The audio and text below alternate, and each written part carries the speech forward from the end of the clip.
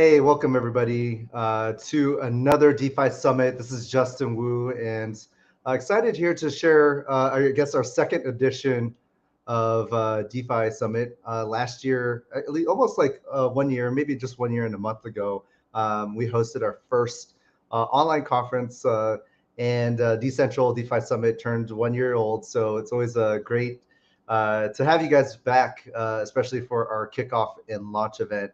And we continued on with another amazing events such as NFT Con and Dcentral Miami and Austin tail end of the year. So, I want to say welcome, hello, fellow DGens, especially for those that have been hanging on there through the ebbs and flows, the roller coaster. Today we're seeing a little bit some green as well too. So hopefully it's not a bull trap. We'll have to see. But last year, we saw DeFi Summer. It wasn't the official DeFi Summer. I think DeFi Summer happened even before when we launched. We caught in the kind of next wave of DeFi. And since then, a lot of crazy stuff has been happening from 3AC implosion, Luna implosion, even going down to like some of the more CeFi stuff, such as Celsius and BlockFi and others, hit some major turbulence. And so you might have thought that DeFi is dead, but today, we want to explore and remind everybody that DeFi was actually built and launched during the bear market at that time. And so innovation, especially in the space in Web3, can always happen at any moment. And once there's the killer DApp, killer app, or even upgrades such as the Ethereum 2.0 Ethereum merge that's coming supposedly, it's always coming in the next few months here. Then we can always see that to be like a big inflection point or big turning point for the industry.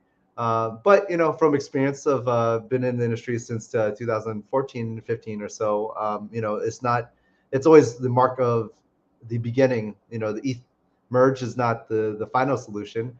There's always other amazing projects, chains, upgrades, and new chains, and new things that are coming about, and new concepts that are coming about for DeFi or decentralized finance. But what I'd say, though, the most important message to me that we always like to share here at Dcentral, though, is the message of decentralization.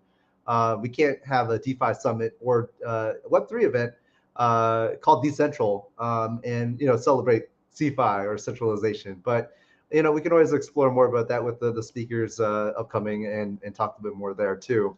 So despite that, from my perspective, Luna and the idea of Luna and the decentralized dollar has kind of collapsed. But seeing like some of the more centralized systems out there also fall on their own sword, it just reminds us to always keep your own keys, keep your own assets, and hopefully we can gravitate towards that direction.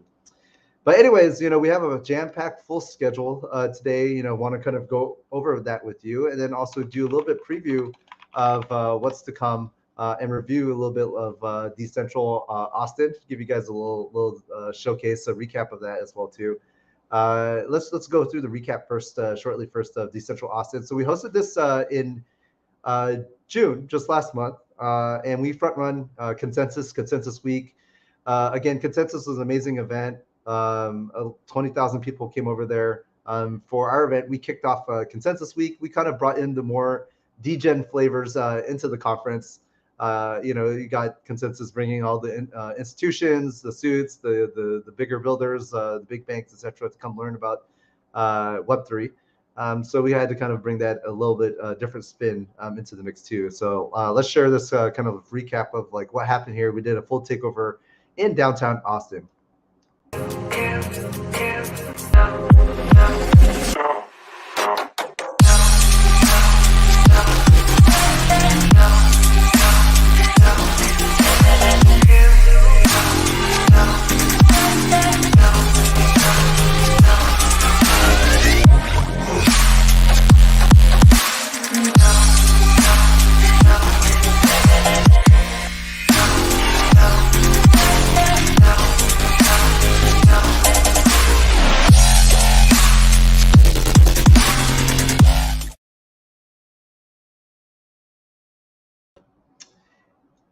All right, awesome. So that was Dcentral Austin, and then later on we'll be back in Miami again. That is our flagship event, and we're going to be right in front of Art Basel as well.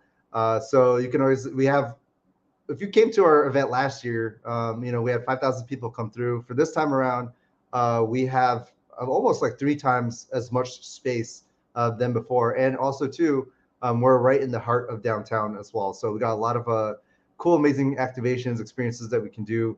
Hopefully, the markets will be all good then too. But just to go over kind of like the quick agenda here, and then we can kind of bring on stage our amazing guests for the first talk. Um, the first talk here for today, we have the state of DeFi. So we're going to explore, is DeFi dead? Where is it going? And what does the future look like? Um, then the next talk after that is why DAOs will transform the world. So for this talk, we had an amazing DAO panel from Dcentral Austin that we'll be rebroadcasting for you.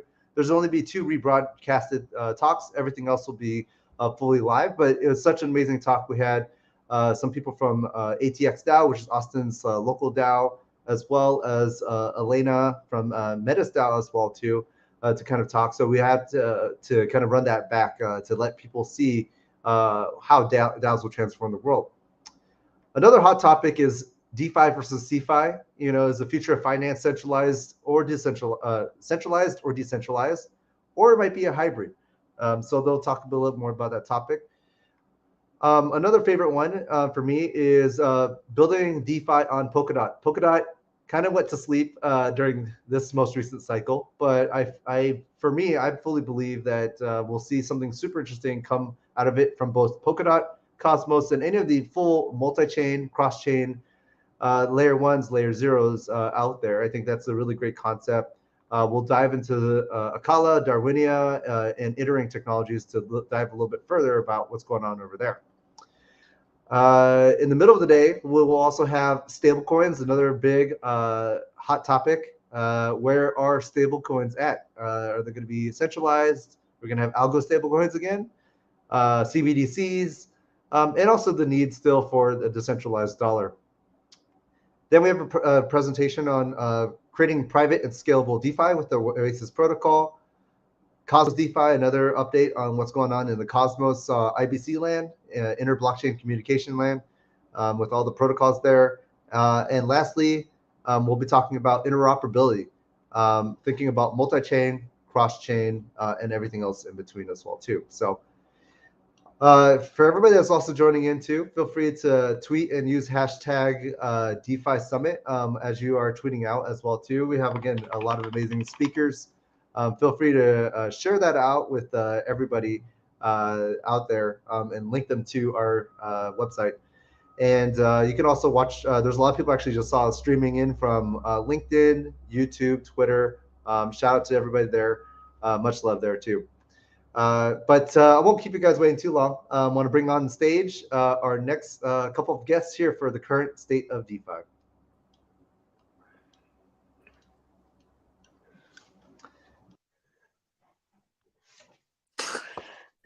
Hello, hey everybody. Thanks, hey everyone. This is Jordan French, Grit Daily. So good to see everyone again. Some really familiar faces. Big shout out to the Dcentral team, Esther, Michael, Justin. We just heard from. I'm really excited. I don't know about you all who were at Miami last year, but this year probably to be bigger, better, and better than ever at the Night Center, practically downtown in Miami. If you don't know Miami and haven't been, because there are a few of you still out there, please go into a great opportunity. Check that out. I know that we'll be there. But we have some housekeeping to do and a panel to jump into. Like I said, some familiar faces. I'm well initiated with Miko, know you, Nick, and Alejandro. Good to see all of you again. And there's a pressing question, that we've been getting that Grit Daily about. Hey, what's this panel going to be about, and what are our concerns? So I'm going to kick off right with one that was lobbed in, much like a grenade by email. There are a lot of people who've staked coins at, what they think are, DeFi protocols. Some of them are centralized, but to unpack and what seems like a bit of a mess of a market. I'm going to start with you, Nick, if we could. Can you describe, what the hell's going on with what seemed like a pretty awesome situation of nice high yields, and we hit her at least. Nick, your take. Yeah, for sure. Well, first of all, thanks so much, Jordan, and of course to the DeFi Summit team for having us. But Jordan, to you for moderating this panel. It'll be a good one. Yeah. So, man, the DeFi one phase kind of ended in a lot of turmoil, I would say. Right. There was a lot of kind of general Ponzonomics, I think we can call them, going around. There was these algorithmic stable coins that ended pretty badly. Couple that with some poor UX UIs and an area of opportunity for improvement there, and probably one of the jankiest pieces of infrastructure in the space, which is bridging right now. And you can kind of see why people got cold feet. And so I think it was kind of a lot of those different elements combining to create this kind of fall off that we saw in DeFi, but I think that also presents a lot of opportunity, and I think that kind of can kind of segue into what we're calling DeFi 2 right now. And DeFi 1 had its time in the sun, right? It had the DeFi summer a while back, but DeFi 2 hasn't really had its run yet. It hasn't had its time in the sun. So I think there's only up from here, and there's a lot of things that need to be improved. But I think we're starting to see some projects come around that are starting to improve those things, and some of the old kind of like ways of doing things in the DeFi space kind of being abandoned, which I think is part of growth, right? Certain things have to die off. And Nick, yeah, great foundation, and thanks for all of that pavement for us. There are a couple terms here, though, just so we can bring everyone along. Alejandro, if you could help unpack for us. Nick did describe it as Ponzinomics, which is a bit of a hybrid term. I think it's pretty self-explanatory, but in a way that teases whether you agree with that or not. Is that how you would describe the sort of 1.0 version of the space, or is there more to it, Alejandro? I think the term Ponzinomics conveys like that, about intentions, and that maybe there was malintention. So I wouldn't call it Ponzinomics, but I will say that there's a lot that we could do to improve the utility and the underlying sort of value proposition that we're delivering to users of these platforms, right? So when we think about a token design, why do we want to incentivize users to actually hold a token versus, just sort of luring them in with high yields, and kind of ensuring that users will stay on the ecosystem if we continue to sort of sustain these yields and continue to sort of lure new and more users into the ecosystem, right? And so that's the sort of dynamic that I think Nick is referring to when he says that we want to move past, this sort of dynamic and actually focus on delivering value propositions. Cool, and thanks for developing that. You mentioned high yields. Miko, I want to go to you with a question on that to pull on that thread a bit more. And I know you have commentary on the broader market here, so I'll go to that right after. But I think the quintessential question, we got this email too, guys. When some of these CeFi, DeFi operations were marketing, right, like yields that some seem really reasonable, right? Like 5-6%, send us your ETH and we'll pay that. Some seemed a little richer, like 17 and so on. As a, maybe student of economics, I might call myself, don't seem too outlandish. But Miko, if you could unpack, what was a theory, what were some of the theories behind that, and maybe fundamentals that drove it. I'll concede this first, that it worked to attract capital. But on everyone's mind is, Miko, was that real?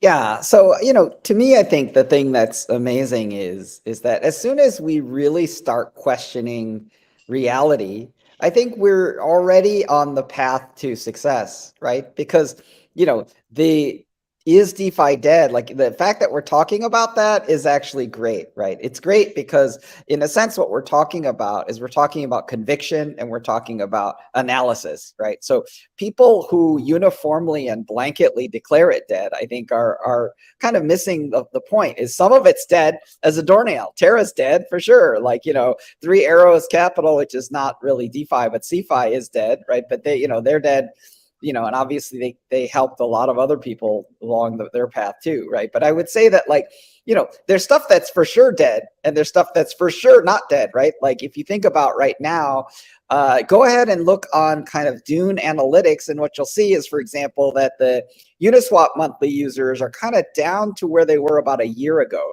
right? So like, in a sense, a year ago, we were kind of in an upswing. Right now, we're in a downswing, right? Or is it going to go lower? It certainly could go lower, right? But to me, like, I think the thing that I think is great is that we definitely need to look at the problems, right? And I think obviously there's problems with incentives.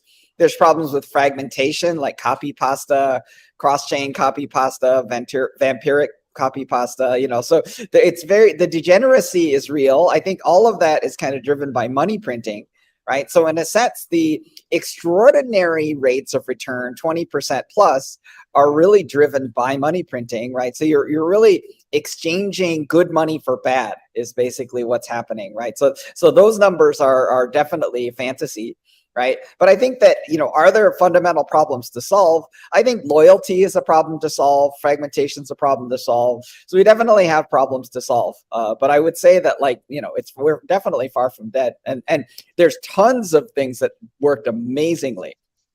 Dan Moorhead at Pantera said, that DeFi worked perfectly because what you see in the kind of CeFi situations is that the DeFi creditors are actually the ones that are getting paid first, right? And they're getting paid first because the basically, because of automated liquidation, right? So there isn't there's no bankruptcy court or there's no negotiation. It's just the axe is gonna fall, right? So like, you're gonna pay those first, right? So like, in a sense, like, open source culture is nonviolent, but it's also kind of deterministic. So like, there isn't a debtor's prison. There's just a smart contract saying, we're going to liquidate you and you're done, right? So that's who you're going to service first, right? So, DeFi worked. DeFi worked amazingly well, and when I say DeFi worked, like, a lot of the protocols, there were protocols that obviously didn't work, like Terra. So, I mean, blanketly saying DeFi worked is maybe a mistake, but like Aave worked, Compound worked, like a lot of the protocols we depend on worked. And let's distinguish the two, because that's maybe an underpinning and even the terminology, just so everyone's bringing along. And certainly appreciate the varieties of pasta, spaghetti, Miko, that you eliminated earlier. But Nick, I'm going to go to you on this. And the distinction between CeFi and DeFi, centralized finance, those who maybe are less initiated, don't totally understand the distinction. Can you unpack that, Nick? I think it's important for us to do that at this juncture. Yeah, I mean, well, and there's going to be a whole nother talk about it too, I think, later today. But yeah, I mean, for the purposes of this conversation, a basic understanding would be good. CeFi and DeFi, really, CeFi is centralized finance, and DeFi is decentralized finance, right? So at the end of the day, I think the most important thing is, like, who has control of your keys, and are you in control of your keys? And I think, kind of what we're seeing with, like, the BlockFis and the and some of these other CeFi platforms that have kind of been having some scares is that that's really, really important, right? And you can find these kind of fine print in their terms of services where it's like, yeah, the assets don't really belong to you. And like, that's pretty scary because, like, and as a kind of like someone just getting your feet wet in crypto, you don't really read that, and you're kind of the one left holding the bag in situations, and so like it's hindering mass adoption, I would say. But unfortunately, we got a little too comfortable with CeFi, and we're starting to see that some of those things that are in the fine print can actually come to fruition, and they can happen. So it's important to always maintain, your own private keys. And I think that's why it's called DeFi Summit, right? Not CeFi Summit, and Dcentral, not central. So we're big proponents of decentralization.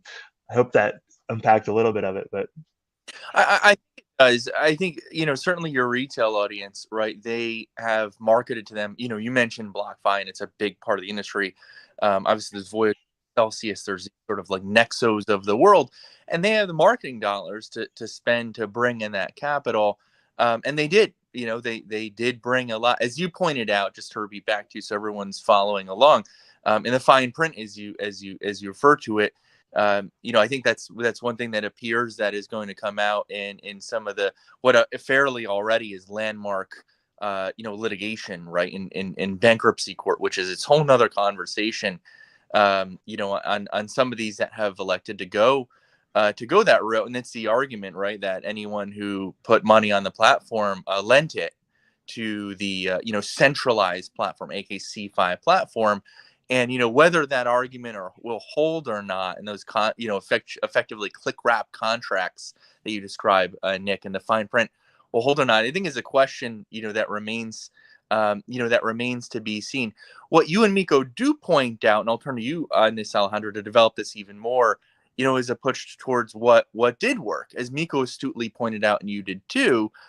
These CeFi platforms that are centralized and at least a handful of them are, have filed, some sort of, bankruptcy protection to reorganize, to be clear. And there are gradients of that, which we can unpack a little later if we want to.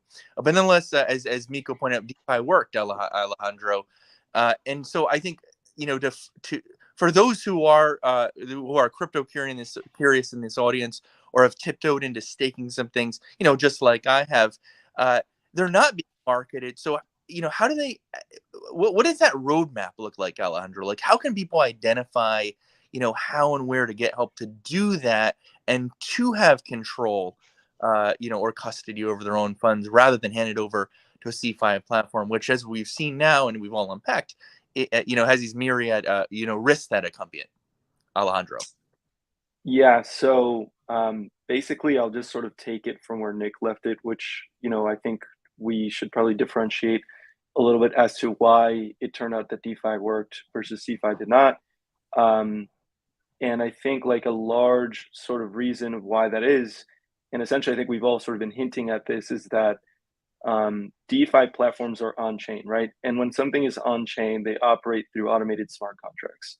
And so if they're operating through automated infrastructure, there's really very little sort of space for ambiguity, right? Like you can kind of think through the logic of the smart contract and kind of say, oh, in this theoretical outcome, the funds would flow from A to B in this way, right? Or, oh, if we sort of simulate like a huge downwake in Ethereum and like think about how the maker DAO sort of environment would react to that, what sort of functions in these smart contracts, would be triggered, and what would that do to my funds, right? And so you can sort of see how inherently that system is so much more transparent than, some sort of legislative contract or some sort of website that you're reading with some fine print that's like, oh, yeah, like we're FDIC insured, but actually when you're using our earn function, it's not actually insured because we're actually lending it to Genesis or something like that, right? And so it's very important to differentiate that and sort of make sure that you understand exactly what's going to happen in a variety of theoretical market outcomes, which I think DeFi is just so much more conducive to, right? It's like inherently transparent. Anybody can read smart contract source code. And of course, I think what that leads us to would then be a debate on education around DeFi, which I think is actually one of the huge issues, right? So it might just be that DeFi is much more transparent and, as a result, probably sort of able to kind of operate in these panicky markets that we've seen recently with sort of some level of safety. And obviously there's protocol nuance there. But the reason why people still turn to these CeFi platforms is because it requires so much time and effort to get educated on DeFi. And so education is a huge problem that we need to solve, right? How do we onboard, and at Decasonic, we think about this all the time.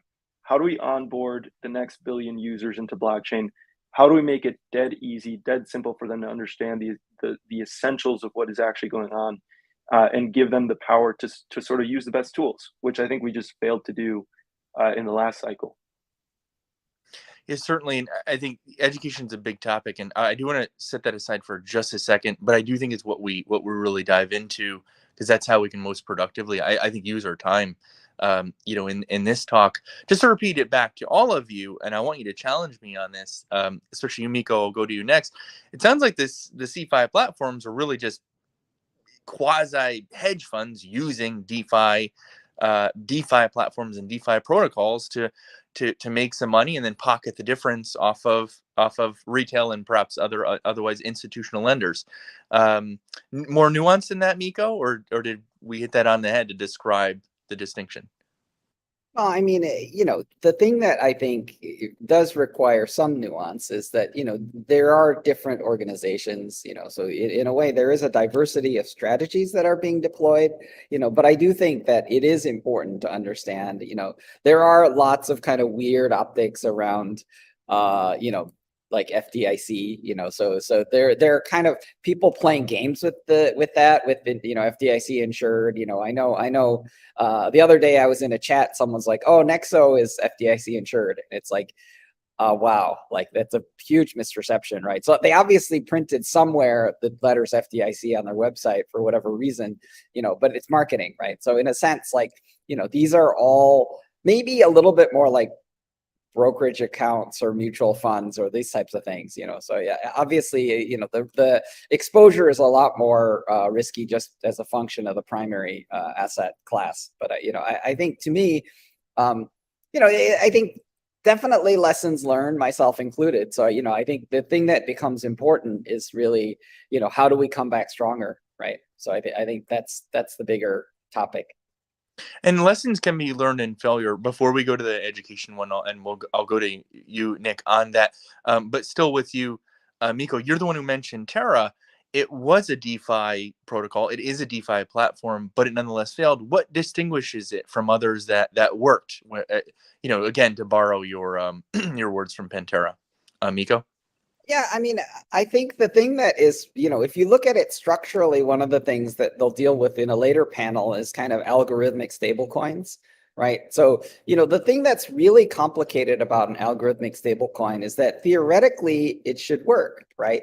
I think it was Milton Friedman who said something like that the Federal Reserve should be replaced by a computer, right? So so there's definitely these theories about how these things should work or ought to work, right? But to me, the thing that I think is super important to understand is that crypto and DeFi actually contains not just adversaries, but what I call hyper adversaries, right? And because it's hyper adversarial, what happens when you actually publish your smart contract in an algorithmic is that the adversary can use your algorithm as basically a jumpy castle, right? Like they can basically just exploit the existence of your algorithm. They know exactly what's going to happen when they start, behaving, doing whatever their attack they're launching, right? And I think that I don't think sufficient care was taken to understand the hyper adversarial nature of this, and so, when you think about the adversarial combined with the potential for a bank run,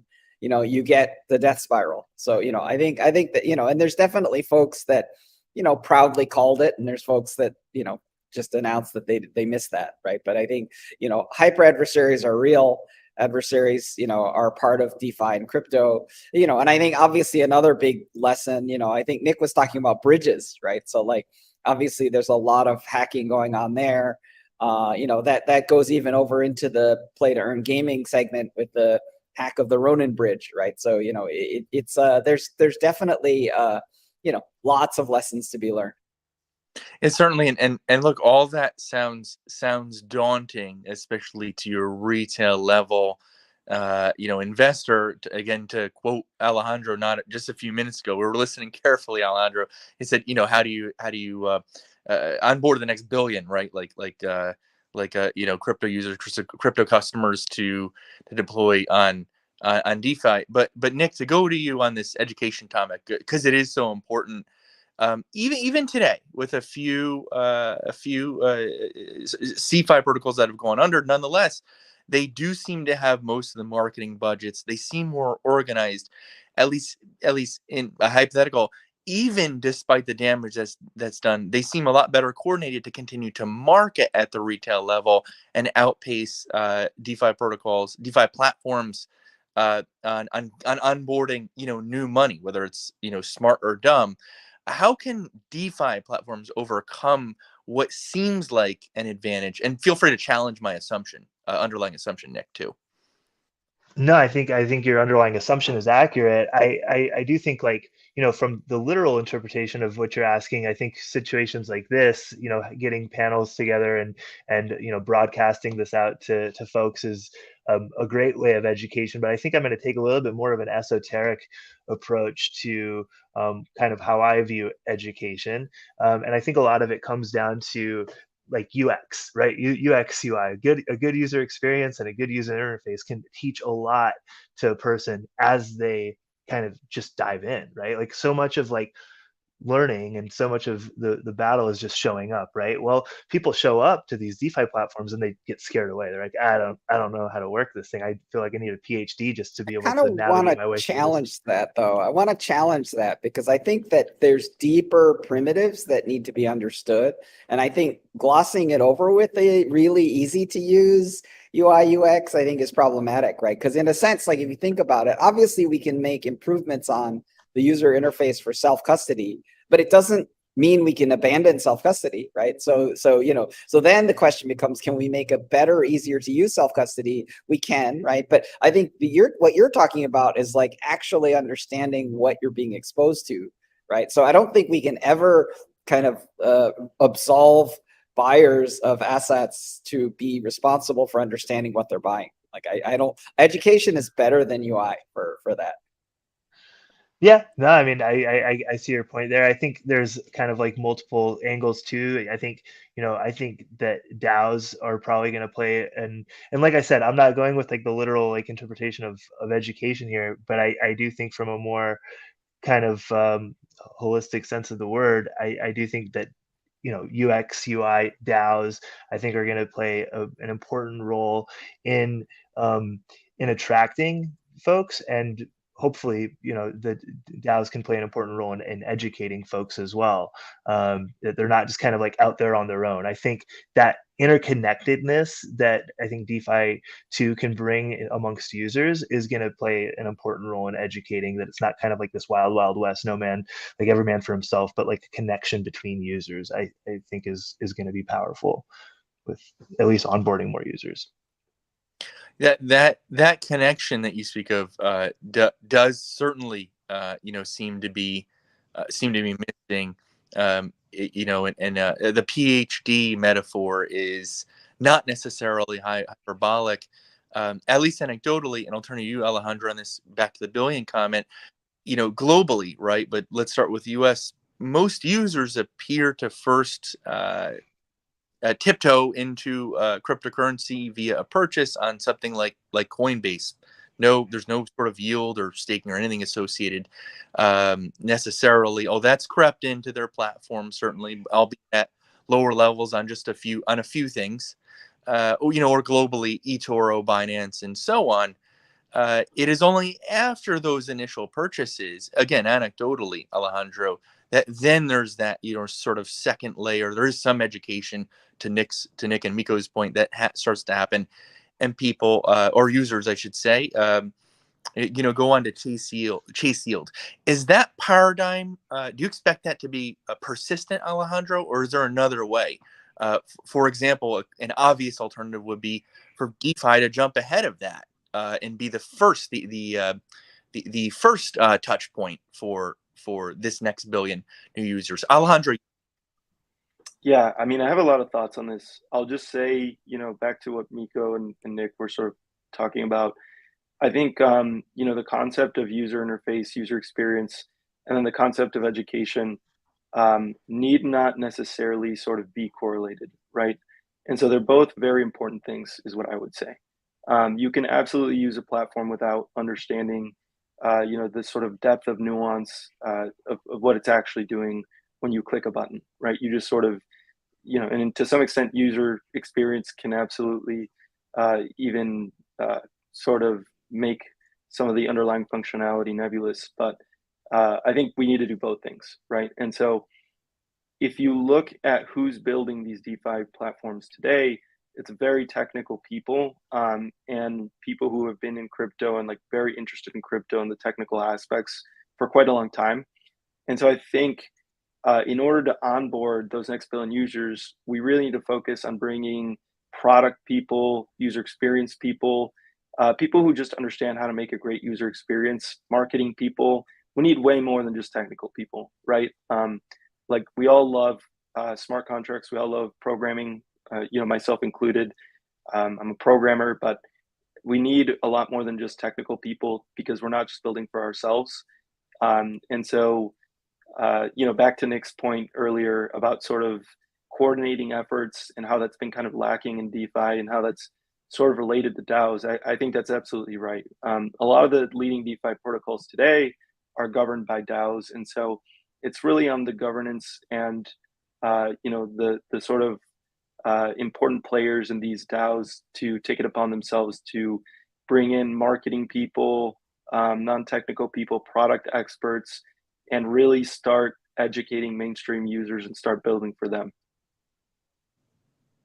It sounds that way, and the conversation on DAOs we'll get to in just a second. But Alejandro, being having some expertise on this, can you get even more granular and give some names to this audience, terms they can search, actual platforms, so that they can at least this is not an endorsement at all to simply illustrate that these do exist, that these platforms do exist that are not CeFi.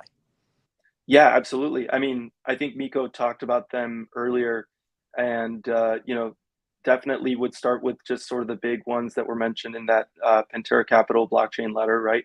So Compound, Aave, Maker, a lot of these are the building blocks for the current DeFi ecosystem, right? And they've been around for a while.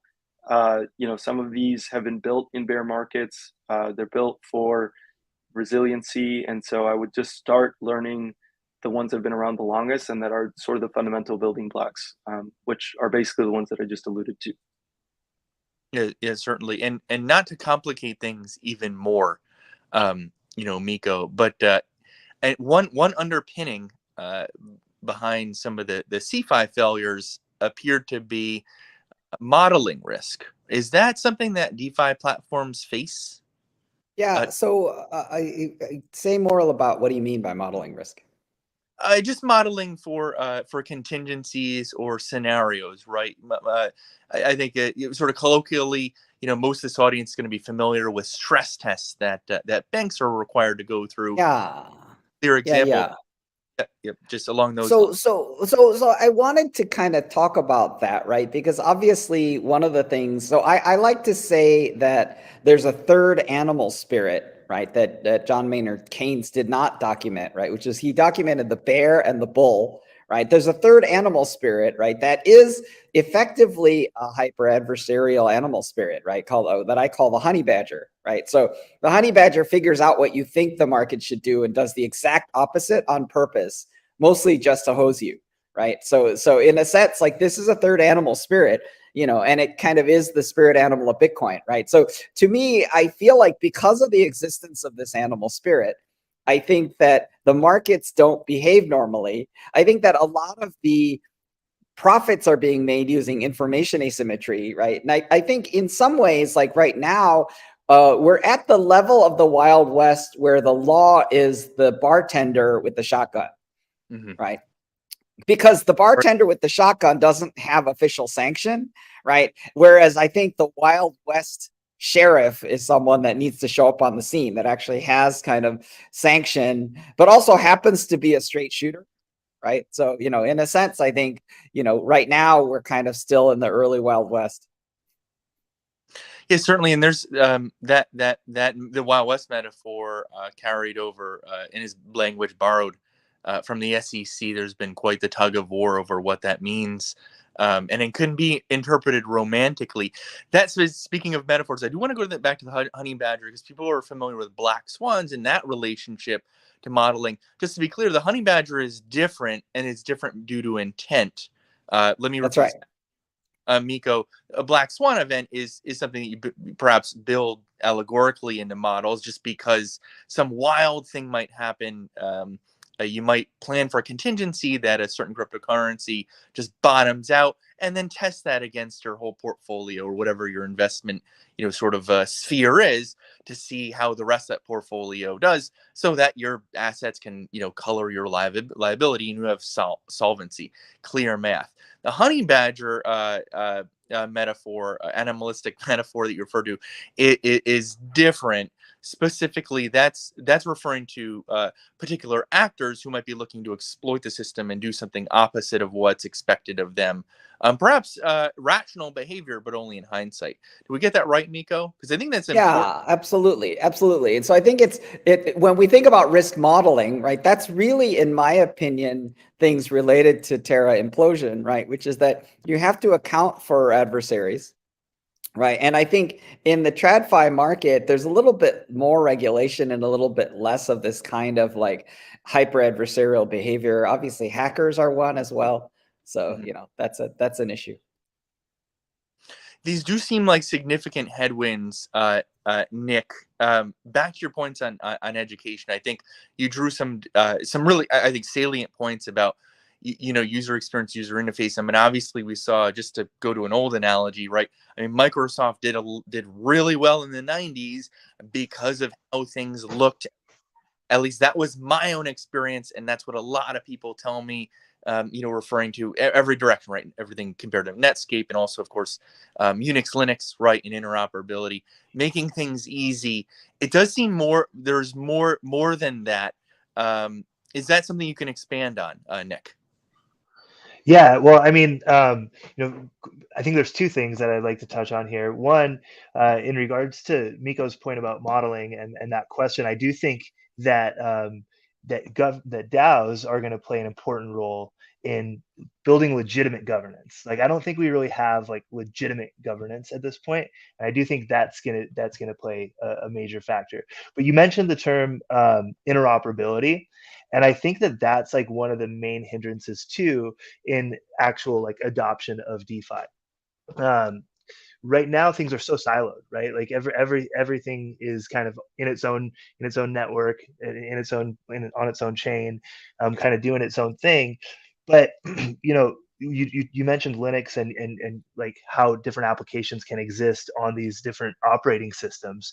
I think that same problem, we're facing that same problem that like I think Node.js solved, right, for a lot of for Web 2. We're facing that same problem in Web 3, where like our idea of interoperability is cross-chain, right? And I do think the idea of interoperability, or the future of interoperability, is multi-chain. Furthermore, our idea of interoperability is simply bridging assets across networks, and that to me is not true interoperability, right? We haven't even really gotten to the point of being of legitimately swapping assets across networks without some like. That also opening up a whole nother panel topic, though. Just so you know, we opened up to I think regulation coming. Is another one to constrain, some of this and potentially undo the toothiness of the honey badger. Alejandro, we're out of time. I'm going to give you, if you have a soundbite, I'll hand you the floor to give us a last word on this. I know we could go for another hour, gentlemen, but Alejandro, and so we can wrap this up as a courtesy to the team. Yeah, absolutely. I think, the theme today has clearly, in my opinion, been education, right? So I would just encourage everyone out to go and get educated today. Why wait till tomorrow, right? Everything that we've talked about today is accessible on the internet. The internet's the most powerful tool for learning information that we've ever had. Make use of it. Please go look at source code. Please go read as much as you can. Just do it, right? Start somewhere. That's all the time that we have. I'm Jordan French, Grit Daily. You have Miko Matsumura. Big round of applause for his contributions here. Nick Odio of Ferrum Network and Alejandro Ballesteros with Decasonic. I'm sure you'll hear more from them, and hopefully in Miami, where you'll see me. That's all for this time. Enjoy the rest of the summit. Until next time. Thanks, everyone.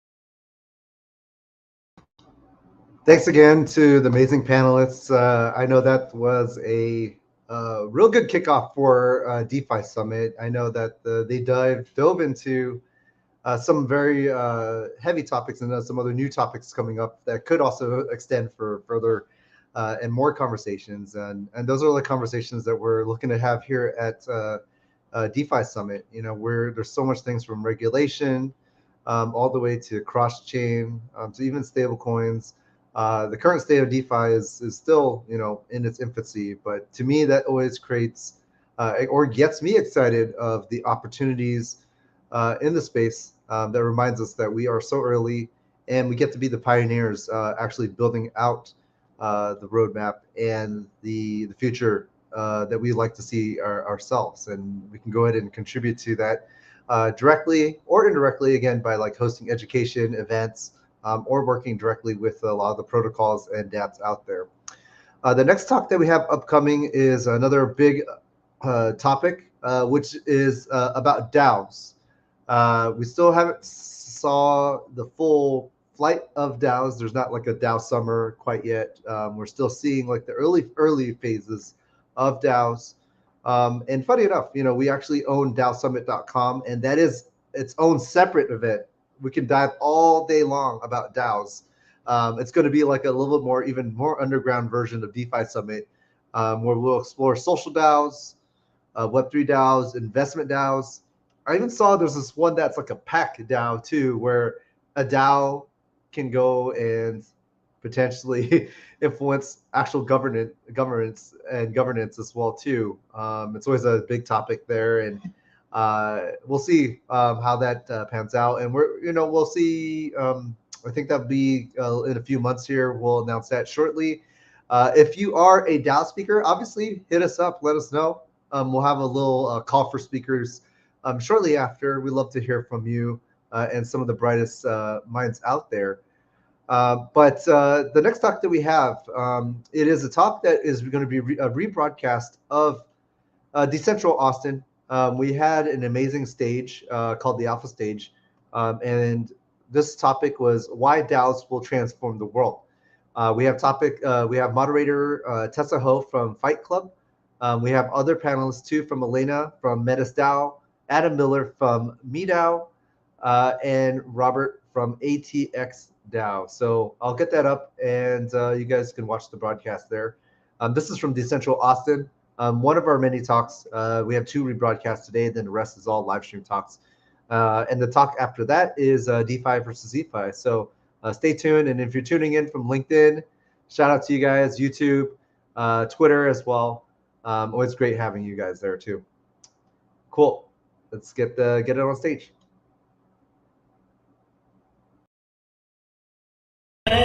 From DeFi being crypto poor but JPay rich. Thanks, Mason. So my name is Tessa. I am part of Fight Club, which is a sub-DAO of Bankless DAO. And if you know the #1 rule of Fight Club, you know I will not tell you too much about it. So if you want to find out more, it is fightclub.vc. We're a venture DAO platform and educational programs. That's all I can reveal. So panelists, will you please introduce yourself? Thank you. My name's Sean Ray. I run Web3 partnerships at IONIX Technologies. It's ionixxtech.com. We help entrepreneurs build Web3 projects. My name is Lina Sinelnikova. I am founder and CEO of Metis. Metis is a layer 2 platform right now with the cheapest gas fees on Ethereum. And we also build in the infrastructure for the DAO tooling and reputation power. Hi everyone, GM. I'm Adam Miller, and I'm with MyDAO. MyDAO created a LLC in the Marshall Islands that's made just for DAOs. So it's a legal entity, just like any company might have, something that a DAO should consider as well, whether they need a legal entity. What's up, everyone? My name is Roberto. During the day, I'm the head of data science at Mizari, which is a market intelligence company that's aggregating data for investors to make better decisions in the digital economy. And then at night, I'm the head of strategy for ATX DAO, which is a city DAO that is trying to turn Austin into the Web3 hub of the world. Ideally, let's go. So how many people in this audience are part of a DAO or, actually joined a DAO via Discord? All right, that's pretty good. Okay, so we're going to start off the discussion with Adam. Adam, could you tell us what are the strengths and weaknesses of DAOs relative to traditional work structures? Absolutely. So again, it's good to see all of you. First of all, let's talk briefly about what a DAO... Hello?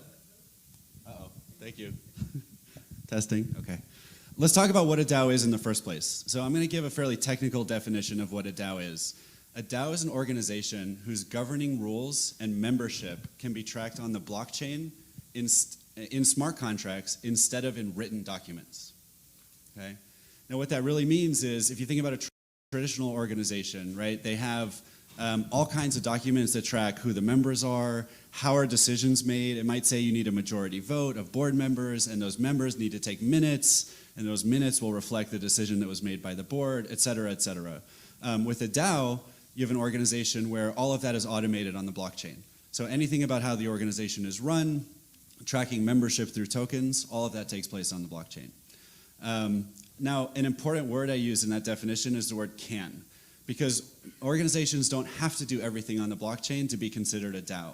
A lot of DAOs, I'd actually say a majority of DAOs today, are on a path to decentralization, right? It's a group of people that's working on something together, trying to achieve something together, and they're doing it in a fairly decentralized way with the goal of using tokens and smart contracts for governance and member tracking at some point in the future.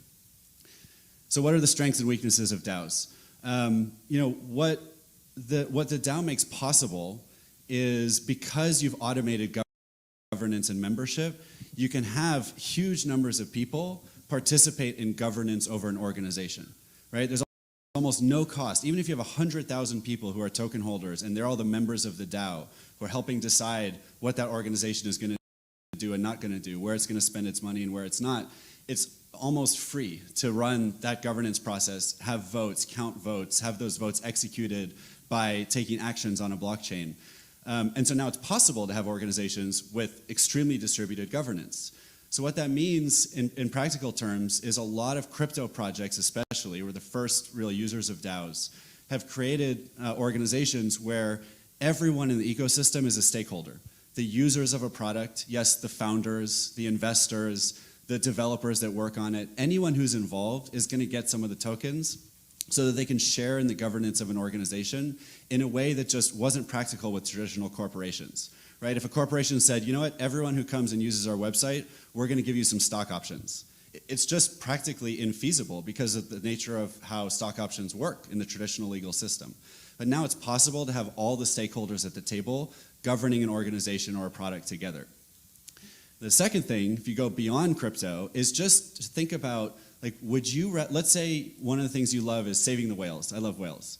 And you could either join an organization where, okay, I'm going to donate $100 to save the whales, and then I'm going to get some literature in return and get invited to an annual fundraiser. Or I can become a member of a DAO where I'm like one of 10,000 board members, all collectively in charge of saving the whales together. It's a lot more appealing. And at the end of the day, a lot more people are going to want to do it. And so you're going to recruit more people to help you achieve your mission. You're going to retain those people better because they're going to be more engaged. And those are the things that are going to turn into strengths because you're going to have more people working to achieve your mission. On the flip side, the weaknesses, first of all, imagine if you've been on a board before, imagine having 10,000 people on a board. It's challenging. For one thing, it's a strength and a weakness, right? But the weakness comes from the fact that humanity, we don't have a lot of experience with huge numbers of people governing organizations together, right? It's just a new thing because it wasn't really possible before. And so we all need to figure out, how do we have 10,000 people on a board, basically running an organization together? And once we figure that out, it might become a strength. But in the meantime, really it's a weakness because it's difficult when you get that many people in a room, talking about together, what do we want to do next? You end up with a lot of chaos. So the final weakness I'll share, I guess, and I'll connect it to what I do, is that DAOs don't exist as a legal structure in the traditional world, right? A DAO isn't a thing. It's just a group of people working on something together, which means, according to the law, it's a general partnership. If a DAO wants the same benefits that, anyone starting a company, right? What's the first thing you do? You form an LLC or a corporation. DAOs increasingly are seeing that they need to do the same thing so that they can get limited liability for their members, to protect them from unlimited liability.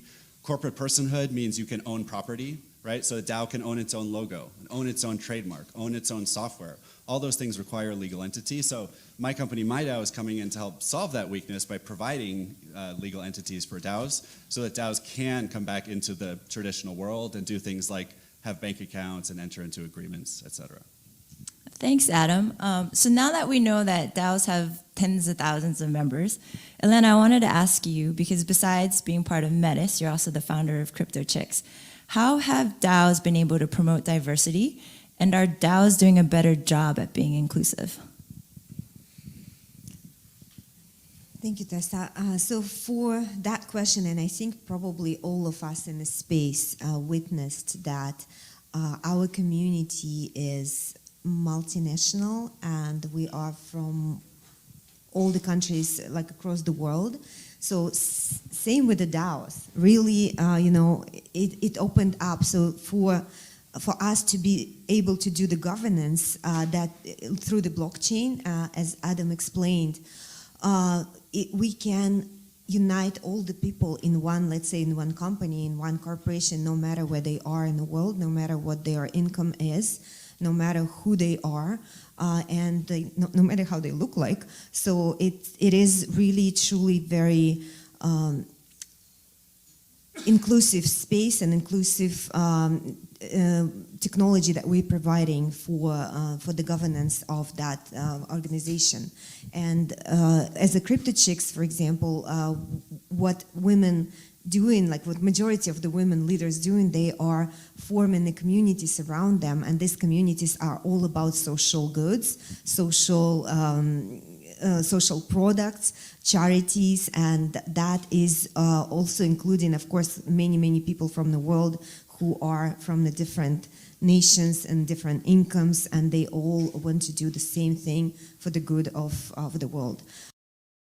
So that is, I see that every day, and I see the projects that like this every day, and women that are founders of these projects that are, they all keen to form the DAOs, to unite people around them to be able to carry on with their social projects.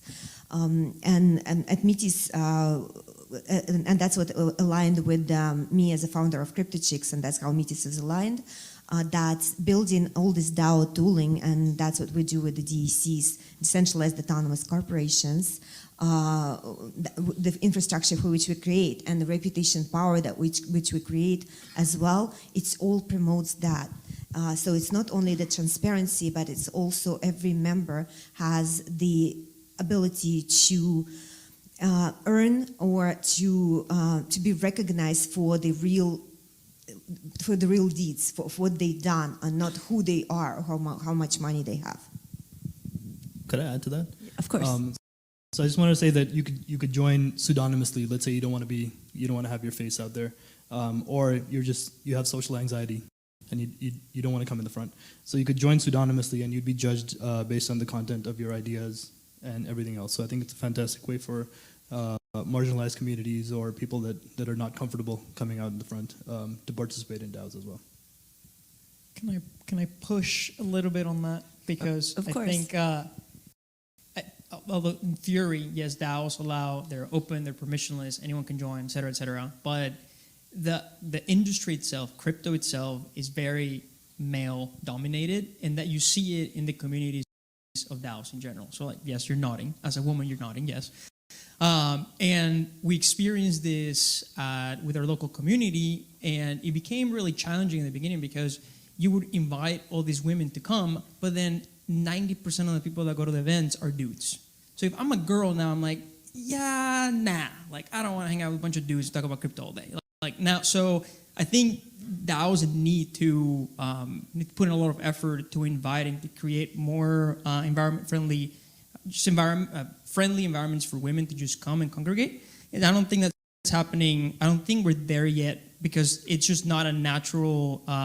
It's not a natural progression, given that the industry is just very male dominated. That's a good response. But I have to say, after attending a lot of conferences, that there are a lot of women-only events. So if you're ever out there and want to get your foot into crypto as a woman, non-binary, whatever, there's events out there. You just have to search for them. But Roberto, going back to you with ATX DAO, it's the first city DAO that I've ever encountered. How are DAOs impacting and promoting change in the real world, off-chain? Yeah, so for us, there's three main things that we're trying to do here in Austin. So the overarching goal is let's turn Austin into Web3 capital of the world. And the way you can tackle that, or the way we've been tackling that, is through three ways. Building a very strong community of very qualified crypto professionals. Second, promoting and investing in projects that onboard local artists and local businesses so they can onboard it into the Web3 economy. And the third one is we're doing a lot of policy research to guide the legislation around this state so that it becomes a very crypto-friendly state for protocols as well as for DAOs. So I think that a couple of things that we've done is that we've been very active. We have a couple of lobbyists in ATX DAO that have been helping us push legislation on that front. We actually had we partnered with the Muralist not long ago, and we created a mural, and we created a higher resolution digital version of it, and we sold it as NFT so that the local artists gets an idea of how they can make money with this Web3 infrastructure. And the community component, you just start creating, if you aggregate and you create a quality community of crypto professionals, you realize that you're gathering a bunch of crypto knowledge that can be applied to all sorts of things, to local businesses, to artists, to anyone who wants to get onboarded. So I believe that if you have not only one city DAO, but multiple city DAOs around the world, you're accelerating the adoption of Web3 and by onboarding all these people into this new digital economy. Yep, absolutely. I would also say that when DAOs are combined with geolocation services as well as AR and VR services, there's going to be a range of use cases that open up as well. So they're going to be, and they're all going to be relevant to your current location, where you are physically. It could be your house, it could be out in the street, it could be on a highway, it could be anywhere else. Okay, Sean, because you're the Web2/logistics expert. What are some of the logistics of DAOs that people should be aware of? And we're going to open this question up to all the panelists because they all have their own specialties. But we'll start with you on the logistics side. So governance, definitely. Legislation's coming fast, and governance is something that people who are creating DAOs, they should think about governance. So that means choosing a jurisdiction, choosing how to incorporate when the time comes. And then, can I also talk about logistics, like actual logistics? Yep, definitely. Okay. This question was for you. Okay, awesome. So in terms of logistics, what's going to happen is the actual logistics industry, the FDA, for example, they have a rule that all the food service providers in the United States, they need to have traceability one step back and one step forward. So going forward, there's many blockchain solutions that are going to come to place where you have end-to-end traceability, but everything is masked cryptographically. So user data or farmer data or retail data won't be told to everyone on chain. So when we look at logistics, you could have a truck that's crossing a border, and as soon as it triggers certain sensors, that could trigger smart contracts that release payments, that create new smart contracts with new vendors on the other side of the border. And also it changes the insurance providers for the goods. So properly working a logistics system that's smart and that's governed by DAOs is going to make it several times more efficient than it currently is. And it's going to reduce transaction costs significantly as well. So Adam, MeDAO, Marshall Islands, why that jurisdiction versus everything else? We had this conversation earlier. I'm for Cayman Foundations and he's for Marshall. So let's get on with this. Yeah, that sounds good. And you said Cayman's been around for a long time, so it's tried and true. And I can't deny that we just passed a law in the Marshall Islands just a few months ago and just launched a MyDAO. So it goes back to actually my co-founder who runs a company that built a DEX called Clipper, which is the best DEX for trades under $10,000. And he wanted to give Clipper to the community in the form of a DAO.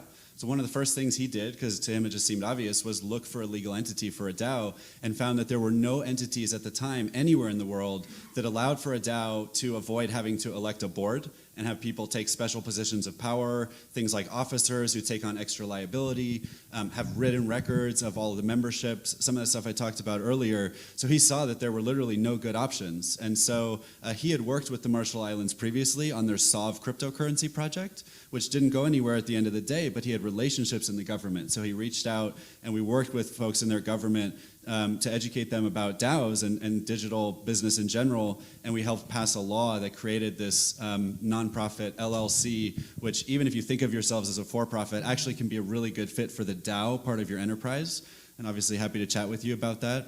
But what's cool about the Marshall Islands is it's a really cool combination of being a sovereign nation.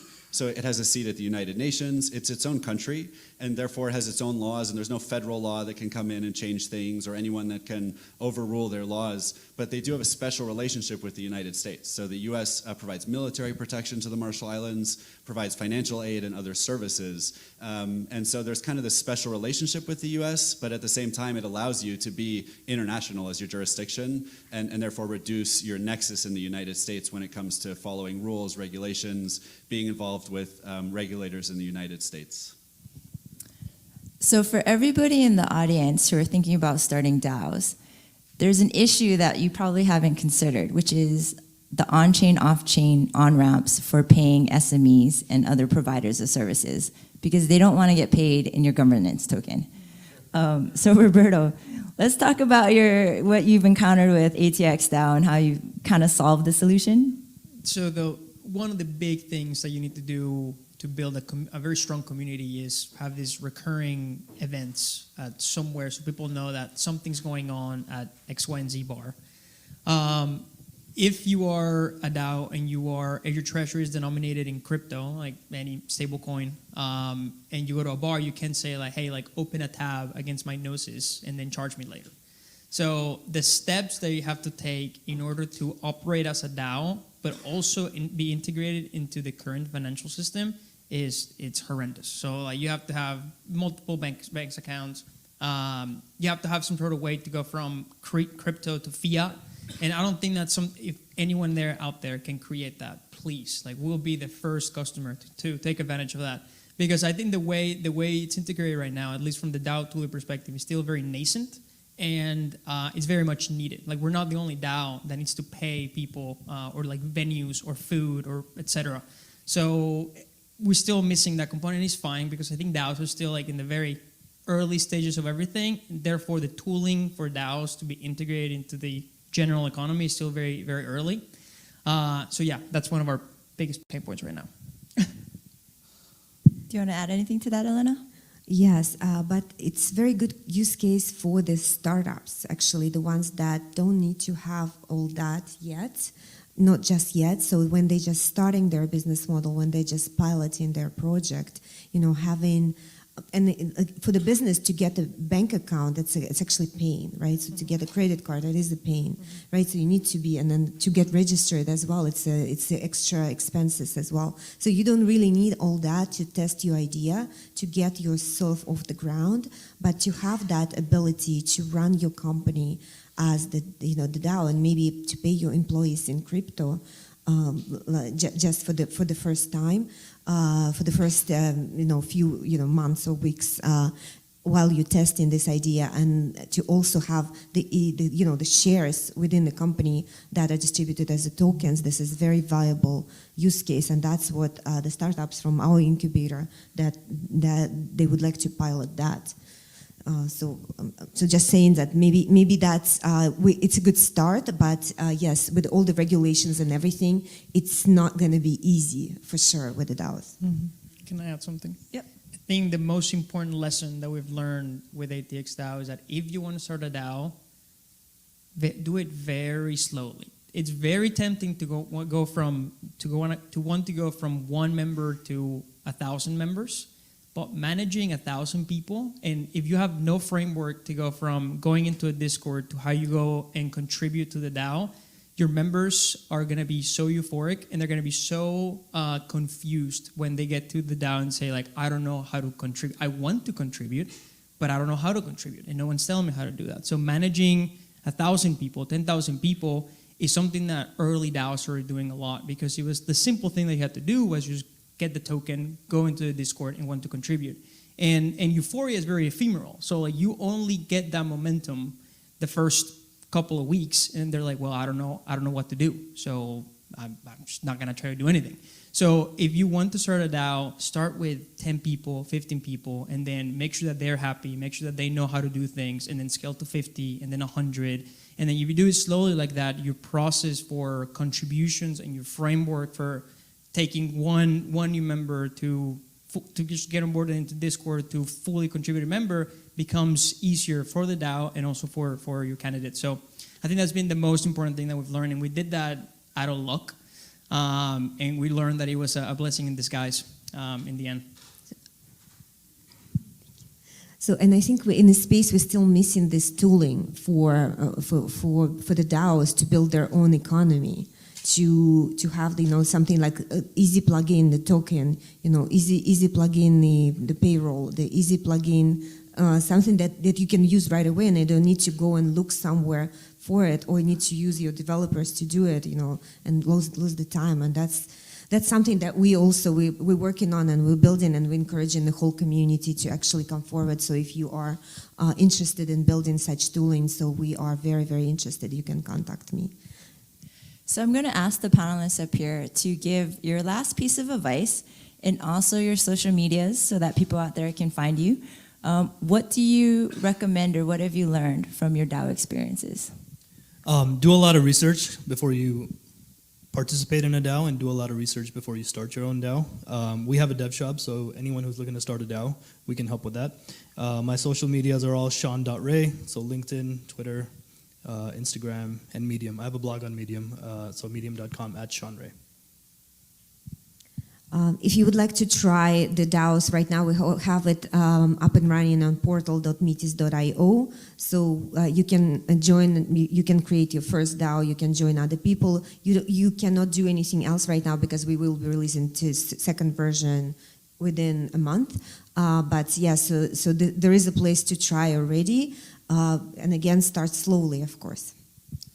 I'll give a little bit of a different perspective from Sean. I would say actually the way to do the research is start joining some DAOs. Every day in Discord servers, I see people coming in and saying, hey, it sounds like you're doing something really cool. How can I help? And so for a lot of DAOs that are ready to bring you into the conversation and give you things to help with, that's how you join your first DAO. Literally, you find their website, there's a link to their Discord server, and then you go in and you say, hi, here's who I am, how can I help? And you go from there. The other very specific piece of advice I'll give you, there's a whole event about DAOs coming up at the end of June in New York, right after NFT NYC. It's called DAOplanet.nyc. That's the website. 2 days, everything's about DAOs. DAO tooling, DAO legal, everything you can imagine about DAOs. And I'll be there, of course. And if you want to find me on social media, I'm on Twitter at least, The Thriller, with an underscore at the end. Don't forget the underscore. Thanks.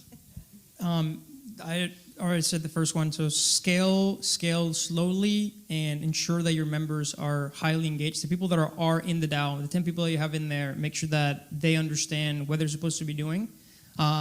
Build a very strong framework on how a contributor can contribute to the DAO. And then, this might be also like a startup thing, but like DAOs are experiments on massive human coordination. So it's very important to have a very clear vision of what you want to do with the DAO if you want to coordinate millions of people. So clear vision, scale small, or like scale slowly, and have a clear framework for contribution. And what's your socials? At Roberto Talamas on Twitter. All right. Thank you guys so much. I am DeFi Noob on Twitter, DeFi with Noob with 2 zeros. And thank you guys. Great panel. Thank you. Thank you. Thank you. Thank you. All right. Well, thanks again for tuning in for that rebroadcast from Dcentral Austin. Again, that's a little taste of some of the topics that we have at our in-person event. Austin was our first summer edition event. We'll be back in Miami again, Dcentral Miami, in downtown. And it's going to be larger, 2 times larger than it was last year. We're excited to be back to Front Run Art Basel. So it'll be on November 28th to the 30th. We'll see you guys there, decentralcon.com. But the next upcoming talk is DeFi versus CeFi. This is a hot topic. You know, we saw the implosion of, again, BlockFi, Celsius, and also Luna too. So, this is a question of, is DeFi or decentralized finance headed towards CeFi regulation, or can we reel it back into decentralization? So I'll bring on the amazing moderator, Naomi. Hello, welcome. And we'll bring on the other panelists.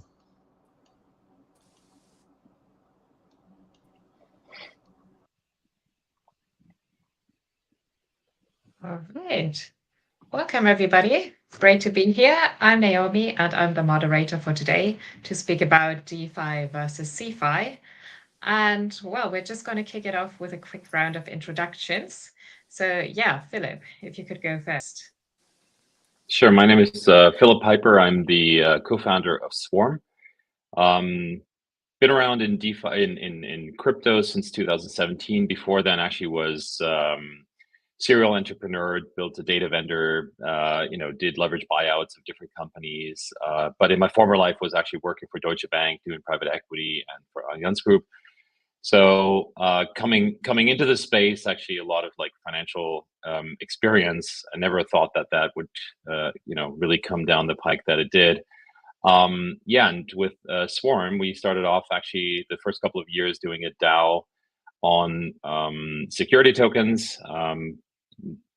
We're then actually noticing that actually the liquidity was really missing for that kind of category. And then we're looking globally to different jurisdictions where to best, found a sort of financial institution to get the job done. And we found that in Germany, of all places, and built a financial institution that we're now sort of under regulation by BaFin, which is a local jurisdiction, and are building basically licensed DeFi constructs. Very interesting. So you're a great person to speak about DeFi and CeFi. And yeah, how about you, Brian? Hi, everyone. Thanks for having me. It's Brian here. I am the co-founder and co-project lead of ZKLand. A little bit about my background. Before starting ZKLand, I worked in the financial industry for about 15 years. Started doing investment banking, covering public and private financing, which means bond issuance, private debts, IPO, and acquisition as well, acquisition financing. And did that for about 6 years before moving on to the buy side with private equity fund. I'm sorry.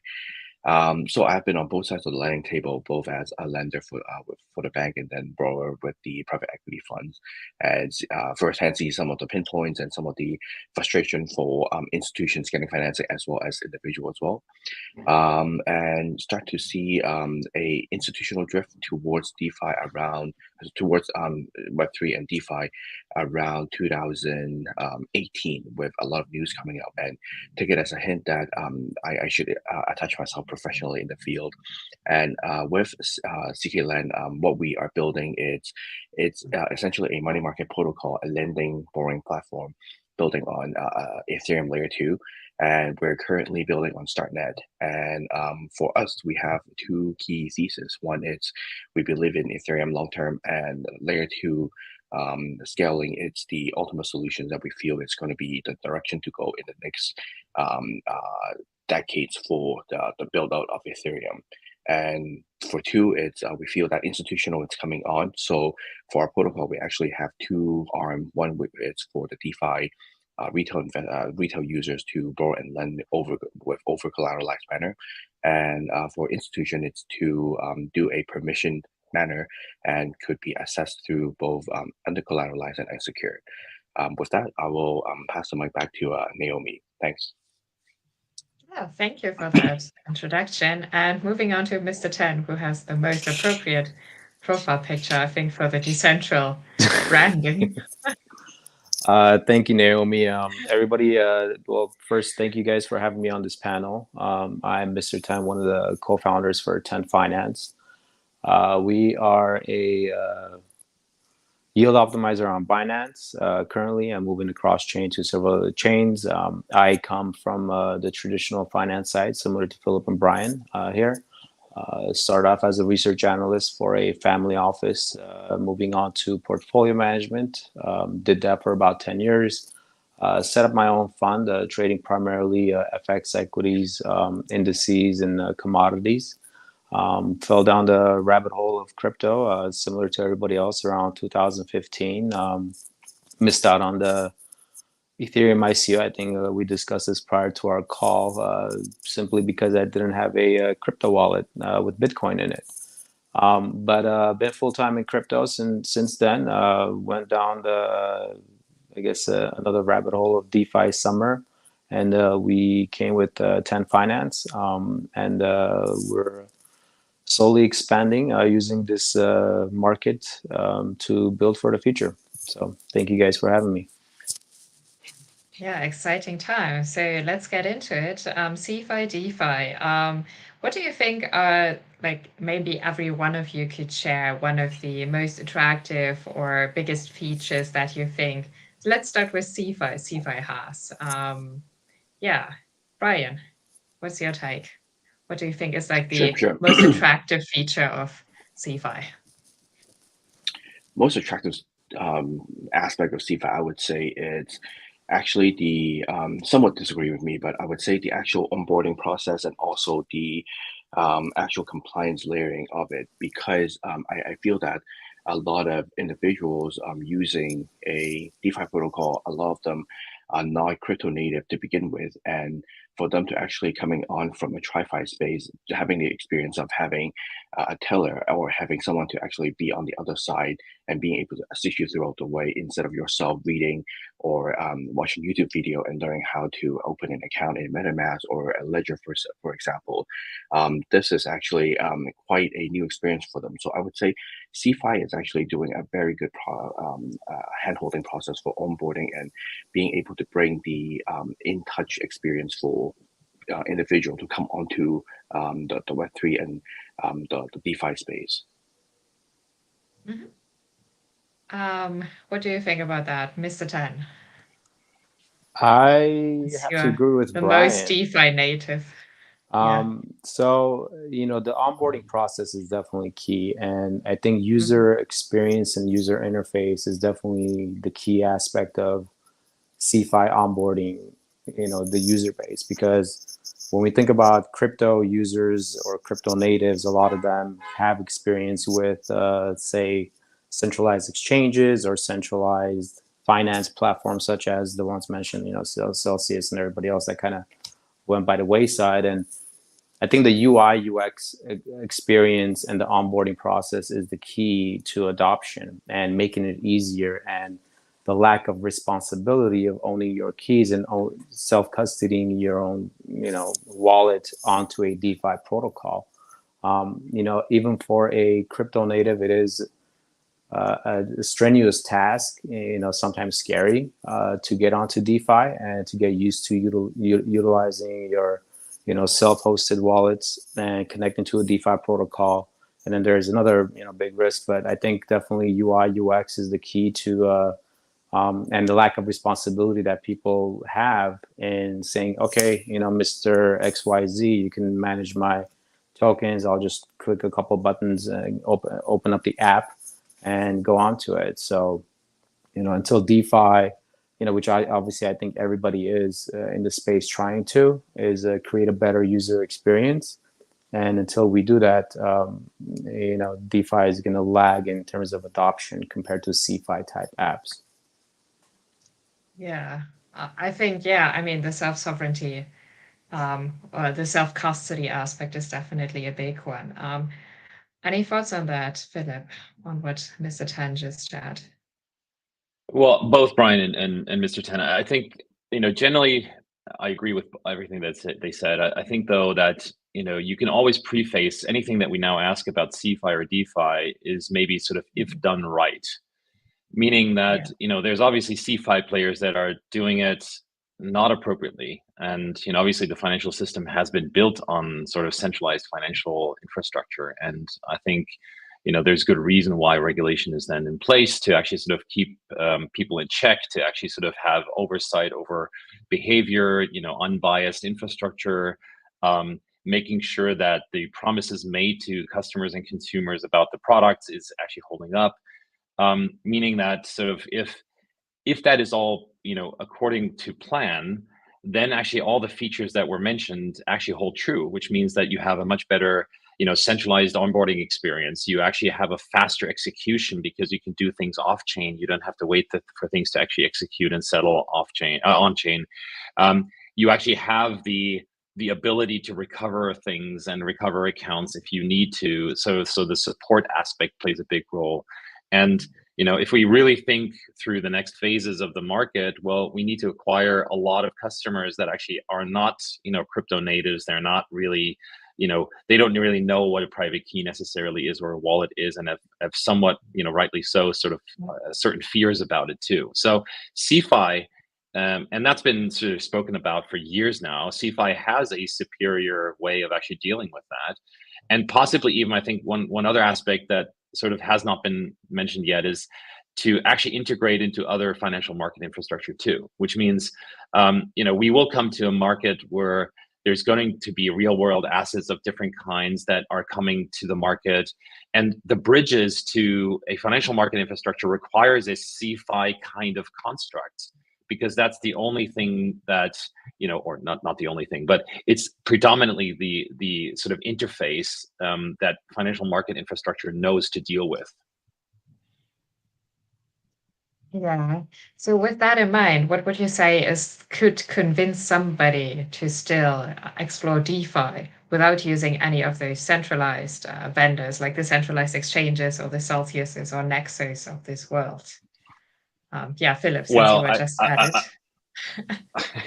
I think all the features that we know DeFi really is known for, it's, and these are scary words, right? So things that, around non-custodial, meaning sort of that you make your own decisions about what happens with your assets and basically have your responsibility over those actions.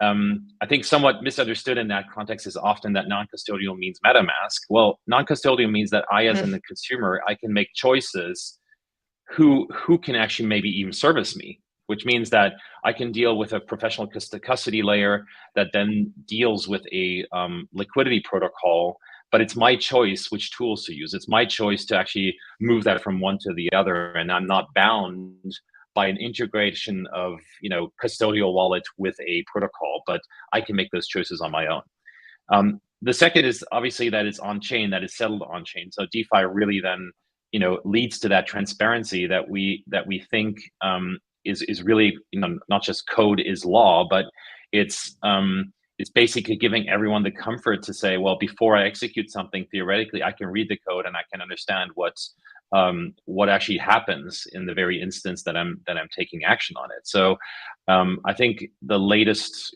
couple of months have brought that out a lot to say, well, if certain CeFi players make it easy for me to onboard, but they actually embezzle funds and misappropriate how they promise to actually deal with it for me, and maybe they said that in the terms of use very clearly, but in the end I didn't understand it. Well, then I think people are being sort of pushed a lot more into the DeFi realm, understanding that the safeguarding and the sort of the decision making in your control means a lot more. So I think the features of DeFi have just been actually sort of been underlined a tremendous amount versus maybe the group of people that have been in DeFi already for the past 2 years.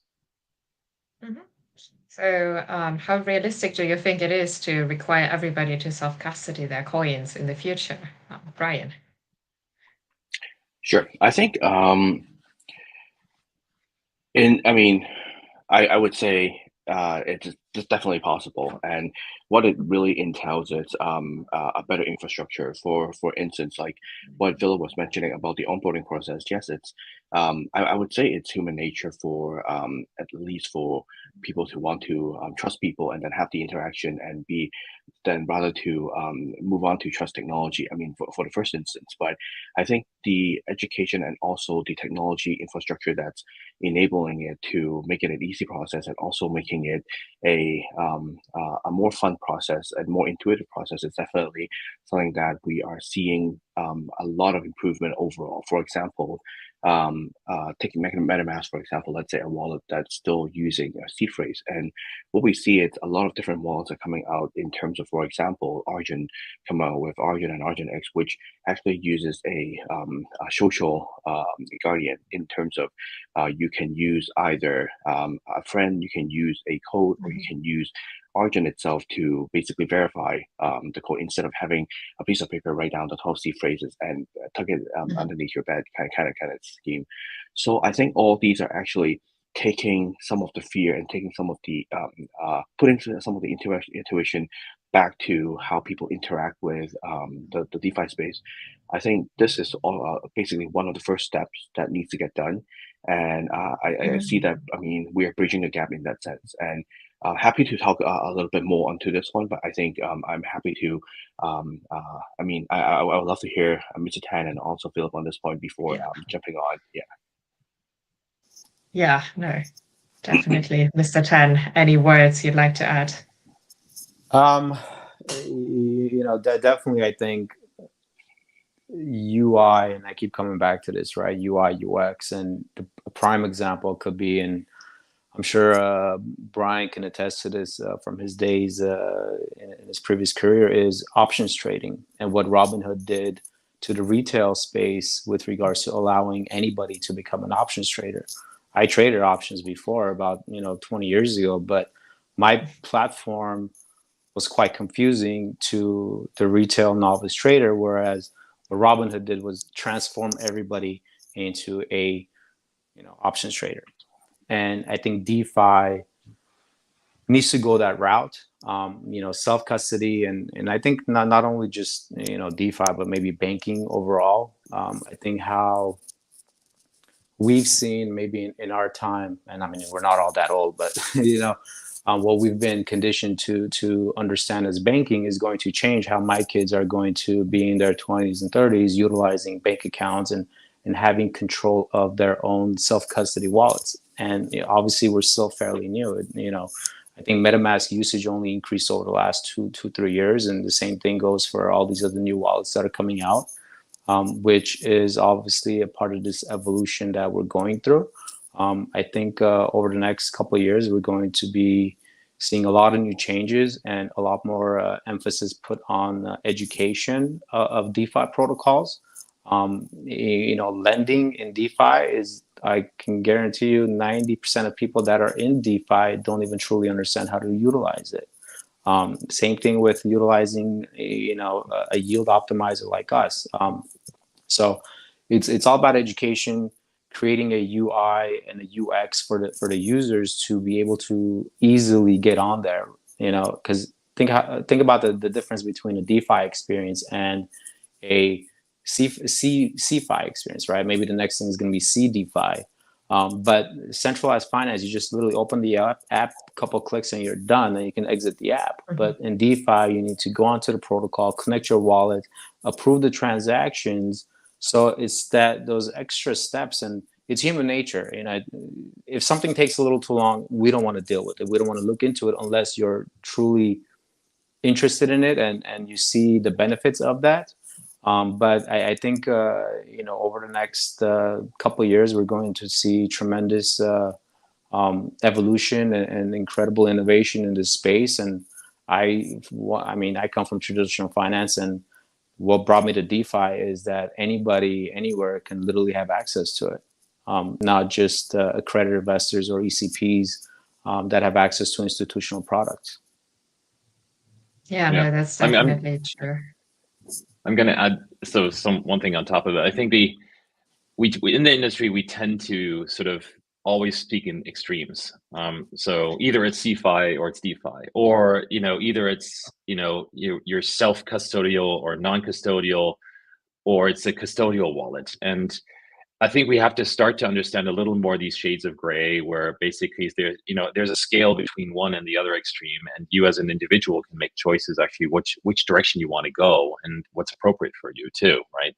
So I think there's entirely new service layers that have to be thought through and built that, for example, take care of the simple, how do I make sure that if I am run over by a bus, that all my crypto assets don't actually fall by the wayside, and my family still has a something to live off of, right? So, and that's not, doesn't mean that suddenly someone has access to my keys to then actually execute the same kind of trades that I'm doing. But it's something in between where there's some safeguarding process that either happens through social, which Brian was mentioned, or it happens by involving players that are either regulated or that have a special situation to not actually be able to give up your keys to law enforcement, but that really need something that is really battle proven.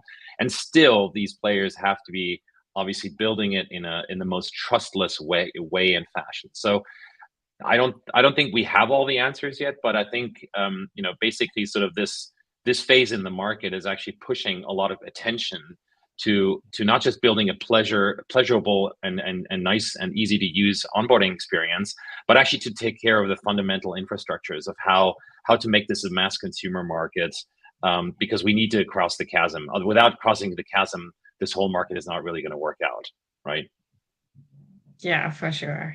And I mean, I think it's definitely interesting that we're now trying to tap into the existing trust networks, you could say, that we have in our social circles, where we say, okay, you know what, I'm going to use Shamir secret sharing to give a part of my key to my friend, part to my lawyer maybe, and part to my family, so I can always recover it without having to trust one single person.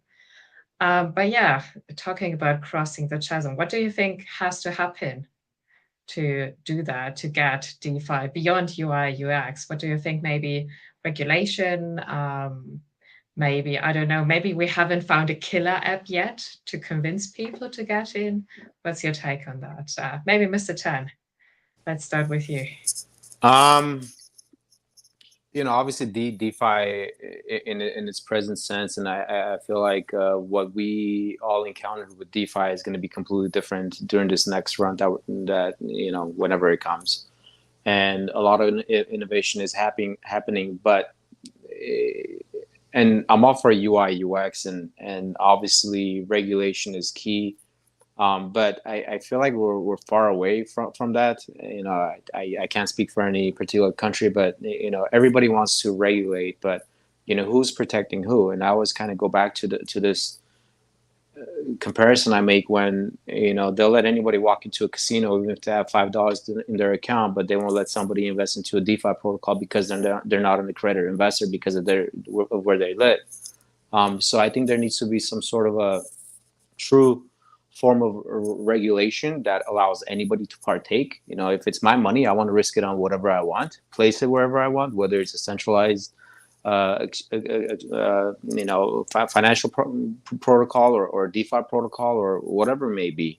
But I just feel like we're far from coming to that sense of having equal parts. I know Buffin's done a lot of great things. I know the U.S. is trying to pass certain laws, and some countries have, accepted Bitcoin as a native currency. But what about the whole entire Web3 ecosystem, right? Because it's more than just crypto. The narrative changes even from Bitcoin, from what it was meant to be to what it's considered now, is drastically changed over the last 12 years or so.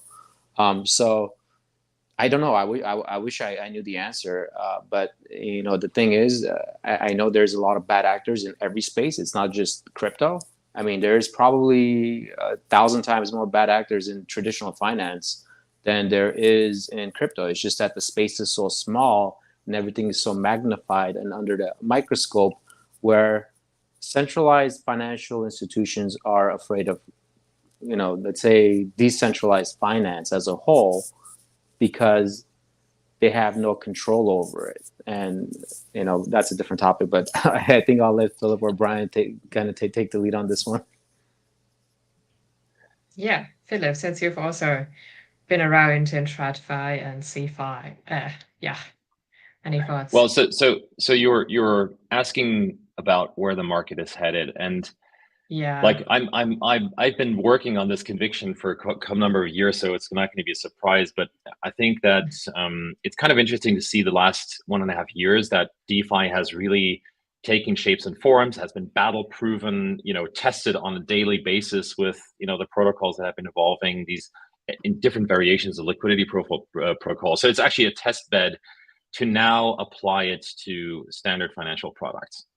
And I think there's good reason to do that, right? Because you actually, we talked about some of the benefits. Yeah, you don't really have like intermediaries. They take also a huge chunk of the margin out of a trade.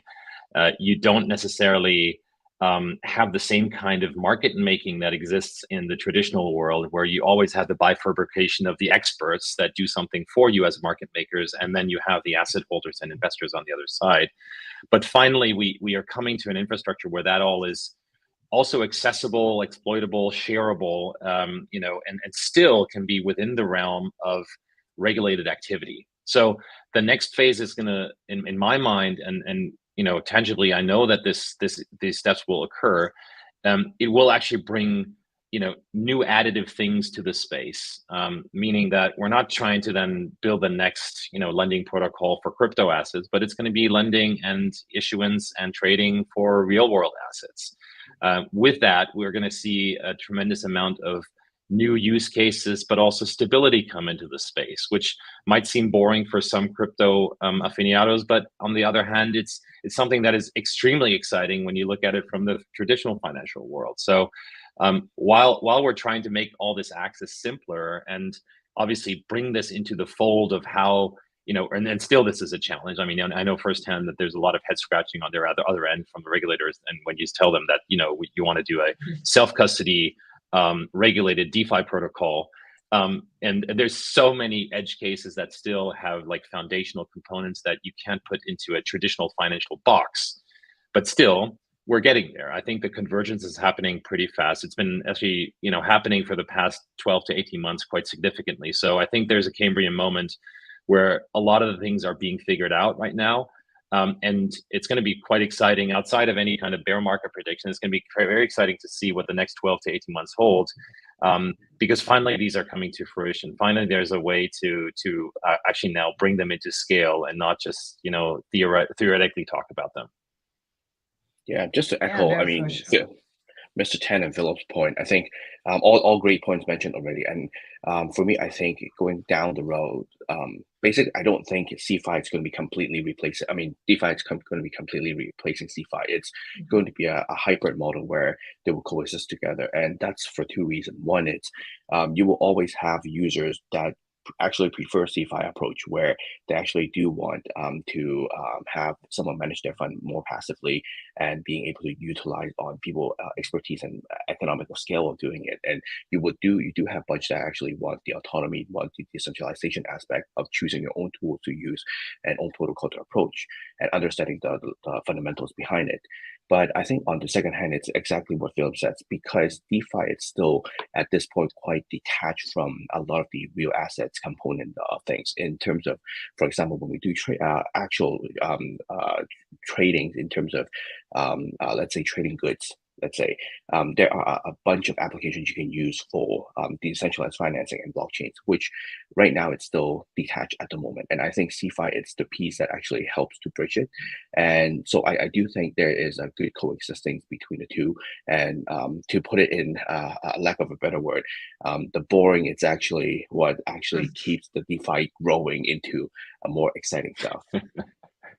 Yeah, I think that's a great sentence. We should all remember that. And I mean, we're already seeing it. MakerDAO, I think they've been issuing loans against real world collateral. So I think that's just going to grow. And we're also at the end of this panel. But before we finish, I'd like to have each of you share maybe some advice for people who are looking to get into the space now, whether that is in terms of investing or in terms of working there.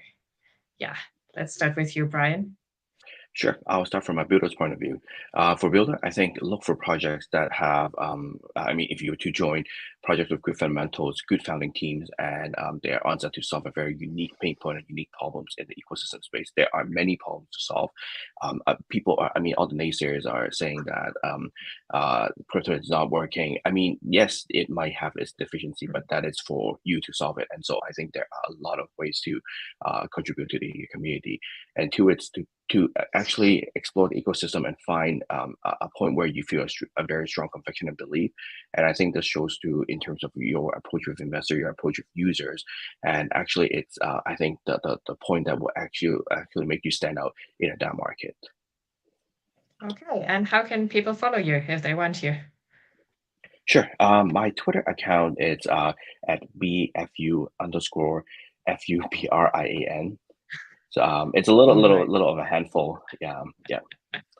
I'm sure the Dcentral team can share it later as well. All right, moving on to you, Mr. Ten. What's your advice?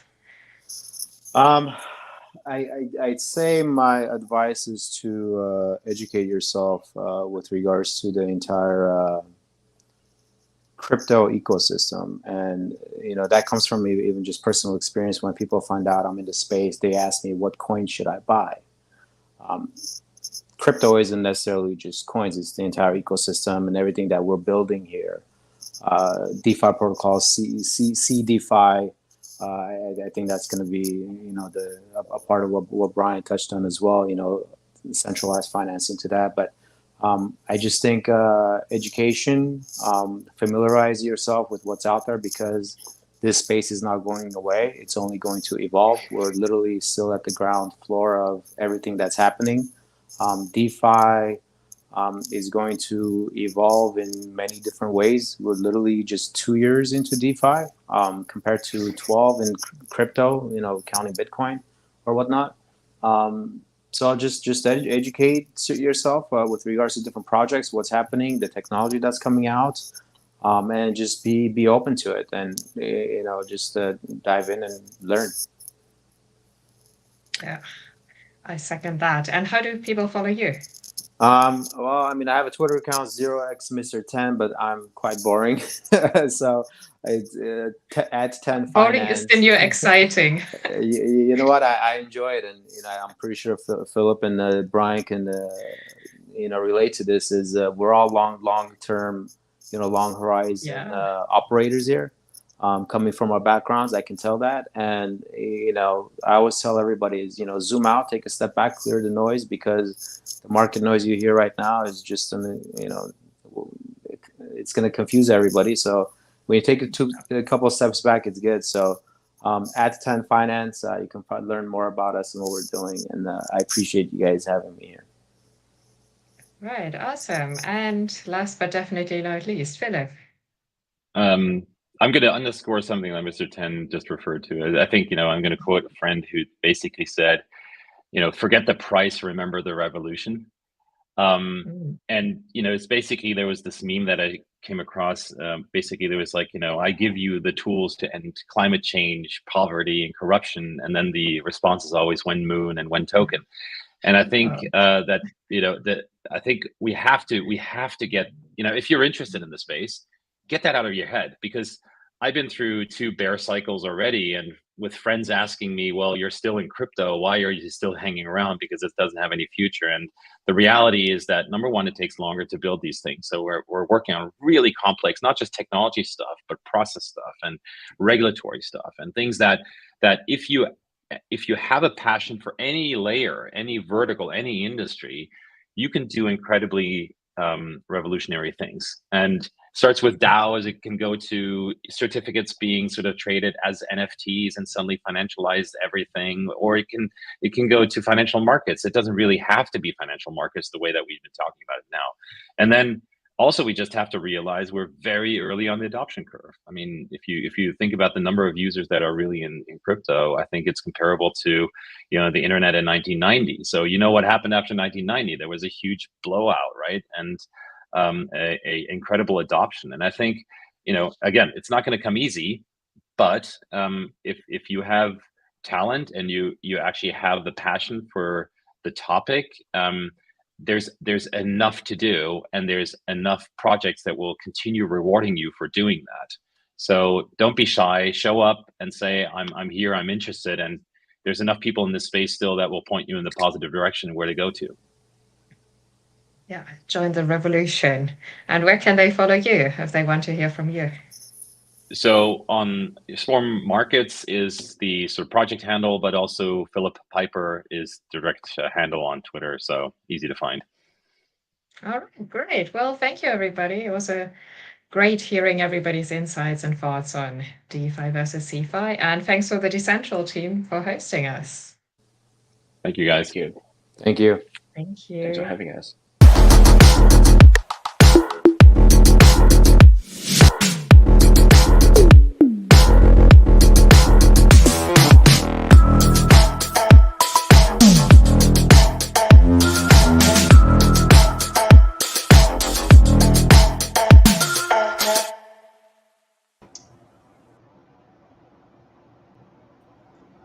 Great discussion there, and we're hopping on to kind of our next upcoming talk as well. We are talking about Polkadot DeFi. We got amazing panelists here. We have, let's bring them on stage actually.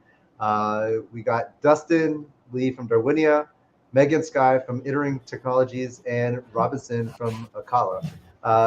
And today's topic, we're going to talk about Polkadot, where it is currently in terms of DeFi, and what we can look out for the future. Let's start from Dustin, do a quick intro. Hello, my name is Dustin Lee. I'm part of the Darwinia and Evolution Land business development team. And Megan?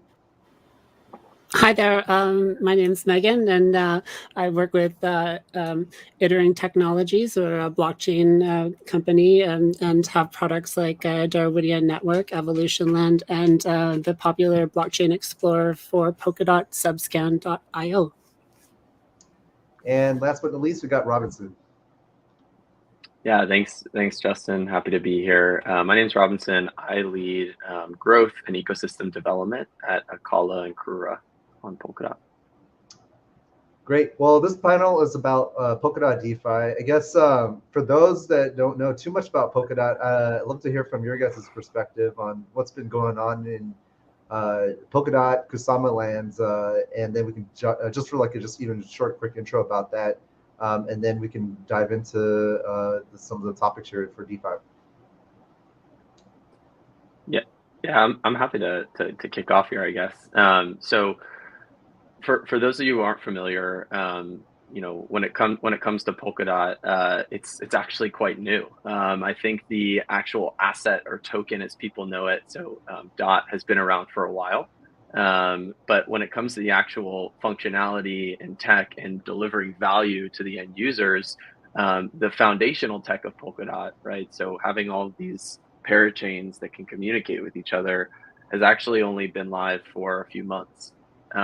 So that's XCM. And then beyond that, the parachains themselves, so these application-specific blockchains, so for instance, Akala, focusing specifically on DeFi, have only been around for a few months beyond that. So when it comes to Polkadot, I think there's this idea that it's been around for a while, but where's the action? And I think what's really exciting for a lot of the builders in the space now is that this is the time where that action is starting to happen and we're starting to build because of obviously the parachains launching, this foundational tech that enables us to communicate, send assets, et cetera. So overall, it's a really exciting time.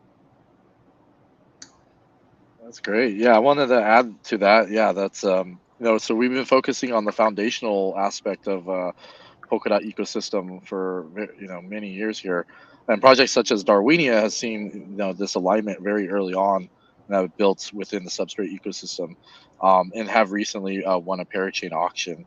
But yeah, these foundational layers in every aspect when it comes to these chains are facilitating different facets in the space. But it's becoming more robust in this last year. So we've seen a lot of progression, especially DeFi space and having this cross-chain messaging in between our chains and having this more multi-chain ecosystem that we have foreseen. So it is a very exciting times for our ecosystem and also other outside ecosystems that we are intending to connect with in the future. So it's exciting times. Yeah, very exciting times indeed. Polkadot's going on a few years old now, and we've been building for a long time, but now is really all the foundation and infrastructure has been built, and we're moving on with actually integrating between projects and parachains. So that's like the next step towards getting Polkadot working and functional the way that that Gavin and other founders of Polkadot envisioned. Yeah, and with Polkadot, I guess it's the idea of a cross-chain future, and the idea with for those that are new, Polkadot itself, or Kusama, is kind of considered as a layer 0, and then all these other parachains that are plugging into the ecosystem are the layer 1s, and then obviously each of those layer 1s will have their own dApps into it as well. But is the idea from this concept too is that with Polkadot as a layer 0 to kind of sit in the middle of everybody, that allows for people to trade across the different chains, right, and still act independently. Is that how Polkadot is run? I don't know if you, Robinson, maybe you want to talk about more about that. Yeah, and that's exactly right. I think the beauty of Polkadot is that there's a shared security. A lot of the infrastructure is built, so all of these chains can focus on individual use cases. So it's almost like a shopping center, if you will. Maybe use that analogy, right? So you have all these shops that are focused on what they do best. So for instance, at Kala, we focus on DeFi, more specifically AUSD, our over collateralized stablecoin, and we are able to kind of rely on Polkadot, the foundational tech there, the shared security, and again, do what we do best. And then via XCM, like everyone's been talking about, we can work with, let's say, Centrifuge, right? And connect a DeFi and real world assets using AUSD and building pools there. We can connect with Interlay and trustless BTC and setting up like DeFi pools on Akala. So I think the overarching idea that I really want to drive home is that specialization is what's so important. So the end user and what they experience is what we're after, and the more we can specialize on doing what we do best, the better chance we have at delivering a good experience for them. Definitely, and also too, I want to say congrats too for the Darwinia team as well for you guys winning the parachain auction as well. That's a huge achievement. Thank you so much. Thank you. Yeah, for those that are kind of just hopping in, now that you guys completed your guys' parachain auction as well, kind of what does the future look like next for the milestones?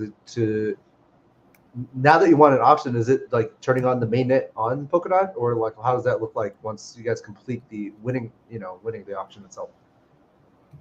So it's been a long time coming for us, and we're really happy to be onboarding with so many other great projects on Polkadot. And of course, Darwinia's Crab Parachain won the 22nd auction on Kusama. So now with our Polkadot Parachain, our network is really coming together. So being a bridge messaging network, we will be focusing on routing as the next step. So basically what that means is in practical terms, there's some problems when it comes to getting cross-chain apps to work properly on Polkadot right now. Say if a substrate-based chain doesn't have a built-in EVM, they have difficulty utilizing the features of some generalized cross-chain bridges. Like, for example, they can't use XCM to talk to Ethereum. So that's the problem we're addressing right now, and making it our top priority so that projects in the Polkadot and Kusama ecosystem will be able to use XCM to talk to EVM chains through Darwinia and Crab.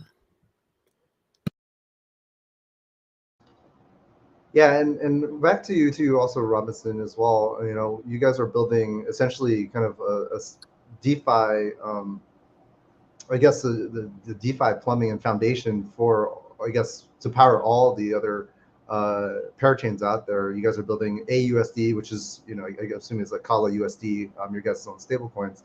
And that's kind of an important topic that I kind of wanted to just jump into, is kind of like, what's your guys' perspective on, the current state of stable coins? I heard that you guys are talking about, you guys are, your guys' AUSD is like over collateralized as well too? Yeah. So I guess I can give like a state of the union, so to speak. But when we think about stablecoins, and you're exactly right. So Kala is focused on AUSD, which is an over collateralized stablecoin. You can think about it. Most people are familiar with MakerDAO or DAI. You can think about it as the DAI of Polkadot.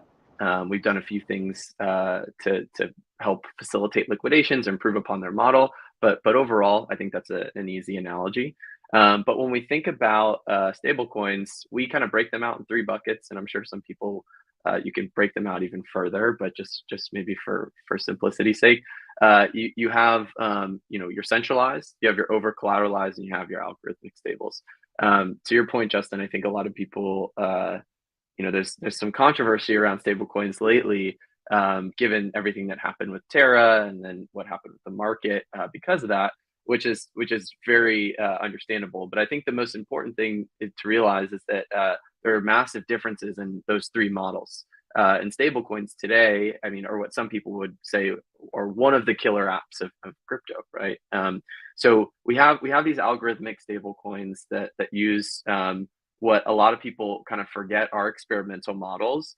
And we see, let's say, a bull market, those stable coins typically do really well because they can grow the liquidity fast because they have these burn and mint mechanisms, etc. And we oftentimes see, let's say, the over collateralized side. So maybe your DAI or your AUSD, maybe they don't get as much favor. And I think the criticism they might get there is that they're safer. DAI is pretty tried and true when it comes to stablecoins. It's been around for 6-7 years. They're safer, but they're slower. They could be slower to grow, right? Because when we think about collateralized, especially in the real world, if I go and buy a house, I can put 20% down. I don't have to put 120% down to get the house. And that's eventually, I think, the world will move to. But right now, the way we maintain that safer mechanism is typically over collateralization. So I guess to kind of wrap things up, what we're seeing is actually a retracement back to over collateralized. So with the bull market, there was a lot of popularity around Terra, around UST. It grew super fast. Obviously, with everything that happened, we've even seen models that were kind of the same as UST or following in their footsteps shift. And you can even go on DeFi Llama and see, MakerDAO now at the top of the charts. I think last time I checked, it was like 8.6 billion in TVL. So there's kind of this retracement back to this safe model, and for us, being kind of the foundational stablecoin of Polkadot and Kusama, we wanted to pick the safest model, but also pick the model that still is decentralized. And that's a really good point. And actually, the next following panel after is heavily on stablecoins. So I think that panel will dive even further deeper into that too. But what's interesting too, from both Darwinia and Akala's perspective too, I know for Akala, you guys have an EVM Plus, and then Darwinia, you guys are doing cross-chain with either the bridges through Wormhole and even looking at exploring connecting to IBC and some other chains as well too. So love to hear from your guys' perspective too. I think that what we forget too when we're looking at let's say Ethereum DeFi only or some of the general DeFi, we're always so thinking of single chain maxi type of things, but when you're taking one step out into Sama land, Polkadot land, you start thinking about, hey, it's more of a multi-chain world and cross-chain world. We can all coexist. We're all going to do our different things, even if we might be competitive, but we might be able to share liquidity and share that liquidity across multiple chains as well too. So I don't know whether it be Dustin, Megan, you want to start first? So kind of your guys' thoughts on cross-chain and multi-chain for what you guys are building towards. Then we can go over to Robinson. I think Polkadot in general right now, being that we're so early in the ecosystem and things are still being built and integrated, it's kind of like a shopping mall for devs, where the individual shops are application chains that have whatever features that may be required for a smart contract or other kind of dApp. So devs are able to kind of walk into the Polkadot ecosystem at this point and pick and choose the features that they want from individual app chains and kind of all stick them together. So yeah, that's the really great thing about Polkadot, where we have this kind of not competition, but more like co-opetition, where there doesn't necessarily have to be just one application chain that's doing specific things for the ecosystem. There can be many of them that specialize in different ways. So really exciting technology, and we're very much on the ground level in terms of making it a great user experience. And so the great developer experience has to come first. Yeah, to add on to that is yeah, we've been able to kind of position ourselves early on in the Ethereum space in that aspect, just building with our project Evolution Land, and then transitioning to Substrate. So we have a very clear understanding of the EVM in that aspect. But being able to like finalize our decentralized bridging and light clients, utilize our LCMP, our light client messaging protocol to connect back and forth between in and out points of the Polkadot ecosystem. But then also utilizing future projects, with like Composable with their IBC bridging, and then other projects connecting to Near or Solana, and then we could just kind of utilize this multi-chain resources that other niches add value to, and just like to kind of quote Gavin Wood is mentioning that with XCMP and XCM, he doesn't want to just create the one fits one particular messaging protocol that fits all. Like he wants utility from these other projects and niches, such as Akala adding value to DeFi space, and the EVM Plus, Darwinia with their in and out points, opening these HRMP channels, like creating these different protocols that we all can add value to in the Substrate ecosystem. So it's exciting being able to have these cross-chain messaging, and how it's becoming a little bit more robust now. One other topic that I want to also jump into, is NFTs. I know that both Akala and Darwinia, you guys explore a lot of this in terms of the use cases there. Love to hear from your guys' perspective. I know you guys are natively focusing, well, at least on the Akala side, DeFi, but you guys are also exploring NFTs. Same with Darwinia from like the GameFi play to earn as well too. It seems like NFTs and DeFi is kind of merging in a way in different aspects beyond just JPEGs, right? They got GameFi, real world assets as well too. Love to hear from. Let's start with Robinson first on how you guys are potentially looking at NFTs. Is it just right now looking at the collections of JPEGs? That's always great for degens to just jump right in, right? But yeah, love to hear from your guys' side about NFTs. Yeah, definitely. So taking a step back for Akala, we don't necessarily believe, and I actually listened to the panel before this. It was great talking about CFI, DeFi, user interface, UX, etc. And I agree with a lot of that. I think we've largely figured out what a good user interface is, right? We go on our apps, we can do so much stuff. A lot of it's going to be the back end and what you can do. And so why I'm saying that is because at Akala, we believe the future maybe is like a Web 2.5, if you will. Jack Dorsey would be like, we're already on Web 5. I don't know what you're talking about, but I digress. I think it's going to be a combination of both. So I guess to give an example, so Akala, we just launched our EVM Plus. So it's both an EVM, so Ethereum Solidity builders, devs can come and build, but it's also Substrate native. So Polkadot, you could do the same. But so we are working with a really interesting project called Project Bankman, and what they're doing is they're tokenizing loyalty programs. So when we think about NFTs, I think that to your point, Justin, a lot of the original interest, which is great, was maybe a lot of like this JPEG degen interest. But I think the underlying tech is what's really exciting. So for us, with Project Bankman, as I mentioned, they're looking to tokenize loyalty programs. So for instance, what that could look like is, let's say you're an airline, you have multiple different types of status. You have your gold, your silver, your platinum. What if you could tokenize that status, me as a user, and then I could sell off a first class seat, or I could lend it out for a period of time where I'm not traveling. All of a sudden, that membership, let's say, or that loyalty program that you're a part of becomes way more valuable. And even for the business, the airline, they can program in the smart contract a certain amount of let's say a take rate that they would get when those transactions happen. So then they're also benefiting from that as well. So it inherently makes the program more valuable, and it probably helps them get more users, right? Because if I'm not going to be flying for X period of time, this person will be. All of a sudden they're flying with your airline.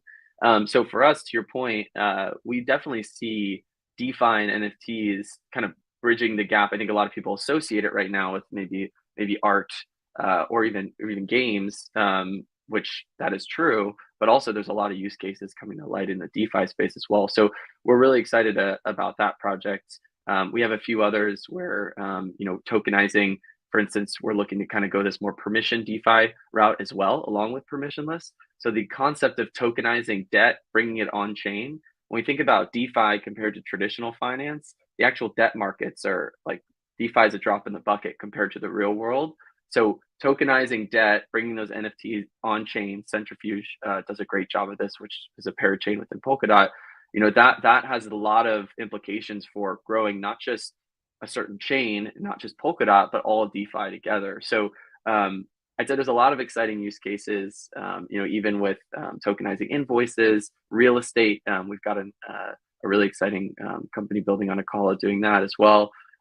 So yeah, that's kind of how we're viewing NFTs and how we're going to be integrating with them for the foreseeable future. Yeah, I want to jump on. So our original project, Evolution Land, is utilizing NFTs, ERC 721s, 1155s. But as we are going forward with the project Evolution Land, we've been able to interoperate with other NFT projects in the space, EVM projects, and bringing them into our game. And originally introducing composability with these NFTs, staking mechanisms with these NFTs, bringing a lot of this utility that is now foreseen as a standard now is becoming a reality. Such projects like RMRK, being able to have these ability to upgrade your NFTs in time and make them more composable as you grow into the space. And then we're also offering NFTs for our Darwinia parachain win. So we're offering in our Discord 8 NFTs for any members that would like to join our Discord. So you'd be able to earn yourself a position in our ecosystem and earn a reward for doing so. And also maybe if Megan wants to add to any of the NFT aspects with Darwinia. When it comes to NFTs and cross-chain bridging, there's a lot of challenges that still need to be addressed. I mean, a lot of the cross-chain bridges for NFTs are currently custodial and using traditional databases to store information about them. So yeah, we've got a bit of a long road ahead when it comes to getting those truly composable and interoperable across various chains. But there's definitely some exciting things in the works in the meantime. I just want to give a plug for Invarch, who are going to be using NFTs to manage intellectual property rights. So that's a really exciting use case, for example. But yeah, cross-chain bridging for NFTs is still a bit of a challenge.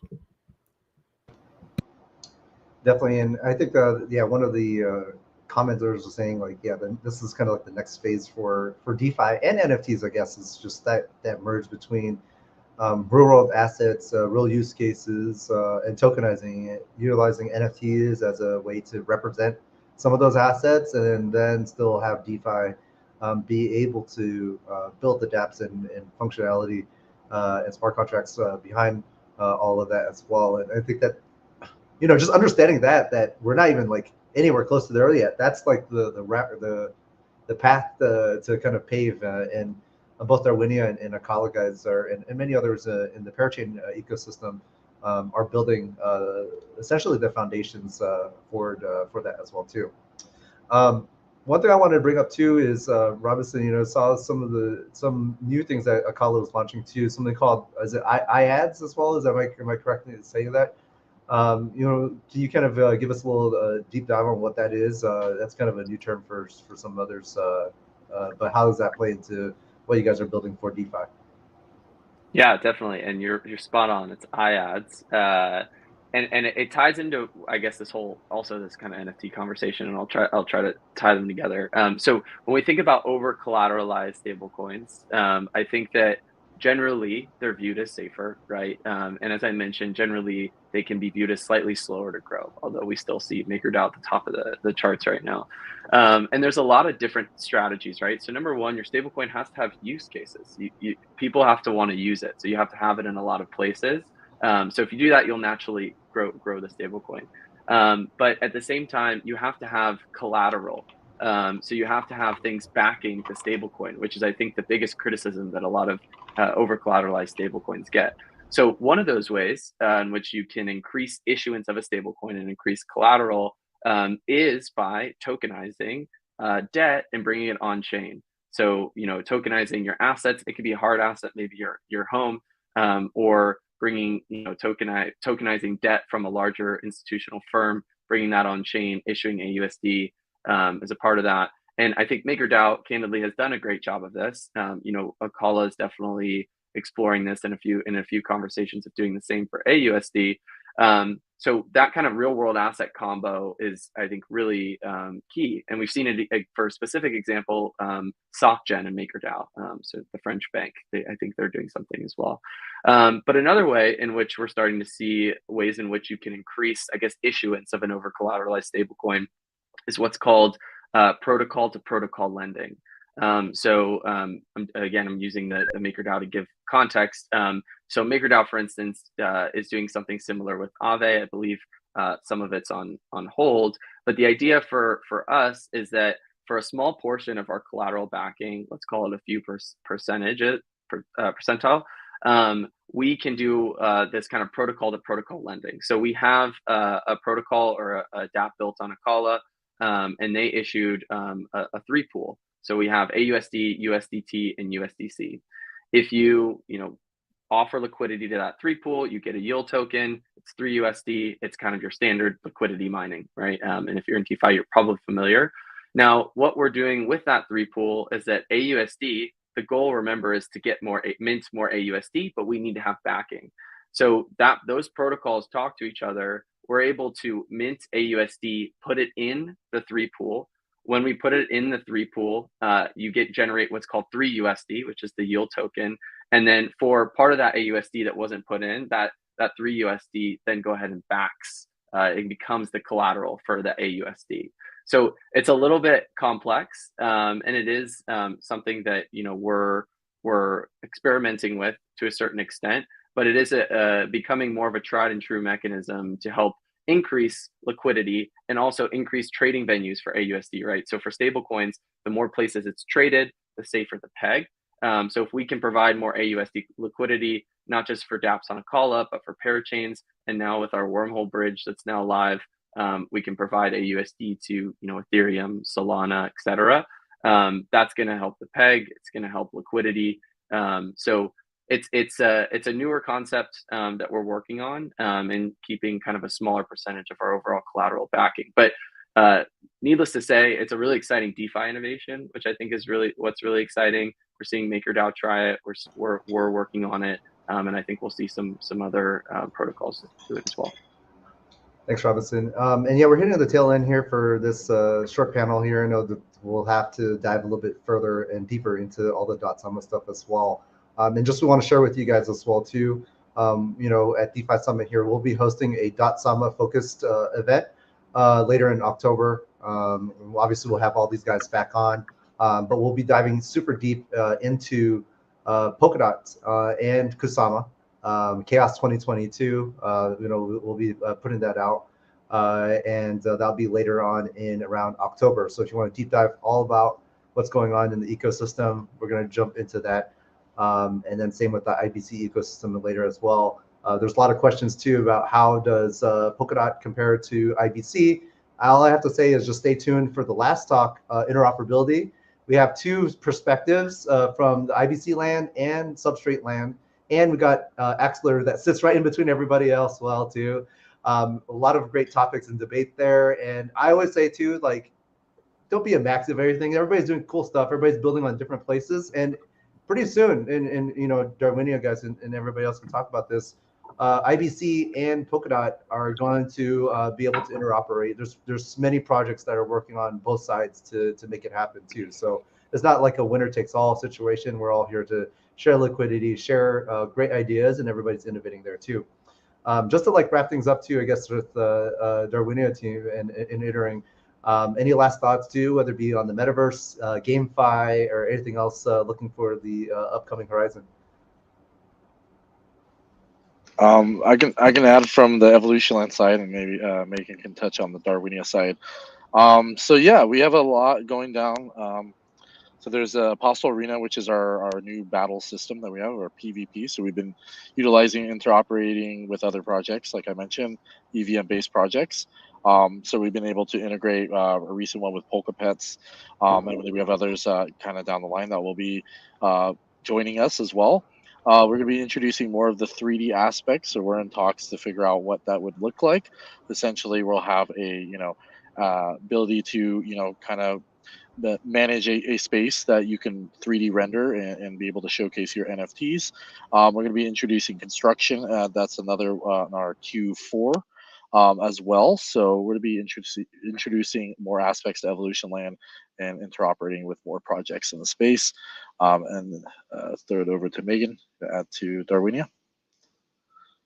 Sure. Well, in terms of what we do at Ittering, we really focus on interoperability with all our various products, especially for the Polkadot ecosystem and connecting external chains. So we're just really looking forward to getting more chains connected and working with more projects inside and outside the Polkadot ecosystem. Awesome. And any last thoughts, Robinson, before we end the panel? No. All I was going to say is feel free to follow Akala Network on Twitter. That's where we send out a lot of announcements about partnerships, product updates, more information on iAds. So definitely feel free to follow us and stay up to date. But thank you for the time. Yeah, and if you're building DeFi, take a look at everybody's ecosystem funds. There's a lot of funding and support there to help build across all these amazing projects too. And I want to thank everybody again. I'll see you guys again soon in a couple of months to see where you guys are at. And thanks again. Thanks, Justin. Thank you so much, Justin. Cool. So we'll just kick on to the next upcoming stage here. We got JG, the man himself, Jonathan. If you've been following Dcentral, you already know Jonathan is no stranger across all our events. Actually, he's been to every single one, and always love to always have you be involved with that too. And it looks like we got a hot topic issue. Actually, it was like almost on every panel. Stablecoins. What does that future look like? It's it is the topic, right? Especially we all know the bad stuff that happened a couple of weeks ago with that one company, but it is definitely where call it traditional finance thinks. I think there'll be some growth, and then but there's good and bad. So I'm really excited for this conversation and hear everybody's perspective. I'll step down and we'll bring on the panelists. Awesome. Welcome, everybody. Thanks for everybody who's listening. Make sure that you are following Dcentral, and I'm really excited for this fantastic panel. We're going to be talking about stablecoins, and we're going to talk about it from every which angle you can think of.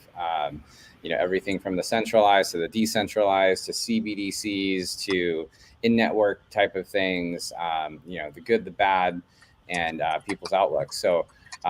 Before we get started, I'll just do a super quick intro on myself. My name is Jonathan G. Blanco. I am a founder in the Web3 space and have been in this space since 2017, focusing on the intersection of commerce and crypto. My latest startup is called NIFMint, where we're building NFT infrastructure for brands. And I find stablecoins particularly fascinating, as that's something that we intend to incorporate at some point in the future. But we don't think the brands are 100% ready for it just yet. But we'll see, and I'm excited to hear what these amazing folks have to say. So I'm just going to make it easy and have you all introduce yourselves in the order that I see you. So I'll go with Carter first. If you could just introduce yourself to everybody, and then we'll go along the line, Stefan, Sean, and Sam, and we'll get right into the conversation. Yeah, thank you so much, Jonathan. So Carter Wetzel here, been in the space for 5 years. Spent 3 years researching and writing a book. Really passionate about privacy technology and how it intersects with the consumer side of things, just because blockchain today has been completely transparent, and the barriers of entry that's going to introduce with bridging Web3 to Web2, specifically as it pertains to stablecoins. So one of the lead researchers for Shade Protocol, we're launching a privacy-preserving stablecoin called Silk, pegged to a basket of global currencies and commodities. So that's a little bit about me, and huge fan of all the other founders on these calls. So this is a great group we have here. Great. Well, thanks for having you. Thanks for being here with us. Stefan, off to you. Thanks, Sean. Hey, everybody. Nice to be here. Stefan, founder of Trueflation.com, and we're just in the process of launching a flat coin. And what is a flat coin? Basically, it's a stable coin pegged to a basket of consumer items. And that's what we're launching. Been in Bitcoin since 2012, former CEO of Bitcoin.com.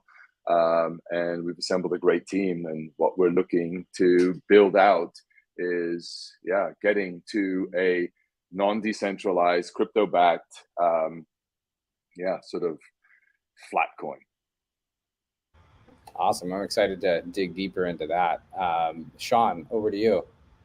Great. Thanks, Jonathan. Hi, everyone. My name is Sean Bennett. I'm co-founder and CTO at Stronghold. We're a fintech based in San Francisco that is bridging the traditional world where most of the transaction volume is today with the possibilities and features that the blockchain and decentralized worlds can offer. We're a little bit quieter in the DeFi space. You may not have heard of us, but recently we were named on the Forbes FinTech 50 list alongside other key players in the Web3 space like FTX and OpenSea. Nice. Thanks, Sean. And last but not least, Sam, if you can introduce yourself. Yes. Hey, everyone. This is Sam. I'm the founder of Frax Finance. Frax is a fractional stablecoin, as we like to call it, which is partly algorithmic and partly backed by hard assets like other stablecoins, over-collateralized loans, and the like. And it has a dynamic collateral ratio. Frax has grown really big since its launch. It's actually the number 5th largest stablecoin and the 2nd largest decentralized one after DAI, just around 1.5 billion in circulation. And the protocol is actually quite profitable and huge. I think currently, even in these markets, it makes about 80 million of revenue. And the team and the DAO is pretty lean. There's only 8 full-time core developers.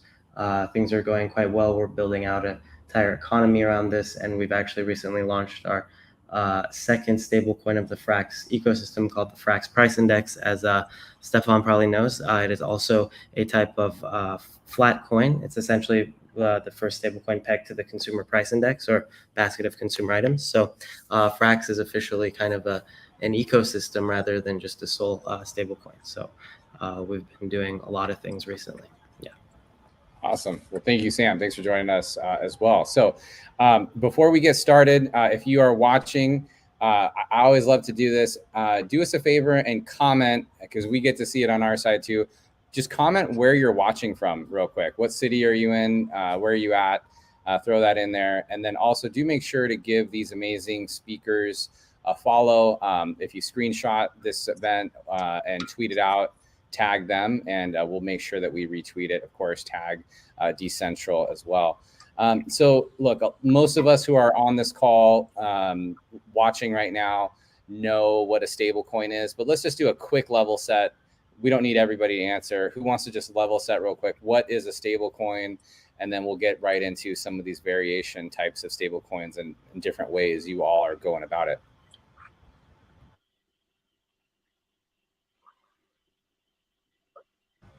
Yeah, I mean, I don't know. I'll go if nobody else is going. Basically a stable coin, in my view, the stable coin actually brought about an amazing user experience into the crypto world, right? I think the user UX of providing stability around a payment mechanism and a reference of which somebody can then relate to, generally the general users can relate to a currency, is what represents a stable coin. What is the UX? It's basically pegged generally to a fiat coin, and so its stability is there. Ultimately, making sure that you don't pay $300 million for pizza. Nice. Everybody agree with that definition? Anybody want to add to that? I think that the other great thing that it provides people is a very easy entry point into the ecosystem, right? You can interact with DeFi contracts and never leave traditional currencies that you know and love, right? And then you can start tipping your toes into those other, crypto assets that might exist out there. And the other big thing that brings is it's a major flow of funds on and off chain. So people don't have to exchange directly at, the point of centralized exchanges anymore. You can, on ramp into the network and then, bring the money straight on. So I think that's the other important thing it brings. I'd add one more piece too that says that stablecoins ultimately are liabilities that have to be accounted for because they're the promise to redeem at some point for a certain amount of value, and that's the stuff that keeps every stablecoin project up at night. Nice. Okay, so with that, I'm going to ask questions that I think maybe audience might be thinking about and so forth. So, why do we even need a stablecoin? Can't we just use a digital ledger? Like, can't I just measure this in my own database or have a loyalty point instead? Why do we need stablecoins to begin with?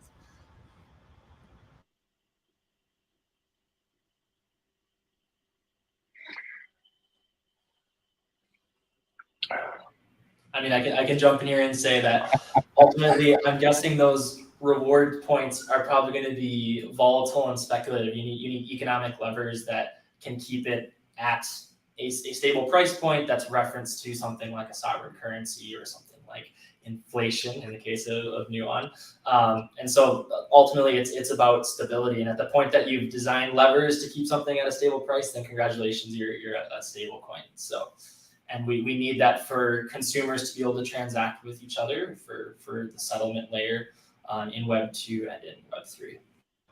Yeah, someone break that down for us about settlement layers and why that matters, and what you just mentioned there, Carter, about essentially pegging those together so it doesn't offset and derail. I think Sean's probably in a good position to answer that just because he sits at the crossroads of more of the Web 2 world. I'd love to hear his answer on this. Absolutely. Thinking about those settlement layers, for us at Stronghold, we've always been about building virtual payment networks for businesses. So that means we've very much been in the game of building fully collateralized one-to-one backed stablecoins. So for us, we've always been that sort of on and on ramp provider between, the normal banking system, thinking about domestic US or ACH and wire systems, to that on-chain settlement. It's important for us to have eyes on all of the participants and whitelist participants. The reverse of that means that the participants are also very, very stringent about where the money's kept at any particular time. So for us in that bespoke world, they were able to trust settlement on chain because they absolutely knew where the underlying funds was. They had access to, communicate with the bank that held the funds even. So, even though settlement had to happen at the banking layer, at the end of the day, obviously, you have to rebalance outside the system for that type of stablecoin. They were able to trust settlement on chain for as good as fiat. But I don't think that scenario holds true for most other use cases that we see out there. That was a very specific deployment that we did. I mean, if you look at stablecoins and you look at, I think stablecoins have now evolved, particularly, to be the backbone of DeFi. If you look at the growth of stablecoins, I mean, Tether's been around for, since 2015 or something, really long. However, the real growth kicked in when, the DeFi summer broke off, right? If you look at the growth of stablecoins in terms of the total market cap, and I think Sam was right at the time around 2020 when you launched Frax, right? But when that sort of kicked off, it's gone from, I don't know, some sort of a couple $100 million market cap to now all of a sudden we're above 150 billion in market cap across all stablecoins. I think the interesting element around, I think what most of us here are working on is sort of trying to build out a decentralized nature to match the decentralized finance, build a decentralized stablecoin, because that growth in stablecoins has largely been mapped out by 3 centralized stablecoins that now earn about 92% of that growth. Why? Because in DeFi, they've created liquidity pairs for trading. And so I think that's where a lot of the growth has come from in stablecoins. And if you look at the overall money market, it's still a couple of $100 trillion, $60 trillion or something. I was seeing a number somewhere. I'm not sure, don't quote me on that, but there's still a lot of room for money to be used. And by the way, a lot of the stable coins today are used in DeFi, and very little is used in peer-to-peer transfers, and very little is used in commerce. Yeah, I'd love to break that down more, because it seems as though if you have a crypto context or crypto frame of mind, what you say, clearly is understood, right? For those who might not be in the space, or I feel as though like when you hear about stablecoins talked about more in a mass market context, they are spoken of in like a commercial setting or a peer-to-peer context. So is there going to be growth moving into that sector, or is that more just marketing on that side, and this stablecoins will primarily stay in a crypto trading or crypto or in a DeFi type of scenario? What does that look like?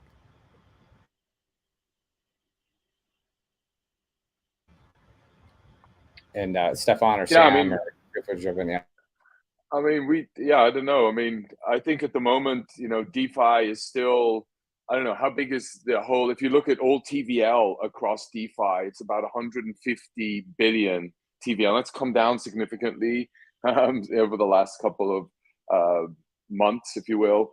But we see that actually growing to $9 trillion, right? So there's going to be 9 trillion across the DeFi protocols that are out there. And that's not even tapping into the size of gold, right? Gold is about an $11 trillion market cap. And so is that realistic to hit 9 trillion in TVL, given all the capabilities and functionalities that we can see in decentralized finance, synthetic assets that are going to go on chain, security tokens that are going, the whole NFT industry, sort of, there's so many different types and permutations of what can be brought on chain and locked up in these different blockchains and smart contracts. How do they get interacted with? What are their liquidity pairings going to look like? Just alone in DeFi, that's the size of growth. Commerce, I think if you look at inflation breaking out around the world, look what's happening in Sri Lanka, look what's happening in Turkey, in Argentina, in Amsterdam, because the price of food is going up so high, because the lack of supply chain is driving up food, the lack of efficient supply chains is driving up the price of the lack of supply of food onto the shelves, driving up demand, not meeting the demand, driving up the price. What is that resulting in? Unrest. How do you then transact? How do you're losing faith in the local currencies? In crypto land, 99% of the currency we live with is US dollar, right? I mean, crypto land just works in US dollars. I think you look at all stable coins, they're all traded in US dollars. So US dollar is the global currency, and crypto land is a representation of a global community. And as a result, US dollar matters.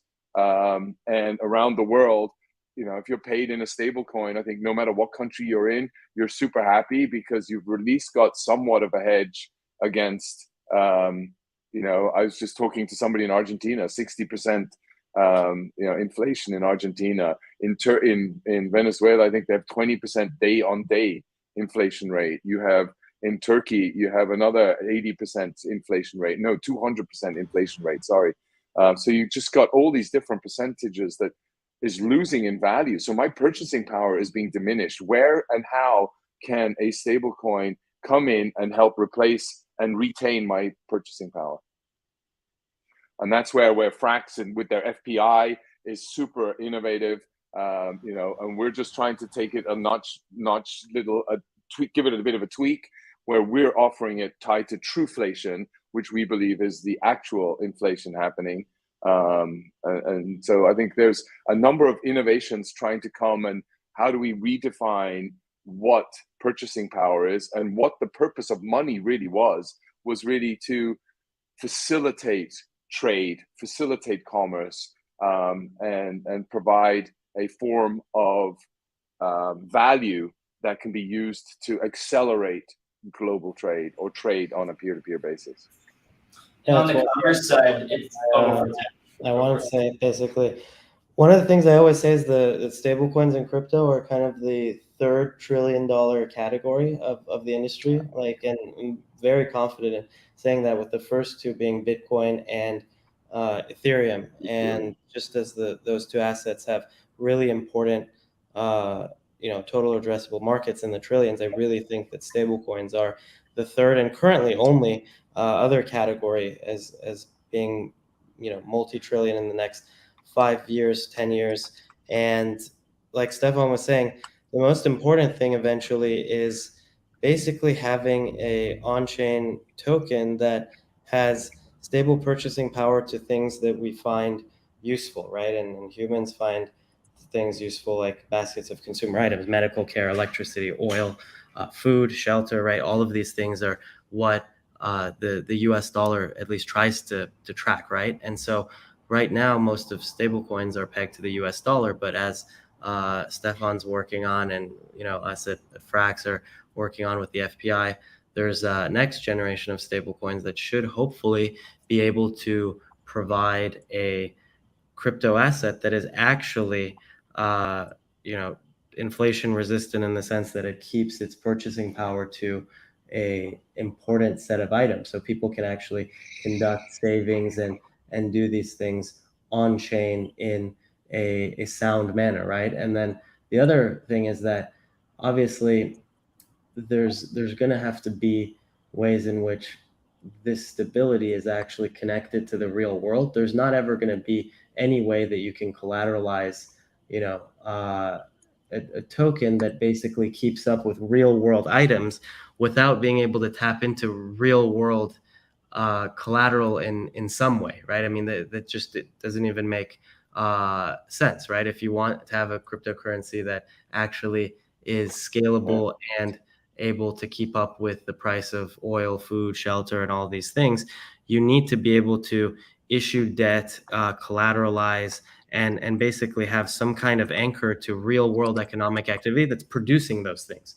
right? I mean, NFTs don't produce those things, or nor does AMM, yield or something like that. Those are very volatile, unpredictable in aggregate, right? In aggregate, you need to actually hook into real world economic activity that's creating these things, and then actually peg your stablecoin to the credit creation and debt that's actually collateralizing those kinds of economic activity. So those things will take a couple of years, but it's really cool to see there's people working on it with us and with Frax and Stefan and all the things you guys are doing in your respective projects.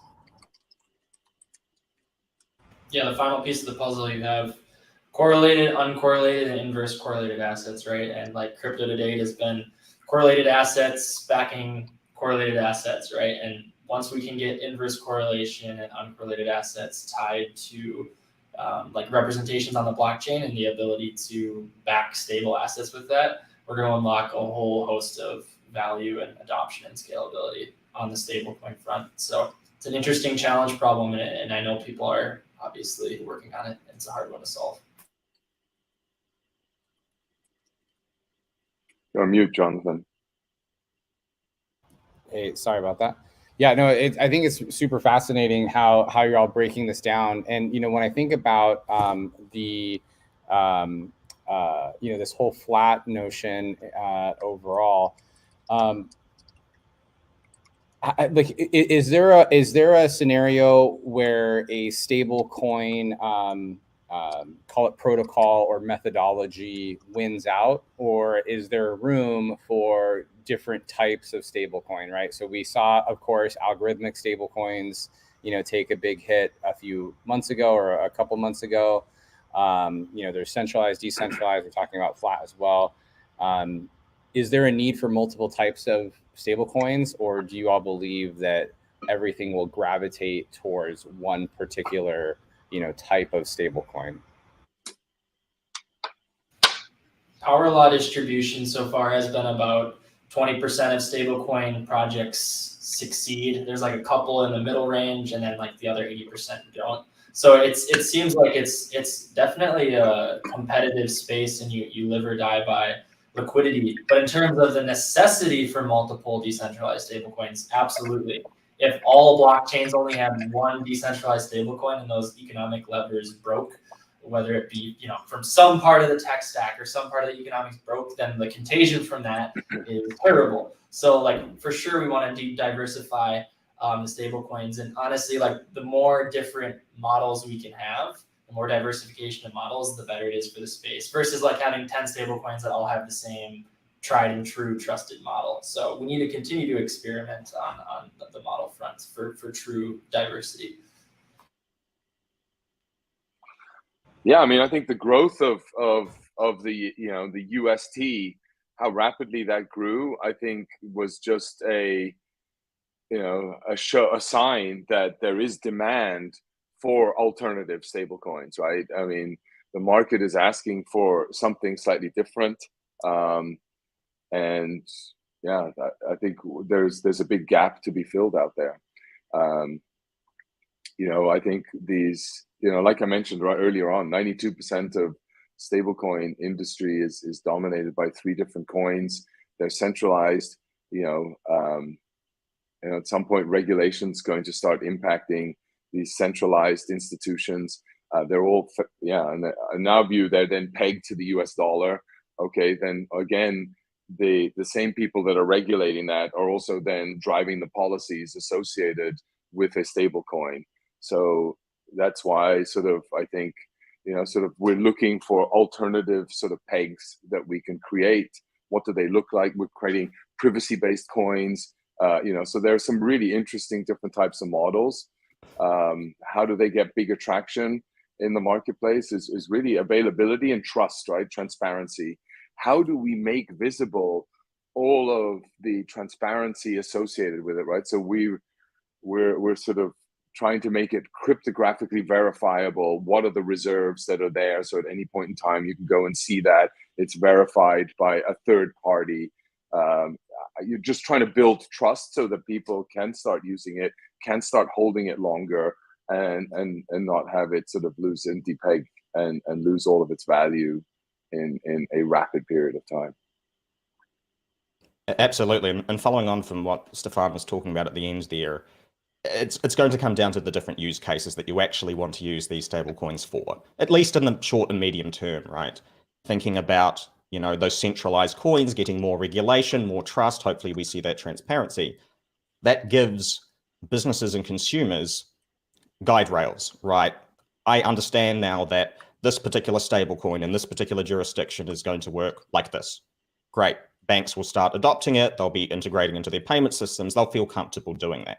Therefore, the businesses will be able to start using them and be able to push them down to the consumer, whether they realize that that's what's under the hood or not.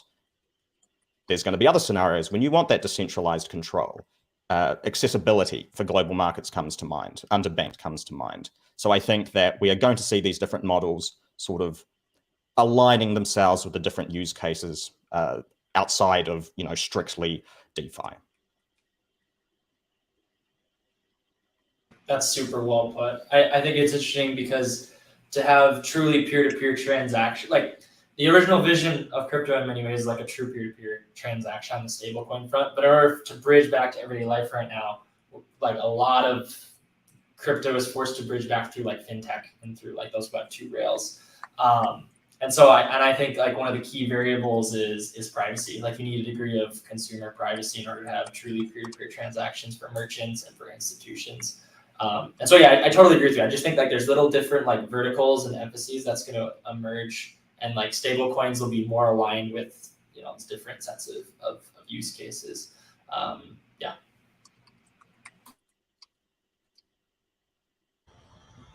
Nice. And so, you know, so with it, we've kind of touched on this a little bit. So I'd love to just break down real quick this notion of a decentralized stablecoin versus a centralized stablecoin. I think call it, you know, people that might be more Bitcoin or Ethereum maximalists might think of stablecoins strictly from a centralized point of view. And I've learned from a couple of you in the past that, hey, actually, there's some decentralized elements. I'd love if one of you can, you know, break that down and think through that for us.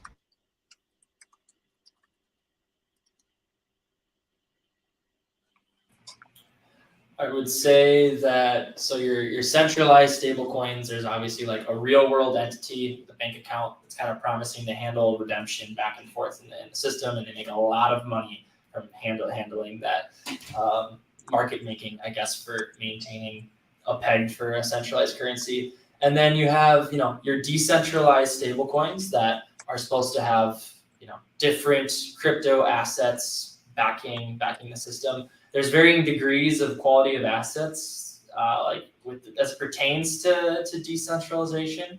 Like one of the criticisms a lot of decentralized stablecoins have had is like, hey, like if you're a stablecoin that's just backed by USDC, like, are you really like a decentralized stablecoin? So it's kind of, we need to continue to push the boundaries of making truly decentralized stablecoins, and then those ones will be building blocks for other decentralized stablecoins. But it's like, what's at the base of it?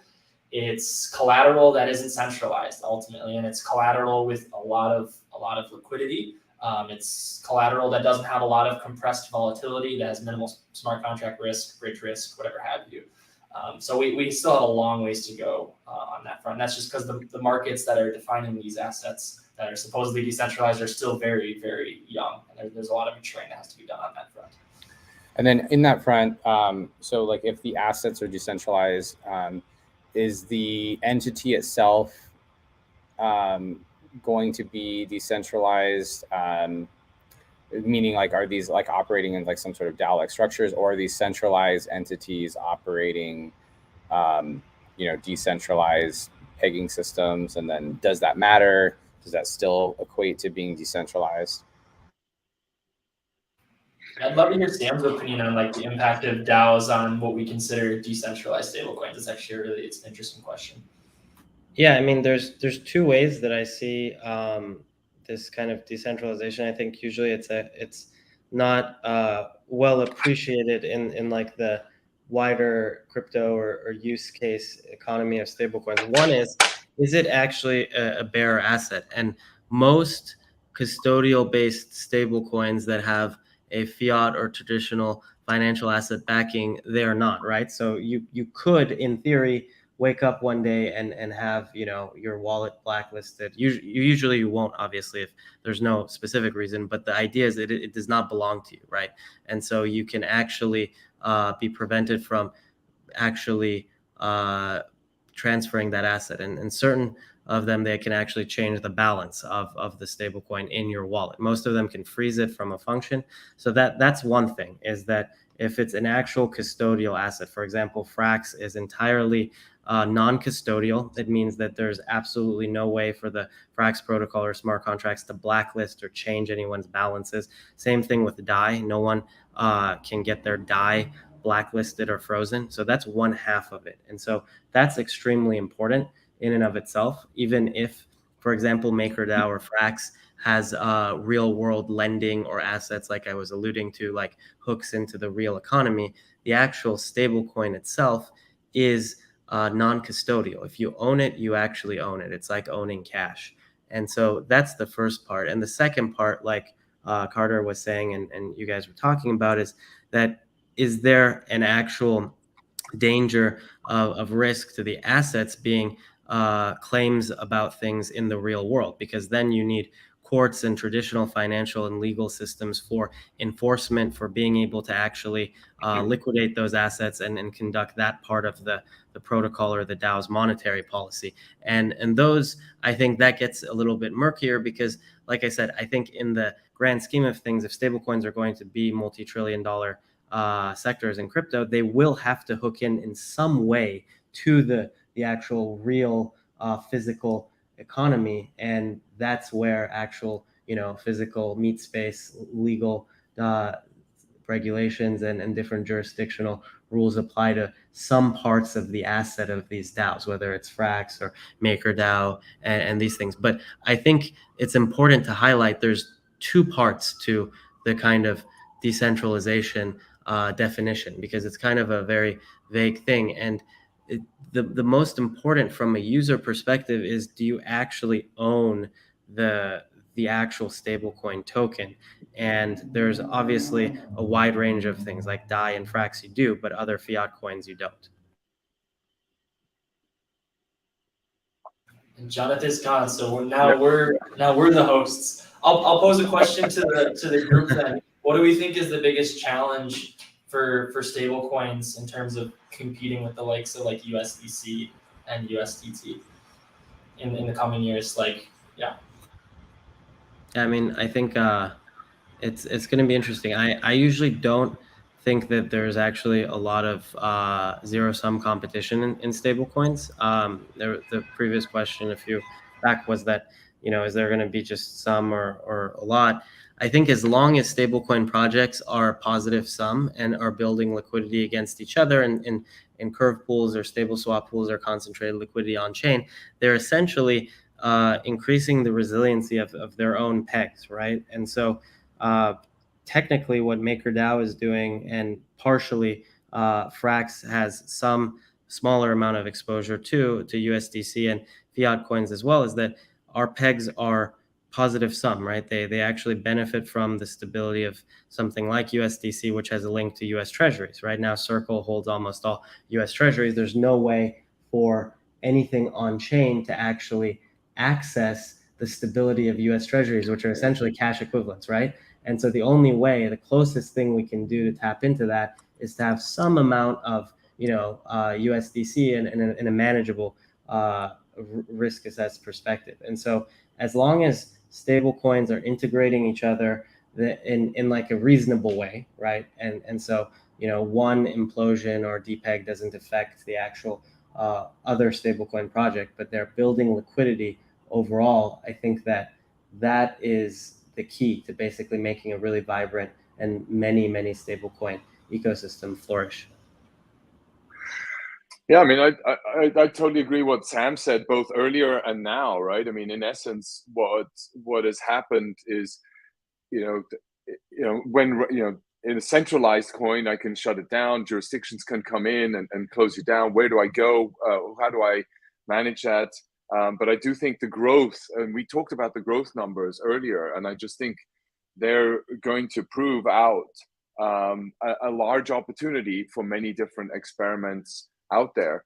The way, and I think from a decentralized nature, the way that we can continuously prove our reserves, our status and health is by transparency, right? That's how I feel that the decentralized coins are really going to prove their worth.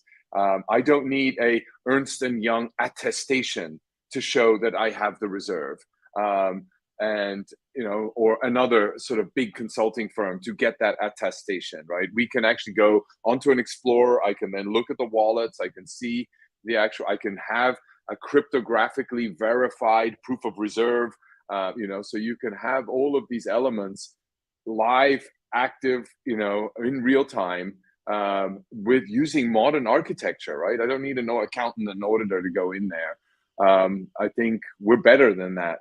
And I think we are here working on building a better than that type solution. I think that one of the key pieces for, which stablecoin will end up winning, or is it going to be multiple, is how each of them interact with the traditional infrastructure. Again, I'm going short, medium term, not 50 years plus. But, the reality is today that customers and businesses want to interact with things in not too a dissimilar way that they are now. And the players that are doing the best at that are your centralized stable coins. They are much more accessible. Not even talking just about liquidity, but just API accessibility, banking systems plugged into the US banks that you can access today. That's really important for who's going to win short to medium term. I think that when regulation starts increasing, and it'll be interesting to see what CBDCs do, it will be very hard to convince a bank, a business, even a small business, to use anything other than something that has, the protections, availed to them by way of regulation and the traditional banking system. Surely there'll be a lot more innovation happening in DeFi, but, back in, where most of the money still moves today. I like how you say protection, Sean. Sorry, I just have to smirk a little bit, right? I mean, look at Voyager. They were protected. They were FDIC insured, right? They had huge logos at the bottom. They were licensed, right? You see that across most of these CeFi solutions that came in to promise yield at no work, or leave the work to me, I will handle it for you, right? And they were, and you think about it, I mean, whilst the US dollar is the de facto cryptocurrency that we hedge and work towards, the population in the US and GDP is still the largest in the US, but how much of that is export related? You look at, the population, it's still 300 million. There's a whole world outside suffering with significant currency lags, right? And challenges in the real world, right? So will you trust a Frax or a Nuon or Shade, or where will I go, or a Stronghold? Will I trust the coin from there, or will I trust the Venezuelan government or the Argentinian peso? I don't know, right? And I think we're still very myopic in thinking there are two countries that matter in regulation. There's China and there's the US, right? And you want either one regulator, or do you want the other regulator? I don't know, but I think there's a lot of room for alternatives. And to be clear, I hope that we see those regulations to introduce the protection. They did not exist. What happened in the US would not be able to happen in some other countries unless they were breaking the law. So just setting that clear. That's very well said. And another form of regulation is Solidity Code, right? So there's going to be three kinds of regulation: smart contract, China, and the US. Well, guys, thank you so much. This is by far the best way to end a panel, is just with lots of alpha and lots of great conversation and discussion fire here. So, thank you so much, everybody. Please give them a thumbs up, give them a pound sign, whatever you want to do, but show them some love in the chat. Make sure that you're following these fine gentlemen here. And I look forward to watching this conversation again. I know Dcentral will have this up on their YouTube also. So thank you all, everybody. My name is Jonathan. Happy to be with you all, and we'll see you at Dcentral Miami.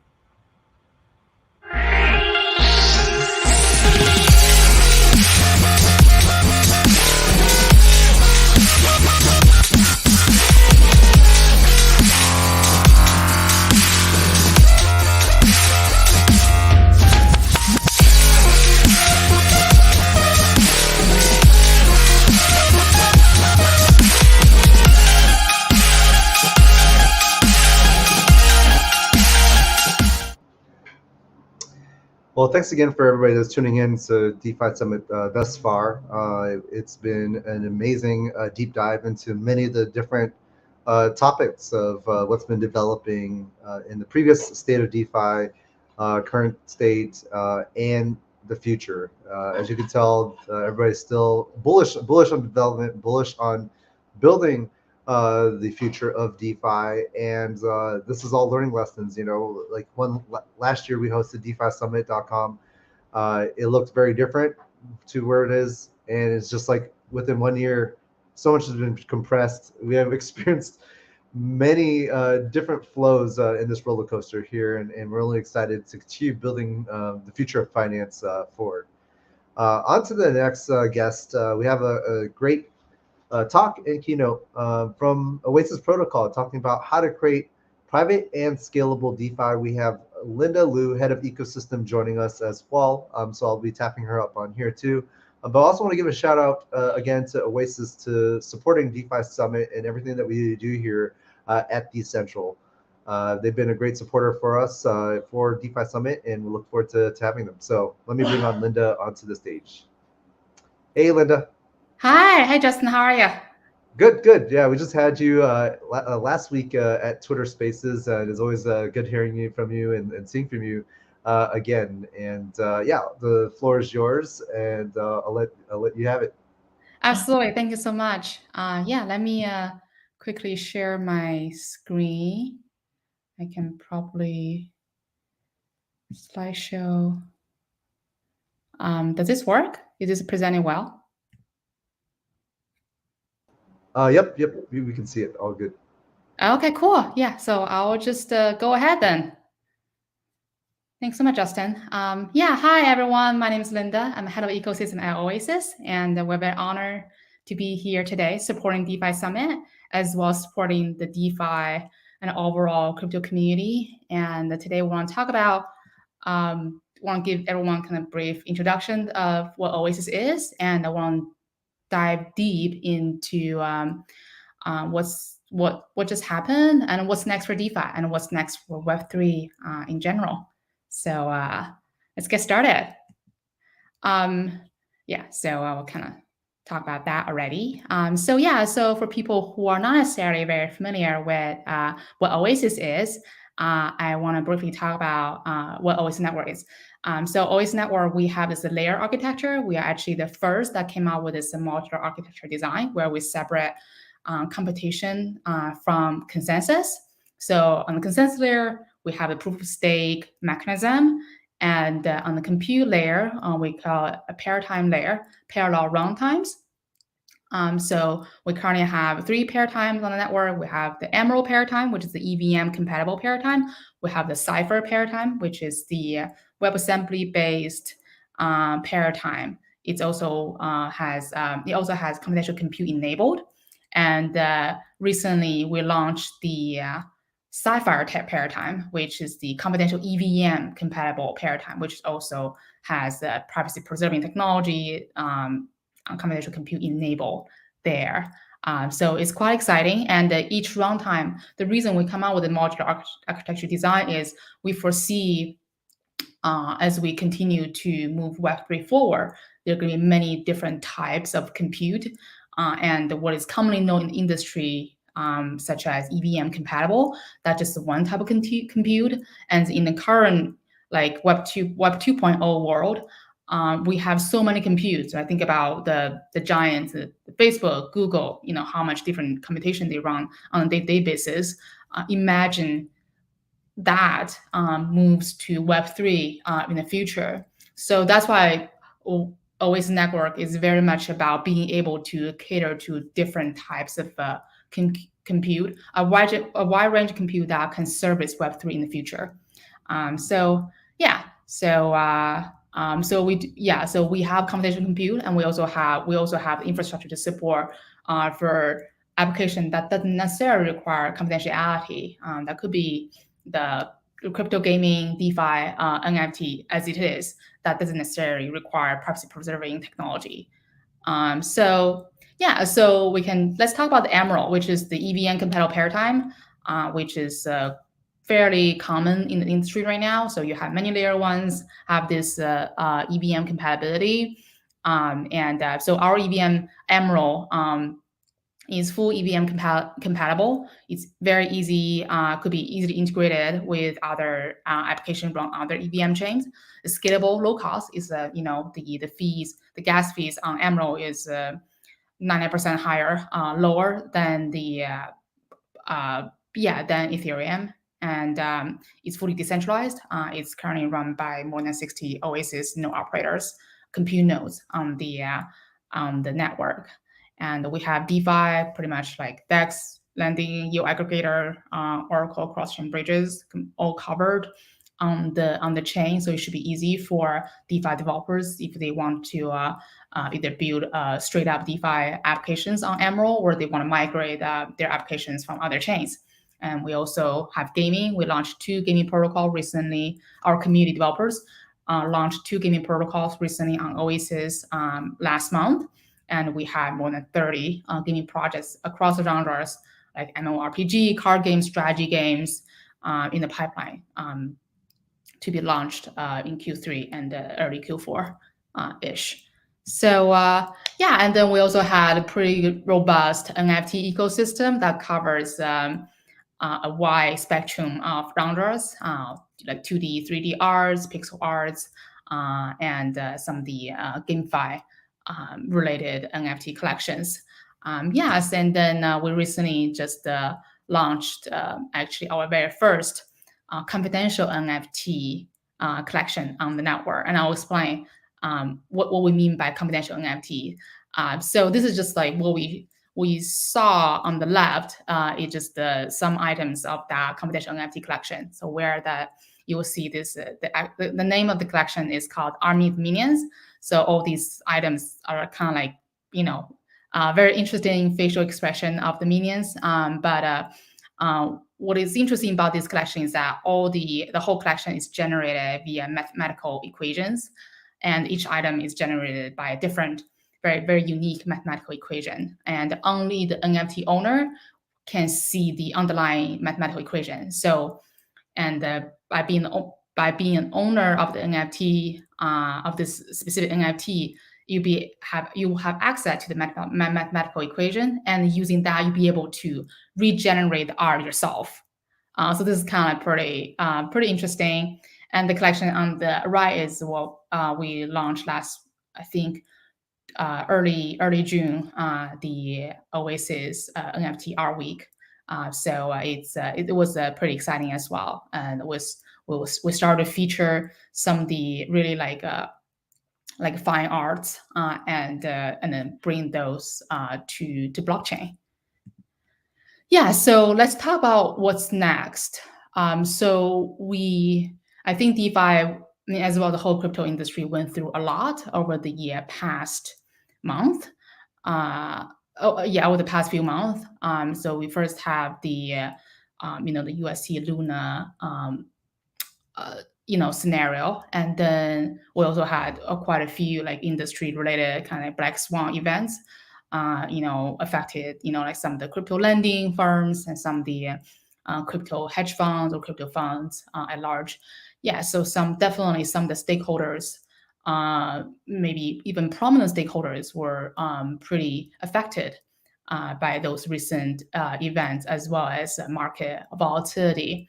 So it's definitely time for industry to kind of like take stock on what happened and think through what's going to happen next. So we want to kind of just like, we're definitely not like someone really like holding some sort of crystal ball can really tell what's the direction in the future. But we do want to share our thoughts on what we think could be the direction or directions that could bring the industry to the next level. So yeah, so what's next? We're thinking about like, for DeFi to move to the next stage, it needs to kind of like bring DeFi to, or integrate real world use cases to DeFi. So we think about this kind of like the general, have DeFi kind of like integrated in the general like Web3, right, and then like have decentralized society as well. So we currently have like Emerald paradigm, Cypher, and Sapphire paradigms. Both Cypher and Sapphire have the confidentiality enabled, and we believe privacy is playing a critical role foundation for Web3 in the future. So what we mean by like decentralized society and then like the future of Web3, I think, we think, again, this list is not necessarily exhaustive. We kind of like enumerate some of the pillars that we think that could be very useful. We first need DID. I'll explain later like why DID is critical for DeFi in the future.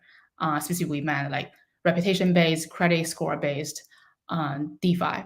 And then, the private DeFi, the private under-collateralized lending that could potentially have DeFi target mainstream users that have real like finance issues, problems, like the unbanked population. How can we bring DeFi to them that haven't been well served in the traditional CeFi by traditional CeFi vendors? And also for DeFi, next stage is we need new assets. Besides token assets, how can we bring more assets to DeFi? Like, could there be like some assets like NFT, like confidential NFT, data-backed NFT, data asset, data tokenization, and then also as a part of the like what we believe as a pillar for decentralized society, like there needs to be data DAOs, like DAOs that governed in a way that where data providers really own their data, and that they get to dictate how their data can be used, be computed, and be shared with other parties to ensure they are invited, they are part of the value chain, and service better internet and a better, like more responsible data economy, because that was not necessarily being serviced in the current Web2 space. So let's But we're not going to go into everything on the list. But for the purpose of this talk, we want to specifically focus on DeFi. So what's wrong with first generation of DeFi? Like, we think it was primarily built for crypto enthusiasts, crypto traders. And back then it was overly indexed on yield farming versus the true utility of DeFi. And we think for DeFi to go to the next stage, we absolutely need to bring real world use cases to DeFi. So there needs to be, and to have the integrate with real world use cases, you will need privacy, you will need a confidentiality. And what we meant by that is information needs to be protected. And so it's not just for like a retail crypto enthusiasts and traders. We can have institutional investors involved as well, so they can provide more liquidity into the DeFi market, and also with the DID, decentral identity, to enable reputation and credit score based DeFi, so we can have mainstream population involved as well, so we can essentially solve some of the really tough issues that haven't been solved in the Web2 world. Like, we talk about the unbanked and people with mortgage, student loan issues. Like, how can their issues cannot be solved by the DeFi 1.0 because most of the lendings are over collateralized. Like, you need to collateralize, if you can participate in DeFi, probably means that you don't really with over collateralization. If you have already enough money to be put as collateral, you probably probably not even be part of that segment that are facing those issues with like student loan and mortgage. We're talking about people that don't really have that enough money that could be put on the collateral. So yeah, and also besides that issue faced by mainstream population, we also talk about like for a trader, even for traders, like the current DeFi 1.0 is not perfect. Like, we have the back running, front running, because everything is wide open on the ledger. So how can we bring in confidentiality so we can have those protection, like the MEV issues could be resolved by the privacy preserving technology, confidential smart contract module and such. So so there's definitely a lot of hope for DeFi, to have it really service. Right now it's like primarily servicing traders. So how can we bring to mainstream by integrating with real world use cases? And the second is even just to serve crypto traders, can we bring more institutional investors involved?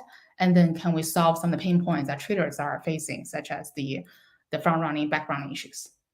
So Oasis is the best position to unlock the full value of DeFi and by integrating real world use cases into DeFi by providing the good infrastructure for the community developers to build applications that solve those issues.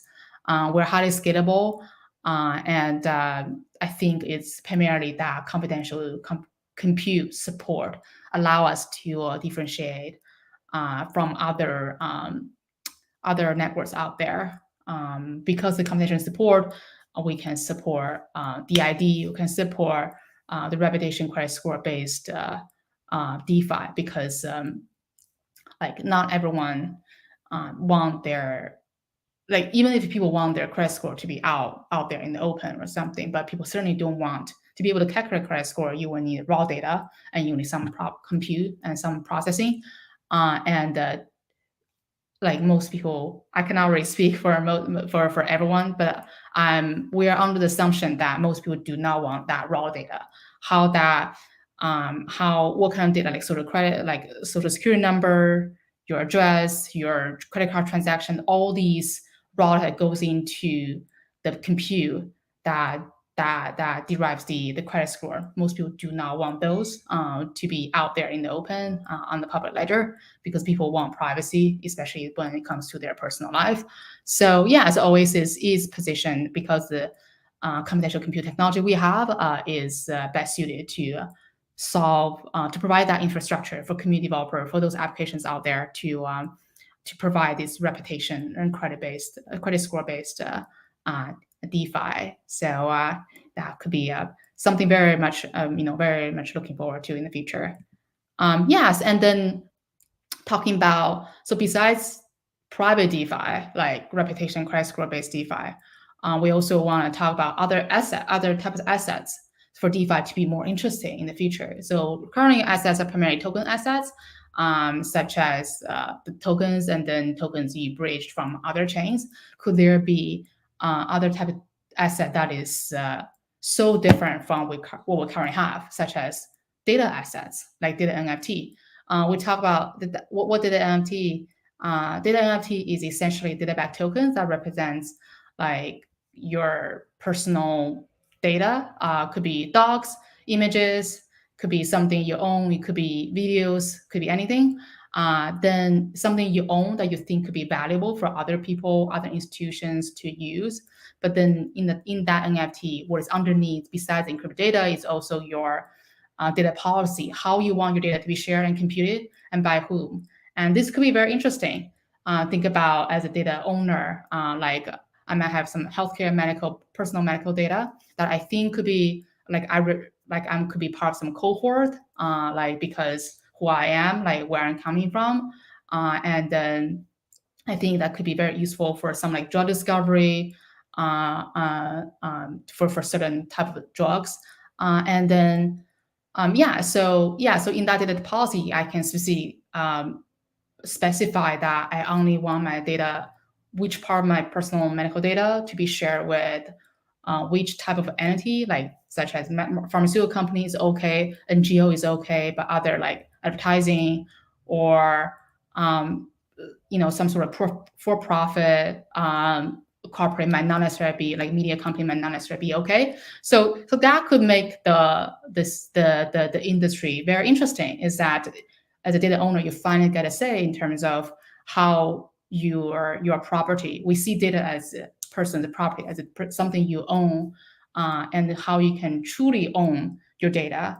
And then that, if you think about like when we have the owners and that be part of the value chain, because currently in the Web 2.0 world, like data owners are not necessarily involved at all. We're not part of the value chain. The value chain is primarily the data aggregators share with data consumers, and those could be like ads buyers, platforms, but we are the ones who actually own the data, and we deserve to have a say. We deserve to be part of at least be part of the value chain.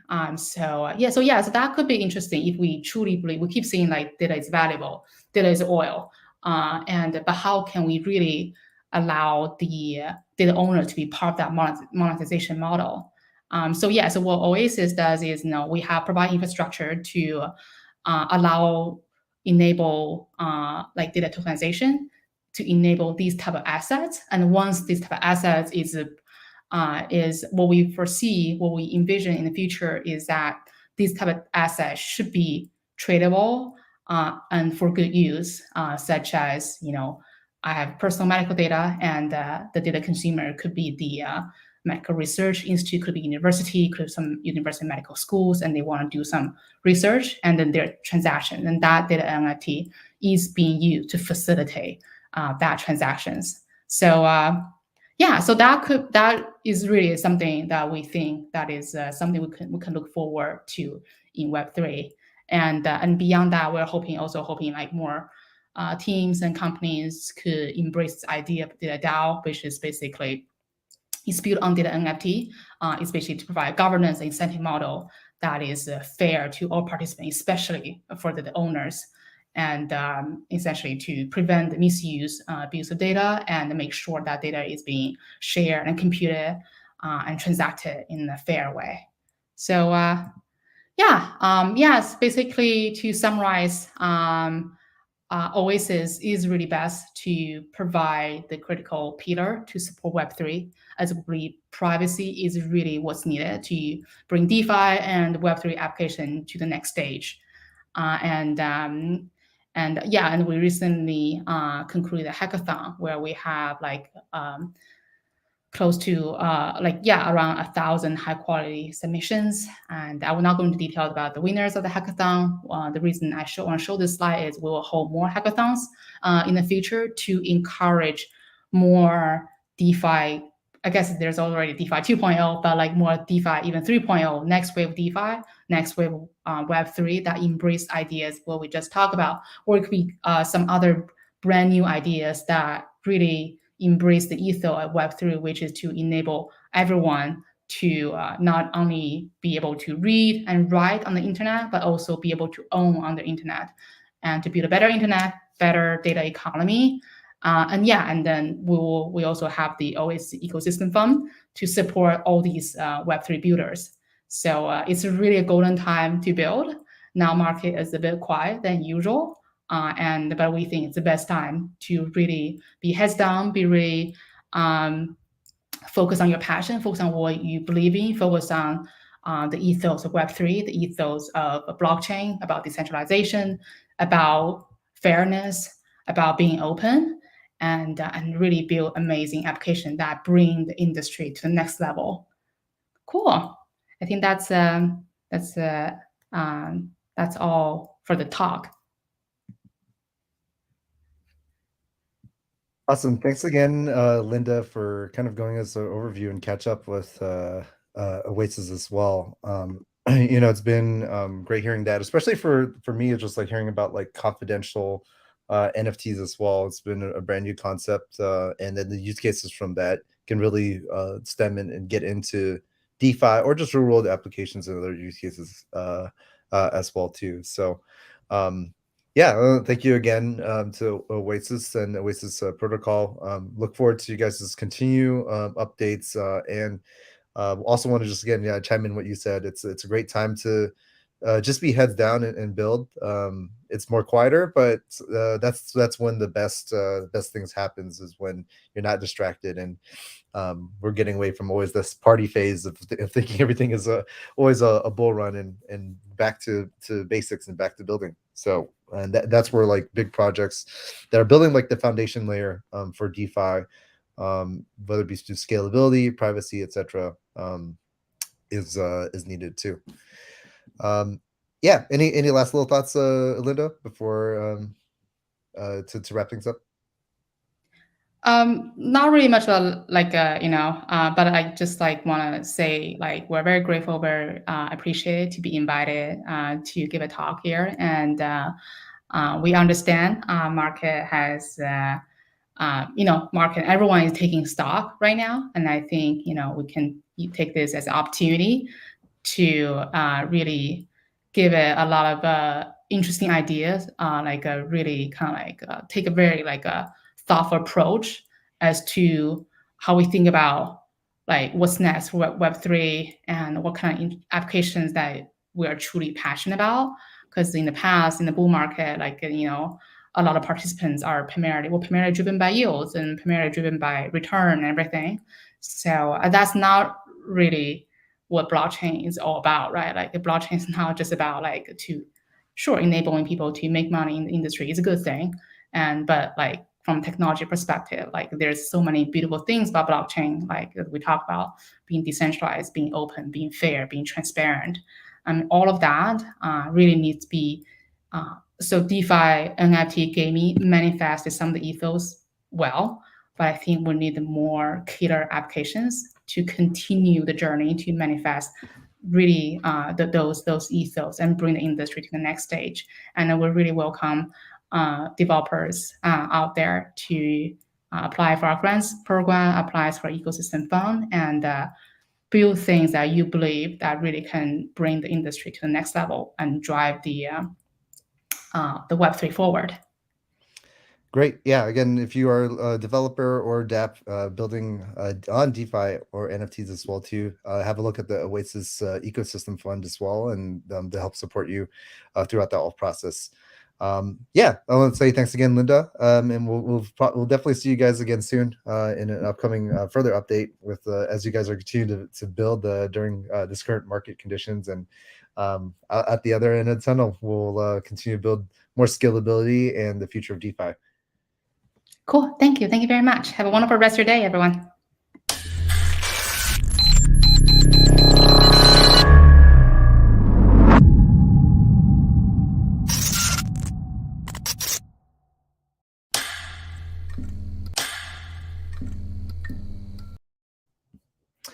All right, awesome.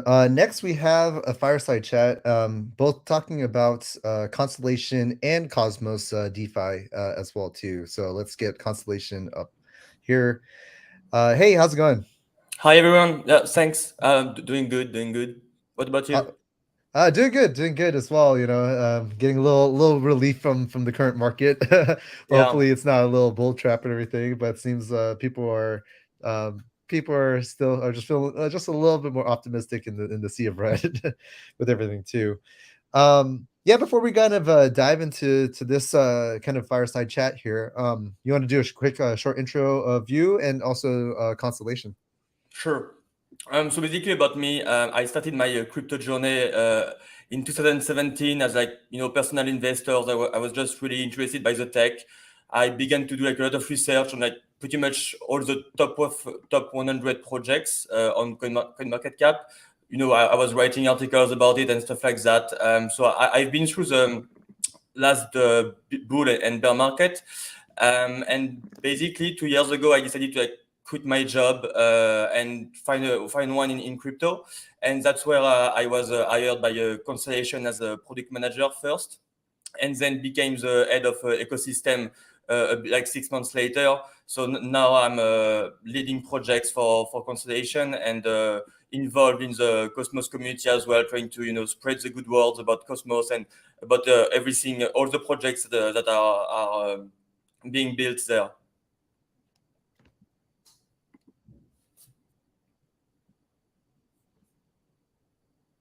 Yeah, that's pretty much it.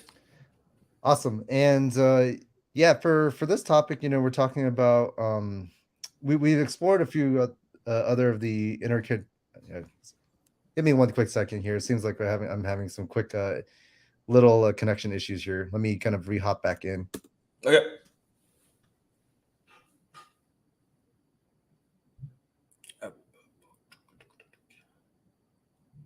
So yeah, basically, I guess I can speak about Cosmos and how I get into there. So actually, Cosmos was one of the first project I was interested to back in 2017. Yeah, I love the IBC feature that was like already being developed at the time. And oh, you're back. Awesome.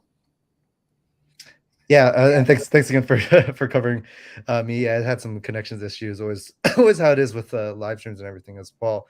Yeah, that's kind of like what we wanted to talk about first is just like overall, first touch on like Cosmos and IBC in general, and then can dive a little bit more into Constellation and what you guys are up to too, and your guys' roadmap with everything.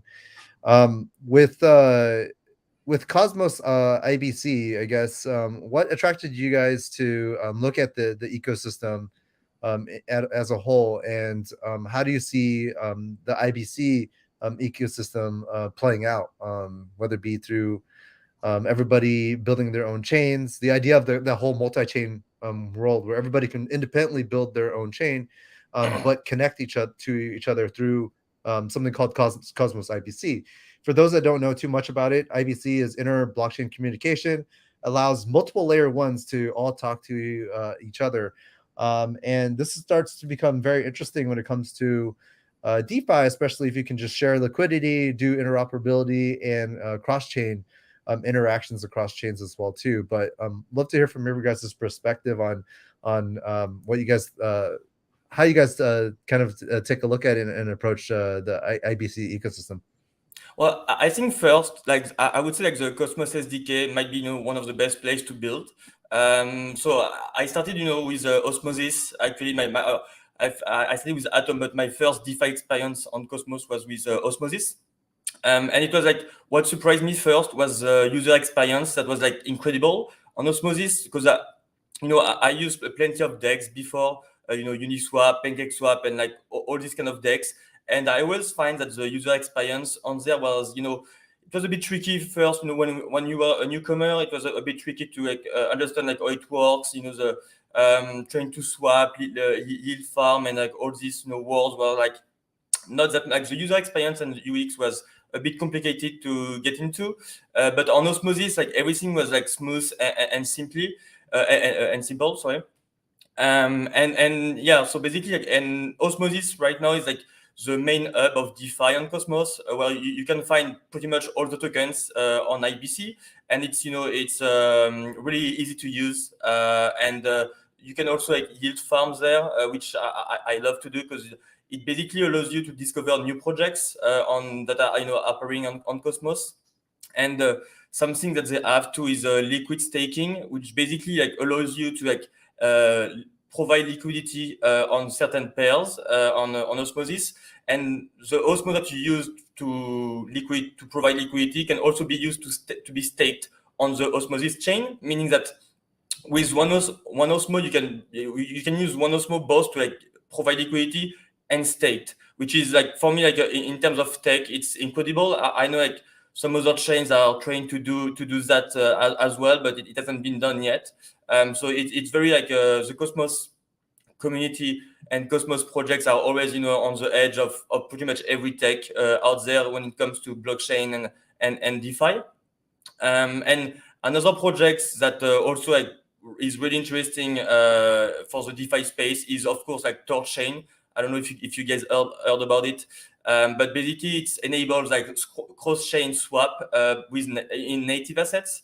So usually when you use like the wormhole bridge basically on Solana, by example, or other bridges, when you swap from the Ethereum blockchain to the Solana one, by example, the tokens that you received on the other one are synthetic, or like they're not the native assets. They're just something that is being created, and whenever the token comes back, then it's burned, and that happened. But with Torchain, basically like they enable like cross-chain swap, which is like once again like basically they're the first to do that right now, and they do it for the biggest tokens on on the top 10 on CoinMarketCap, and they are trying to develop and import more and more tokens on there. But it's something like really good because it enables to like remove all the bridge issues that we have seen, like all the bridge hack that is happening. And it's something very very new and at the edge of any tech that we have seen so far.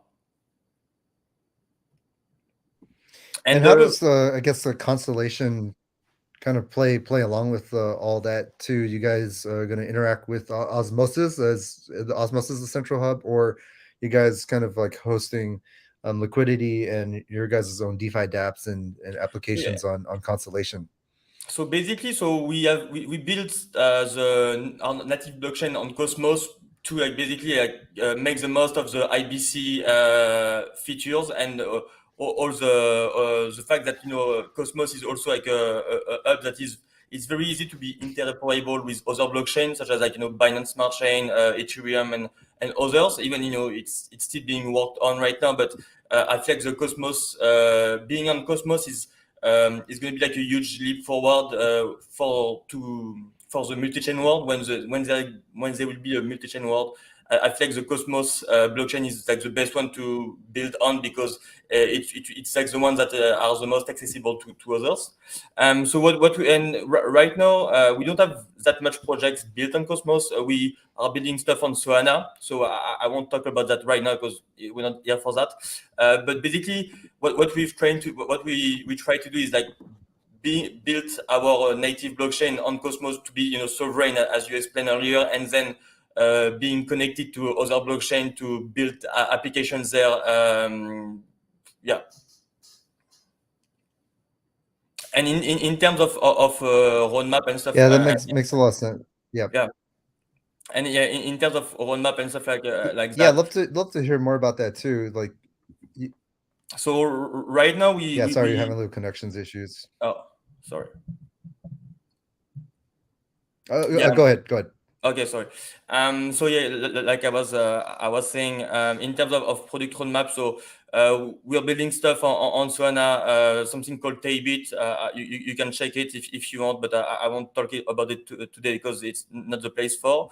But yeah, basically what we're trying to do is like to connect different blockchain and like all the DeFi space together.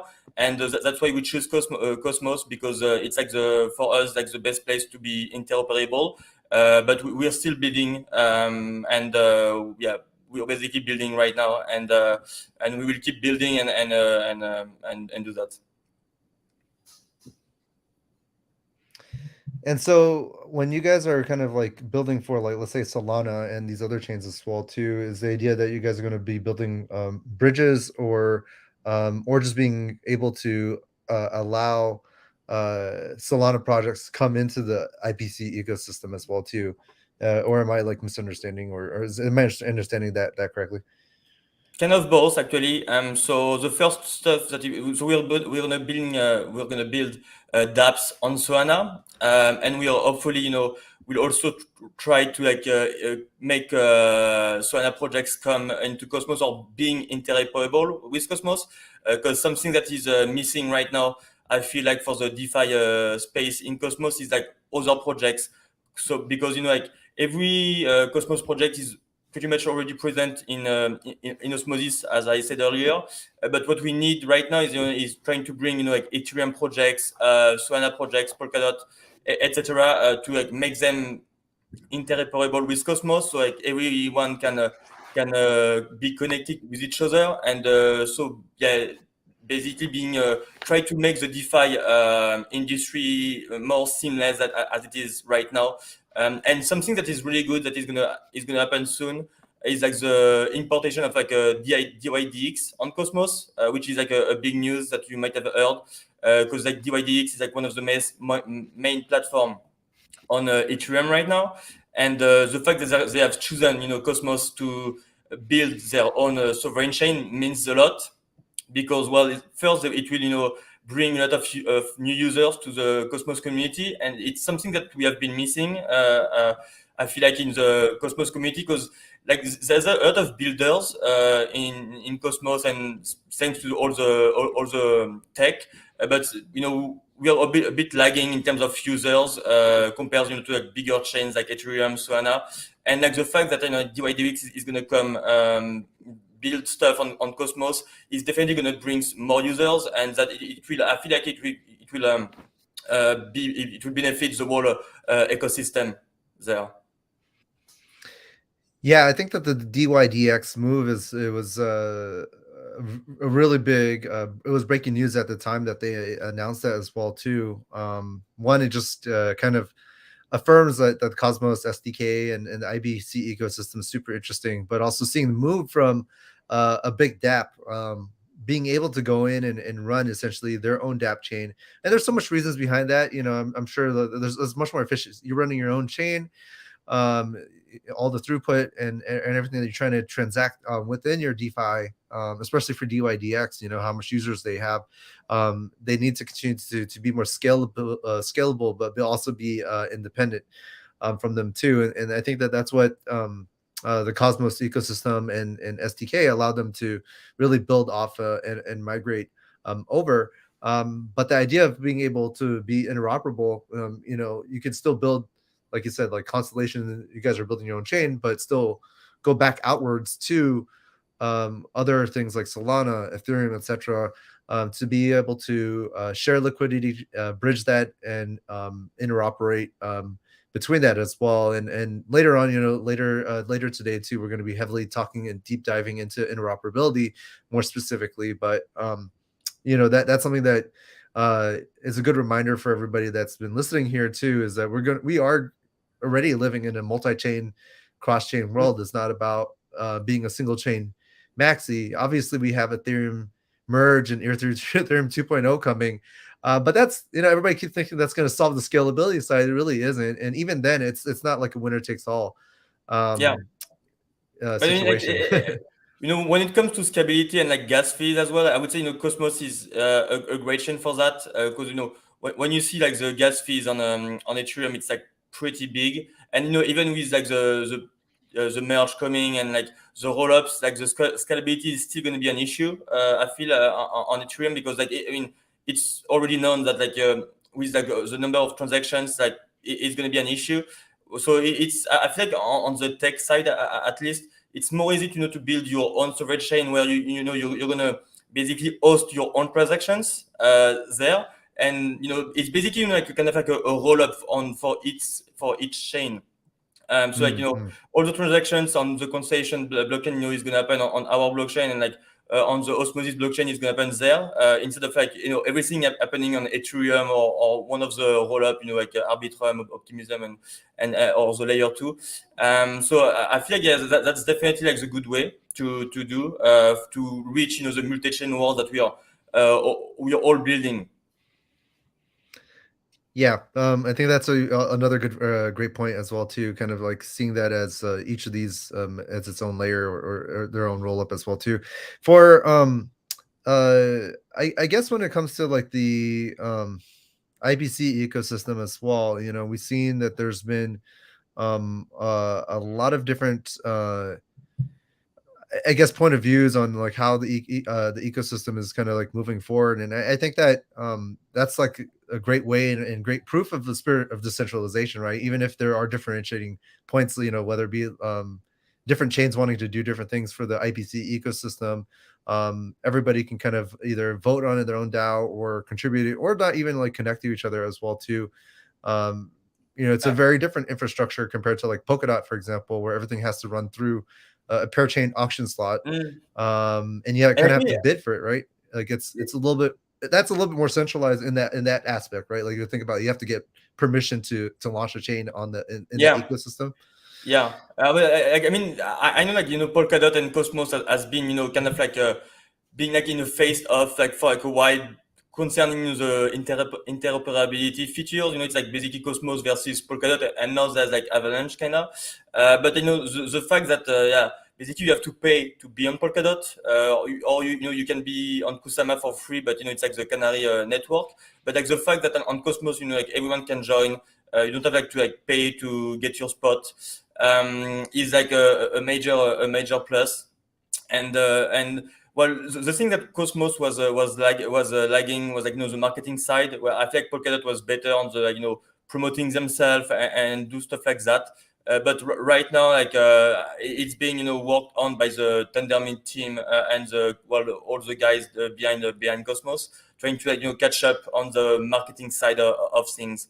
And something also like really interesting I wanted to mention about the what's happening in the Cosmos ecosystem or DeFi was wait, let me come back. Was the fact that like Ethereum bridge are being built. So like there's like EVMOS, a chain. So it's like an EVM compatible chain. So like they try to being a bridge to Ethereum to like bring all these DeFi protocol on Cosmos as well, and it's something like that is really good for the space, and every every project on Cosmos is trying to reach to others, and it's like something big because like Cosmos was like kind of like a big industry, or it was being in the DeFi space thanks to Luna. And since the Luna collapsed, like basically a lot of liquidity like kind of like disappeared, because like Luna is pretty much worth nothing now. So it was like a big strike for the Cosmos community. But then we managed to like build from that, and like come back, and like all these new projects are coming onward, and trying to reach us, the Cosmos community and all the Cosmos team. And that's great. And yeah, one last thing is like the Juno blockchain. So basically, Juno is like a layer 1 blockchain on Cosmos that enables anyone to build smart contracts on there. And I think there will be like a lot of potential thanks to that, because I've seen some projects basically trying to build algorithmic DeFi protocol. So meaning you basically lock your funds in a smart contract, and the smart contract will rebalance on a weekly or daily basis your DeFi yields. So like I feel for me that's like one of the futures, or the future of DeFi is like about that, trying to build the best way to make yields and like yield farms and like get returns, and being able to do that through smart contracts is going to be a huge plus. And Juno is going to be allow people or projects to do that. So that's going to be like a major advantage in the coming months and years. Looks like we got some Juno alpha there too, so Yeah. to hear about. Despite Luna, the whole algo stablecoin things too, but what at least that kind of proved out in terms of what was super interesting was that Luna at least was able to really prove how big a scalable DeFi solution and user base could be. Obviously, it imploded, and it fully imploded for many other reasons outside of the tech itself. It's really from the algo, how they structured the algo, and Anchor and all the bank run and all that stuff too. Despite what happened, still, we saw what happened with Celsius and others as well. It's not like CeFi is any different. DeFi is still in the super infancy phase, and I still think that there's a real need for a decentralized dollar, and we'll see that again soon. And we hope that did a major blow to the Cosmos DeFi ecosystem, at least temporary in the short term run, because UST was the stable coin of choice for IBC and Cosmos DeFi. But actually, so one of the things which is I find amazing about Cosmos is like basically like UST was the only kind of like the only stablecoin that we had on Osmosis or on other chain because it was so big and like everybody was using it. And as soon as it collapsed, like it took like 1 or 2 weeks for like Axelar, which is basically like a cross-chain bridge, and like they imported like DAI, USDC, and maybe another stablecoin that I don't remember, but basically they bridge that to Osmosis. So basically, since the USD crash, it took only 2 weeks to like have stablecoins being back on Osmosis. And that was like really useful for like the whole community, and like that really shows that like people care about like the Cosmos community as a whole, and that's something also important for the DeFi space. Having like a community that cares about other projects and the DeFi users is something that is going to be like really important. We talk about the Cardano community that being really engaged, even if the project was like lagging behind and stuff like that. And I feel like with Cosmos, like the community is great. Like everyone will be always ready to help you, and the tech is also at the edge. So you get best of both worlds. You got the tech, you got the community. So right now we just need the users to come. Yeah, and I think that's with also to the usability of Cosmos, and I think a lot of that's been great so far through the wallet experience from Kepler and all these other guys, and then also to like Osmosis trying to make it easy, Constellation obviously too playing a role in that part. And that was one comment that people said that out of all still DeFi in general, like Luna did make it super easy in terms of UX UI still. Regardless, if you take away what happened behind the coin and everything too, but just like the way that they launched some of their products from Anchor and the dApps that they built, it was super easy, and that's what really helped them almost hit critical mass and mainstream in a way, because people were able to like move their assets and also just transact within the ecosystem as well. We always see a huge friction point when it comes to usability, and usability is needed for DeFi, especially and then you for get DeFi, into like NFT. I mean, like for me, like usability is like the main strength that a blockchain or like a dApps needs to have. Like when you use something, especially if it's your first time, like you need to like understand things quickly, and being able to use it without major issues of like a transaction failing or other stuff. And like so far my experience on the different Cosmos projects was like amazing, and like without any issues that I had on Ethereum. Like I use Ethereum a lot. Like I'm always, a bit mad when I have to pay like $50 in gas fees for just like a transaction, or when I'm on Solana and like the transactions keep failing because there's like an overload. But on Cosmos, I haven't experienced that at all at any moment. There was like a small hack on Osmosis back in literally during Decentral. Like at the end of the first day of Decentral, there was like a major hack, or a hack was like revealed, an exploit exactly. But basically it took the team like the 2 or 3 days to fix it. Like and then it was it.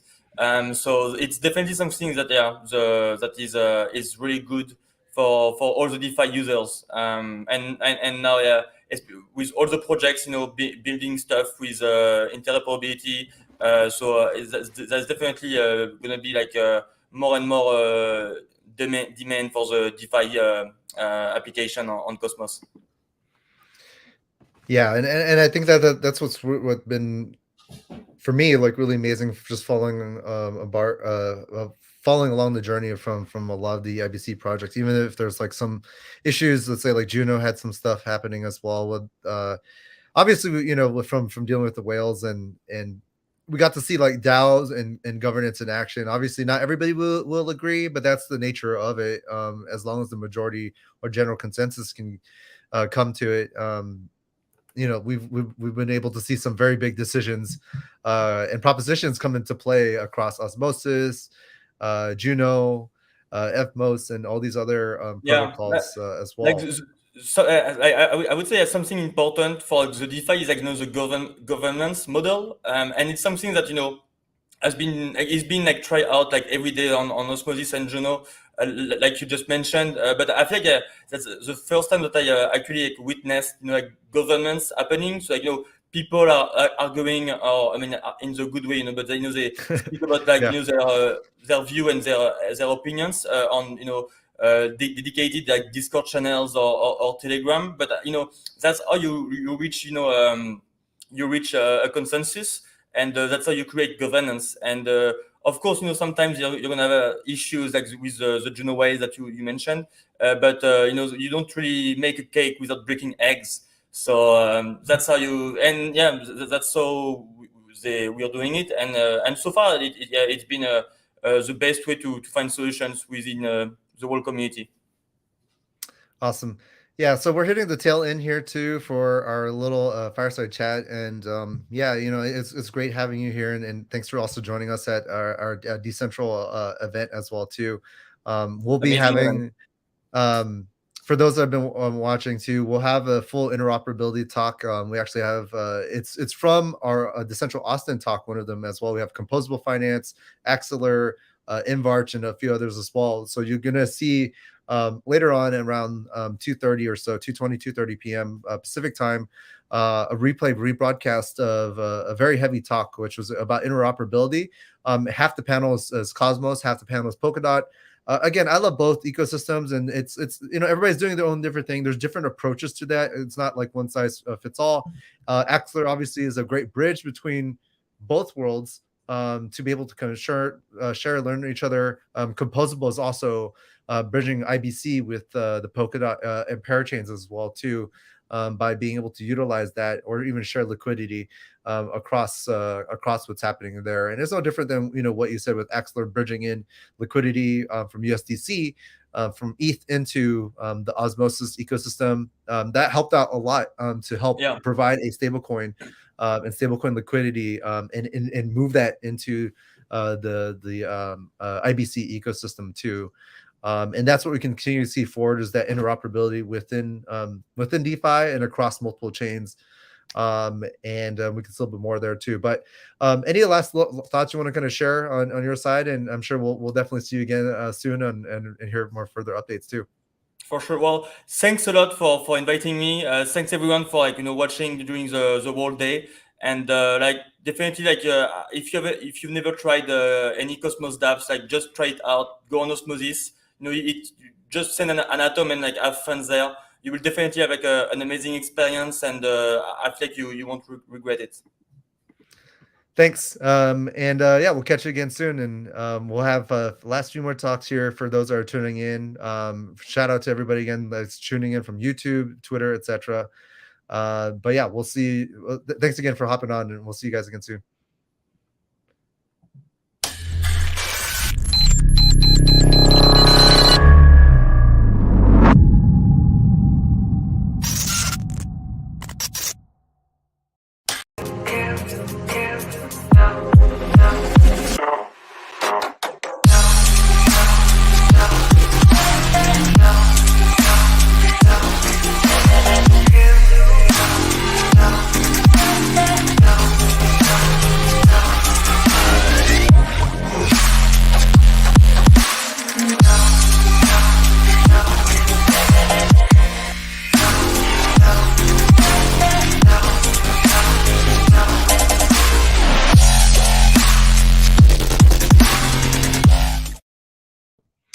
So that was a short little recap of Dcentral Austin. We hosted that 1 month ago. I can't believe it's been already a month and a half since we hosted Dcentral Austin. We had a ton of fun there, despite the crazy heat wave. It was like 103 degrees there all week. But despite the heat and despite the bear market, we still had a great turnout. And the focus was less little hype and focused more on building. We had about 20 different protocols and chains come through. And that's kind of like what we're building here at Dcentral, a full combined Web3 community where we bring in DeFi degens, NFT degens, all together, fully multi-chain, no maxi stuff, cross-chain, to all learn from each other. I'm just bullish on development, bullish on the overall space. And that's how we can kind of grow and learn together as well. Up next, I have another returning project. They spoke at Dcentral Miami before and joined us previously on other events as well too. I'll bring Martin here up on the stage. We have Paulin Dow. Hi, good day. How are you, Justin? Hey, doing good, doing good. Always great having you guys on as well. The floor is yours. I'm not sure if you wanted to do a screen share or a slideshow thing, but if you hit the share button, you can go ahead and share a screen, and I can add that into the stream here too. Yeah, before I do that, I just wanted to ask you what would happen in the DeFi world if you would lose like $1.7 million. $1,007 or yeah, no, 1.7 million. Sorry. Oh, 1.7 million. Oh, what would happen? I don't. Well, in the case what we saw with what happened with all the funds in DeFi, right? Like I guess we saw the implosions, but DeFi did its job, right, in a way that the DeFi loans was the one that got paid back first. And what would happen if you would lose 1.7 billion of your customers' money? Oh, that'd be terrible. Yeah. And what would happen if you would lose 1.7 trillion? Oh, yeah, that'd be the whole crypto market in general then. Well, yeah, it's probably more. Yeah, more than that. Like what was today in the news is that one company lost that type of money and they didn't get hacked. And that's why I think DeFi is so important. And that's what I wanted to talk about. Because I think if we're talking about 1.7 trillion being lost in 6 months and no hack happened, something is wrong. Mm-hmm. What do you think? Definitely. And the fact that the people that provided those loans or participated in it can't get their money out. It's at the mercy and control of those companies. It's even literally written in their terms of service that the moment you hand over your keys over to them, you don't own your assets at all. They get to decide on how they can liquidate or pay back the top whales and creditors in this case, and not you, the everyday person. So, despite what happened with Luna and everything, everybody was saying, oh, DeFi is bad. All this, everything that's, happened is terrible, massive implosion. You look at the opposite side.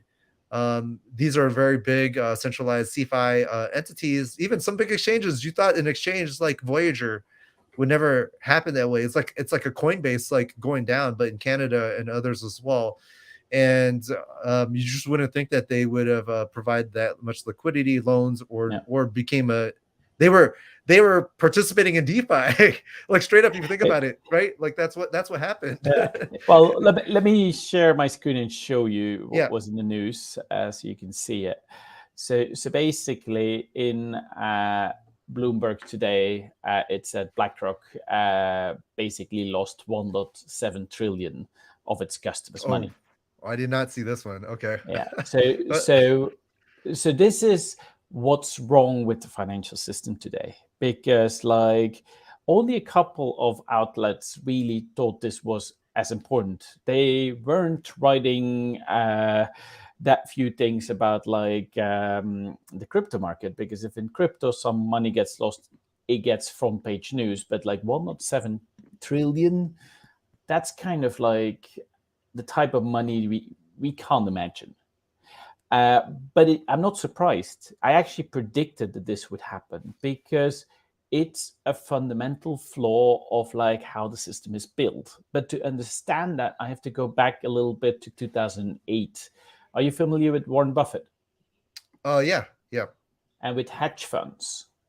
Yep. Yeah. So Warren Buffett saw these hedge funds that like were charging. I don't know if you know the 22 rule.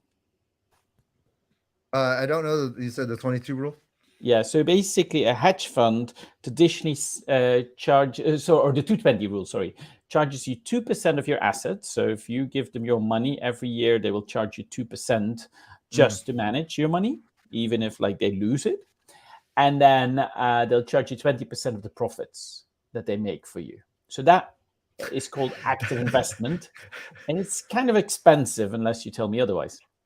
Yeah. I mean, they're literally making a yield off of you straight up. Yeah, exactly. So Warren Buffett wasn't happy with that, and he said, like, look, I'm going to take a bet against any hedge fund that wants to like compete with me, and I'm going to just follow the market by buying something very cheap called an index fund, and I think I can beat any hedge fund as long as we take 10 years to do the bet. And he won it. And what happened is it transformed the industry in traditional finance, because all of a sudden everybody said, why do I give all my money to these hedge funds if they don't beat the market over 10 years time? It's better that I just follow the S&P 500, the NASDAQ or whatever. And that's exactly what happened to BlackRock.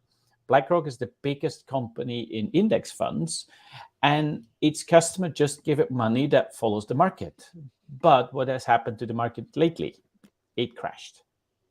So if you have instruments that just follow the market, and the market went up for the last 10 years, but for the next 3 years, it might not do the same, then you lose people's trillions. And that's exactly what's happening. But unlike traditional finance, I think we have a solution for this.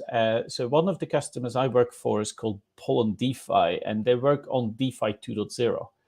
And what they're looking to do is to create indexes that like beat the market, and especially if the market goes down. So basically, if you have an index and you invest in it and the market goes down, it should generate money. And that's because people can go short and say the market's going to go down. So like, we need to make money now. And when the market goes up, they can make money. So the idea is, can we make a product that like makes money based on like predicting the market better than anything else, and then investing when everything goes up for it to go up, and when everything goes down, shorting the market.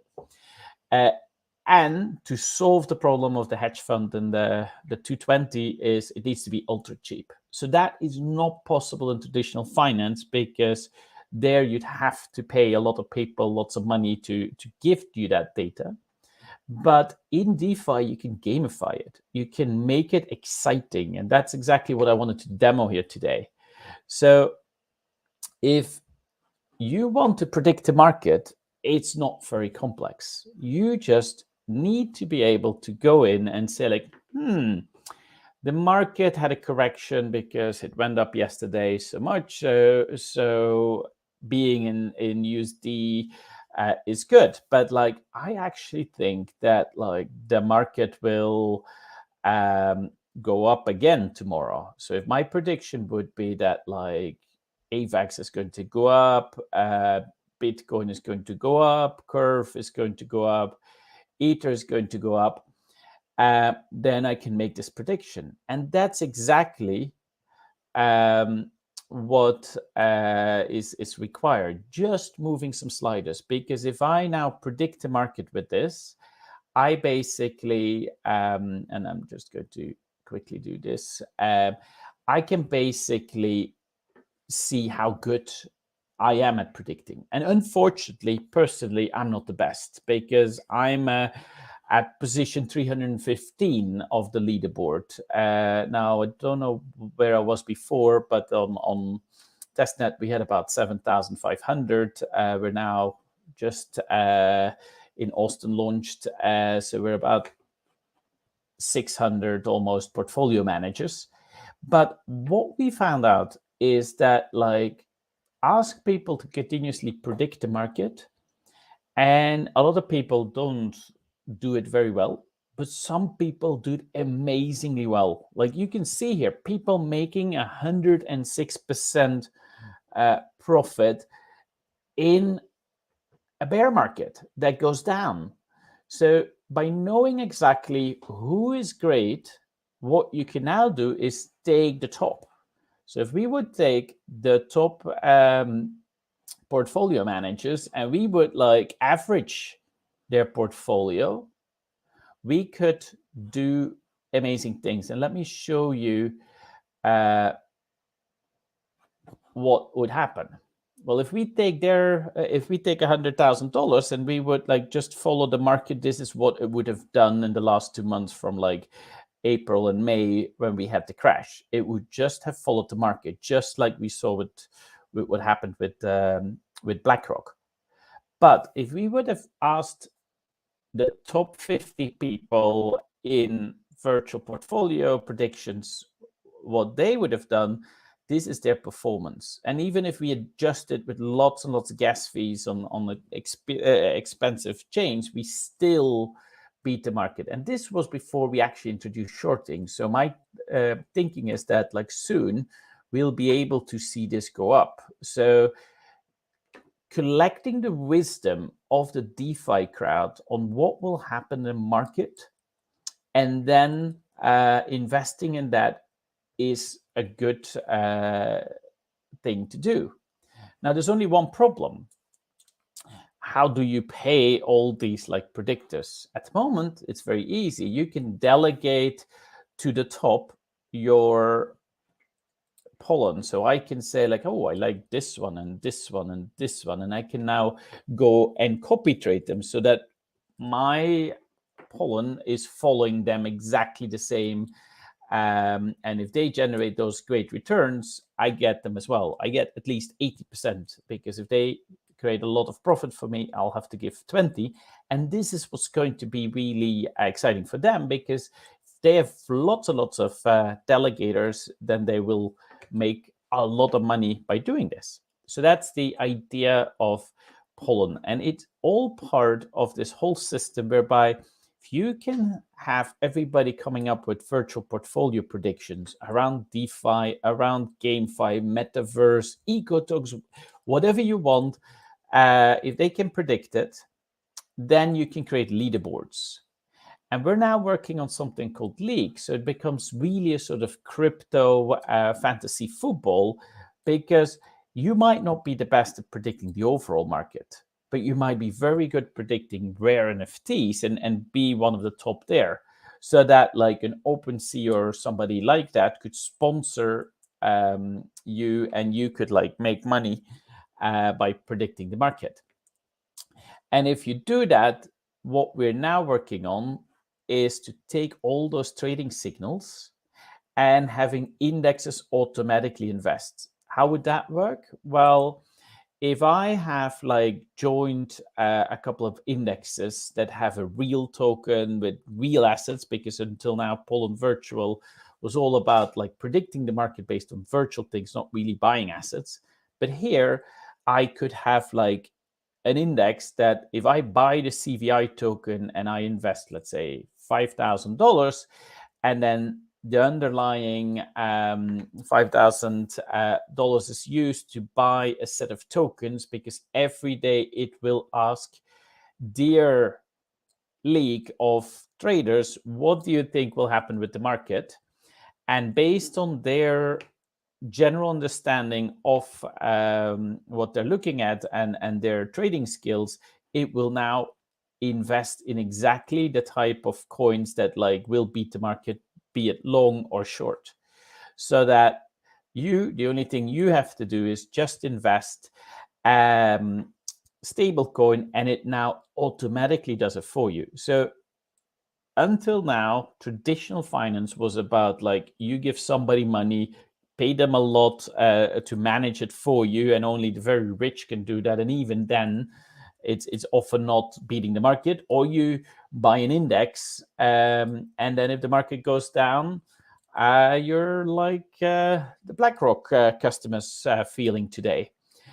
But with this type of setup, you just basically invest in one index token, and then it takes a collective wisdom of like the top traders in that specific group. So if you want NFTs, or if you want to invest in metaverses or whatever, we can create leagues, or you actually in the future can create leagues around all these topics, determine which tokens are important for an ecological climate league, or even you can go to the point where like you would be having two communities fight with one another. Could be a Cosmos community, as I heard before, against Solana community or whatever. Everybody can create their own leagues and show that they're better, and as such drive these indexes. And for somebody that doesn't want to know which rare NFT is good or which of the hundreds of eco tokens to buy, you can just buy an index and follow the general market. So that's what we're working on today. And the more important thing is that like this is an example of how DeFi today can do something disruptive in indexes, but we're going to add regulated modules on top. We want DeFi to go towards like being used by the more general public, because even if you'd have the best type of indexes on pure decentralized basis, a lot of like investment groups that manage, for instance, pension funds, insurance money, and whatever, wouldn't be able to bring their customers money. So you need things on top to have regulated indexes, and that's things like KYC, know who investors, AML, know that there's no fraudulent money coming in, and other type of things. So we're working specifically on allowing those type of things to be added so that anybody can create both a decentralized index as well as a regulated index, and then launch those in regulated markets. And this is how DeFi is trying to solve a 1.7 trillion or more problem, and how DeFi can move away from being that like odd thing that like grew up at the outskirts of finance, to actually in the future define the core of both centralized and decentralized finance. And that's why I'm really excited about like all this potential. What do you think?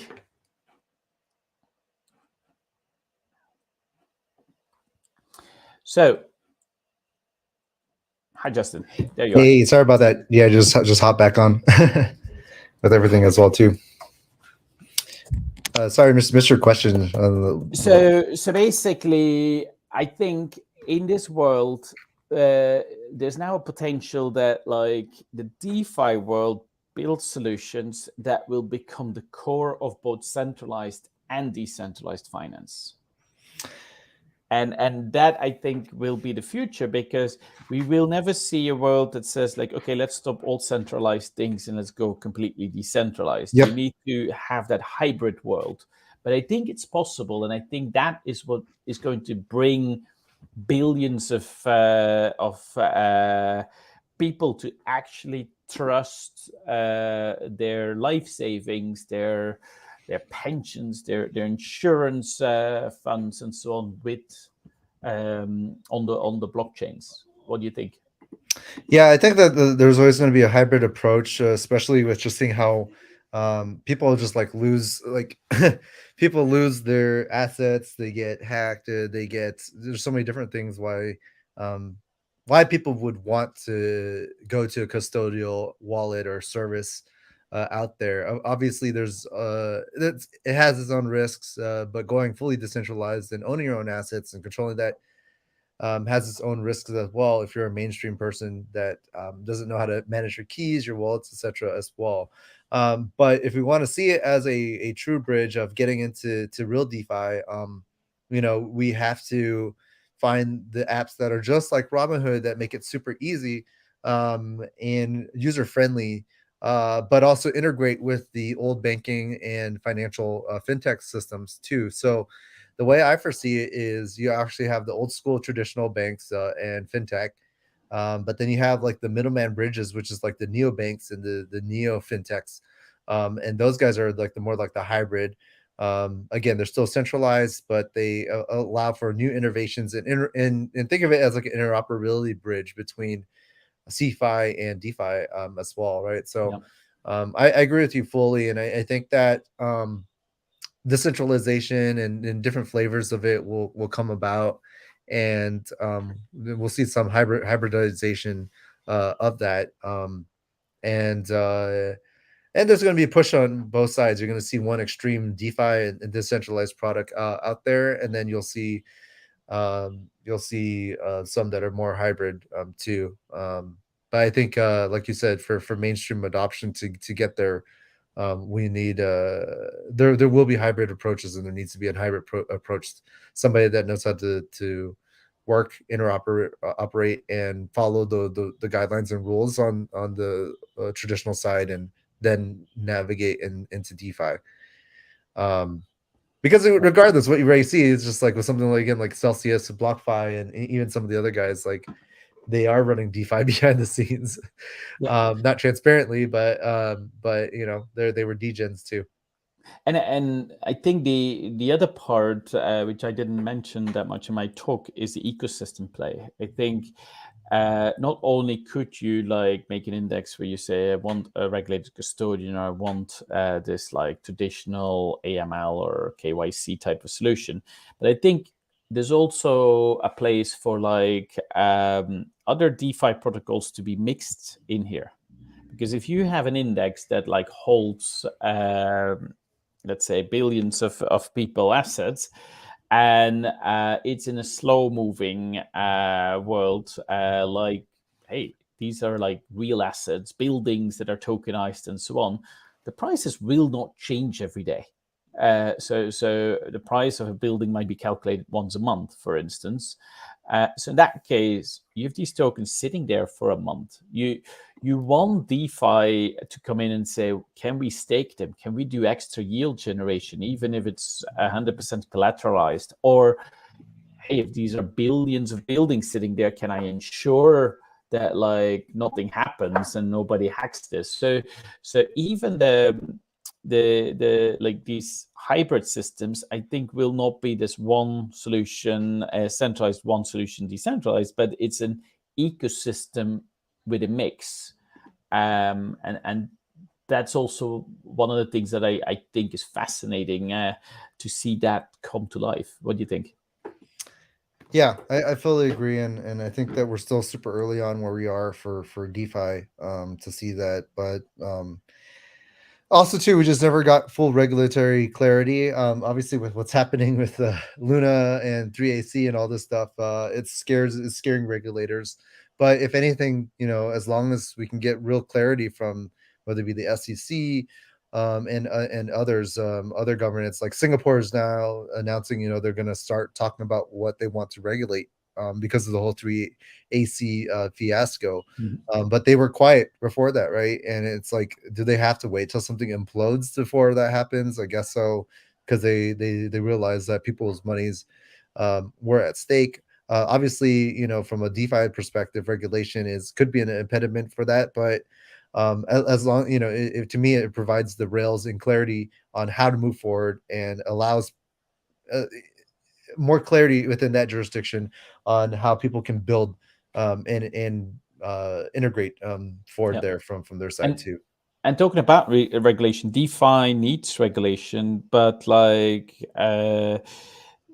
what we're seeing today, and I don't know if it's in the US the same, but like in the last weeks, there were like a couple of I don't know if you're familiar with Revolut and Starling, but they're sort of like number 1 and 2 in the UK market for fintech next gen banks, and both of them find it very hard to get regulated. So Revolut is already like more than a year trying to get a UK license, and Starling just gave up getting a European license. So we're talking here about like fintechs that like have billions in investment.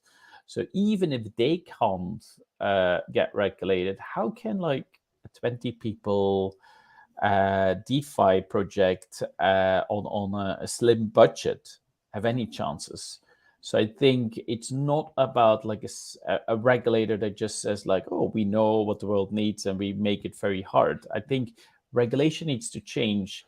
And I think DeFi can actually be helpful there, because you could make oracles where like everybody could check, is this wallet on a forbidden list? If it is, let's not like take their money. But instead, in traditional finance, that's not how anti-money laundering works. Anti-money laundering is a lot less transparent, a lot less real-time. So I think there's a lot of potential that like by working together with regulators, we could come up with like better ways and for keeping customers' money safe. What do you think? Yeah, I think so, and I think that we'll have to see what happens with all this the aftermath and how these regulators will come in and what their stance is. I think at this point, like a lot of these governments are not in the ban mode at all. They're just trying to figure out then how to maximize from it or tax it in this case, which again it's fine as long as they just provide that clear guidelines, which hasn't been there. And maybe everybody's waiting for the US, and the US is just moving at snail speed, not even approving like an ETF or anything, Bitcoin ETF, even though there's no real answer there. And I think that's where Digital Currency Group and Genesis was suing the SEC because of that. So I think that could be monumental once we get clarity on either end, if we can move forward for this, because it seems that there's some delays.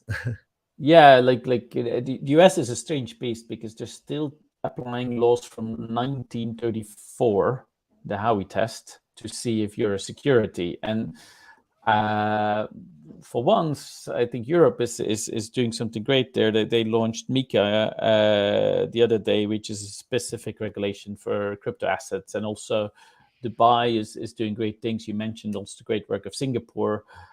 So I think there's a lot of things happening, and I just hope that like those regulators come with an open mindset, because actually I think a general collaboration, the transparency that blockchain brings to finance is enormous. The real-time possibility to stop bad actors from like moving their ill-gotten billions into this market could be enormously interesting if they gave DeFi a chance. For sure. Cool. Yeah, and I'm just like we have one last talk that we're coming up as well too. And also want to say thank you again, Martin, for joining us for today's discussion and contributing to DeFi Summit. I think you brought a lot of interesting ideas and questions, and kind of an understanding on how we can move forward at the current state of DeFi, how we can bring traditional, more like DeFi 2.5 into the mix as well. and then applying that model into into kind of like where we are currently. It depends on your perspective where we are in DeFi. Some people said we've been moving so fast like in 1 year. Like DeFi has already witnessed and experienced multiple nuke events, but each time though it's getting bigger and bigger and stronger. People are iterating and learning from it super fast. Sometimes it's super hard, the hard way to learn about it. But the cool thing though is that things are able to move much more faster and much more experimental than what's going on in traditional finance and fintech as well too. Any last thoughts to share? Yeah, no, I want everybody to be invited to come and check out pollen.id and help us like jointly disrupt index funds, because nobody likes to lose 1.7 trillion of customers' money. No, not at all. And that's way over the crypto market cap in general as well too. But it goes to show you though how small crypto is still compared to like the world. It's not even one like major tech stock. Apple is still worth more than all crypto in terms of valuation and everything too. So it's always good to have that perspective and see comparisons to other asset classes. But if we can move everything from those assets into digital, in this case with crypto, NFTs and others, then we're going to unlock even more dollars, liquidity, and potential there. And that's where we can see the future upside is as well. Definitely. Thank you for having me. Hey, no problem. We'll see you again soon in another upcoming Dcentral event. Thanks again for jumping on. Thank you. Bye. Awesome. So yeah, we'll wrap things up here. We have one more talk about interoperability, especially when it comes to both Polkadot and Cosmos IBC. Before then, I'll just do a little quick sizzle reel of Miami. Again, Dcentral Miami is coming November 28th to the 30th. So be on the lookout for that. We are going to be right before Art Basel. Last year, we hosted the largest conference and event during that week. And so we're excited to bring it back and run it back again for Dcentral Miami.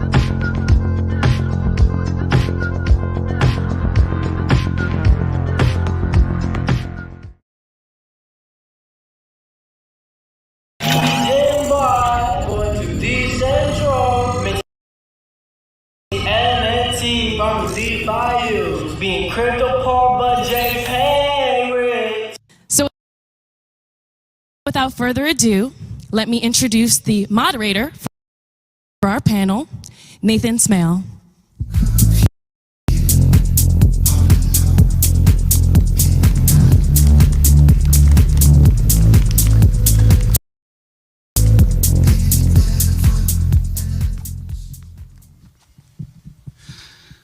So Bianca stole most of my introduction, so that's good.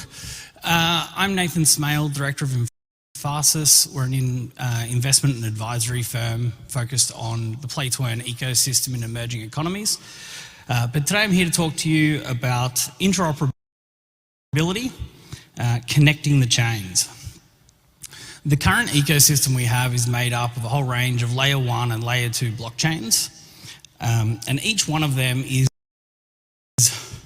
really fighting to gain traction in the market. And I see that directly in play-to-earn gaming, but also in DeFi, we're seeing new projects and new protocols pop up constantly. This competition leads to a great deal of innovation, but also can cause a lot of headaches from developers looking to pick the right chain so that they can access liquidity and a user base, to users having to have a whole host of wallets. That's the solution to that is interoperability, which is the ability to exchange and utilize information and assets between two systems. Sounds easy, right? As it turns out, it's not. It can be quite a pain. Our panelists who we've got today are all working on projects to really make that easier for everyone in the ecosystem. So if I'll invite our panelists on stage.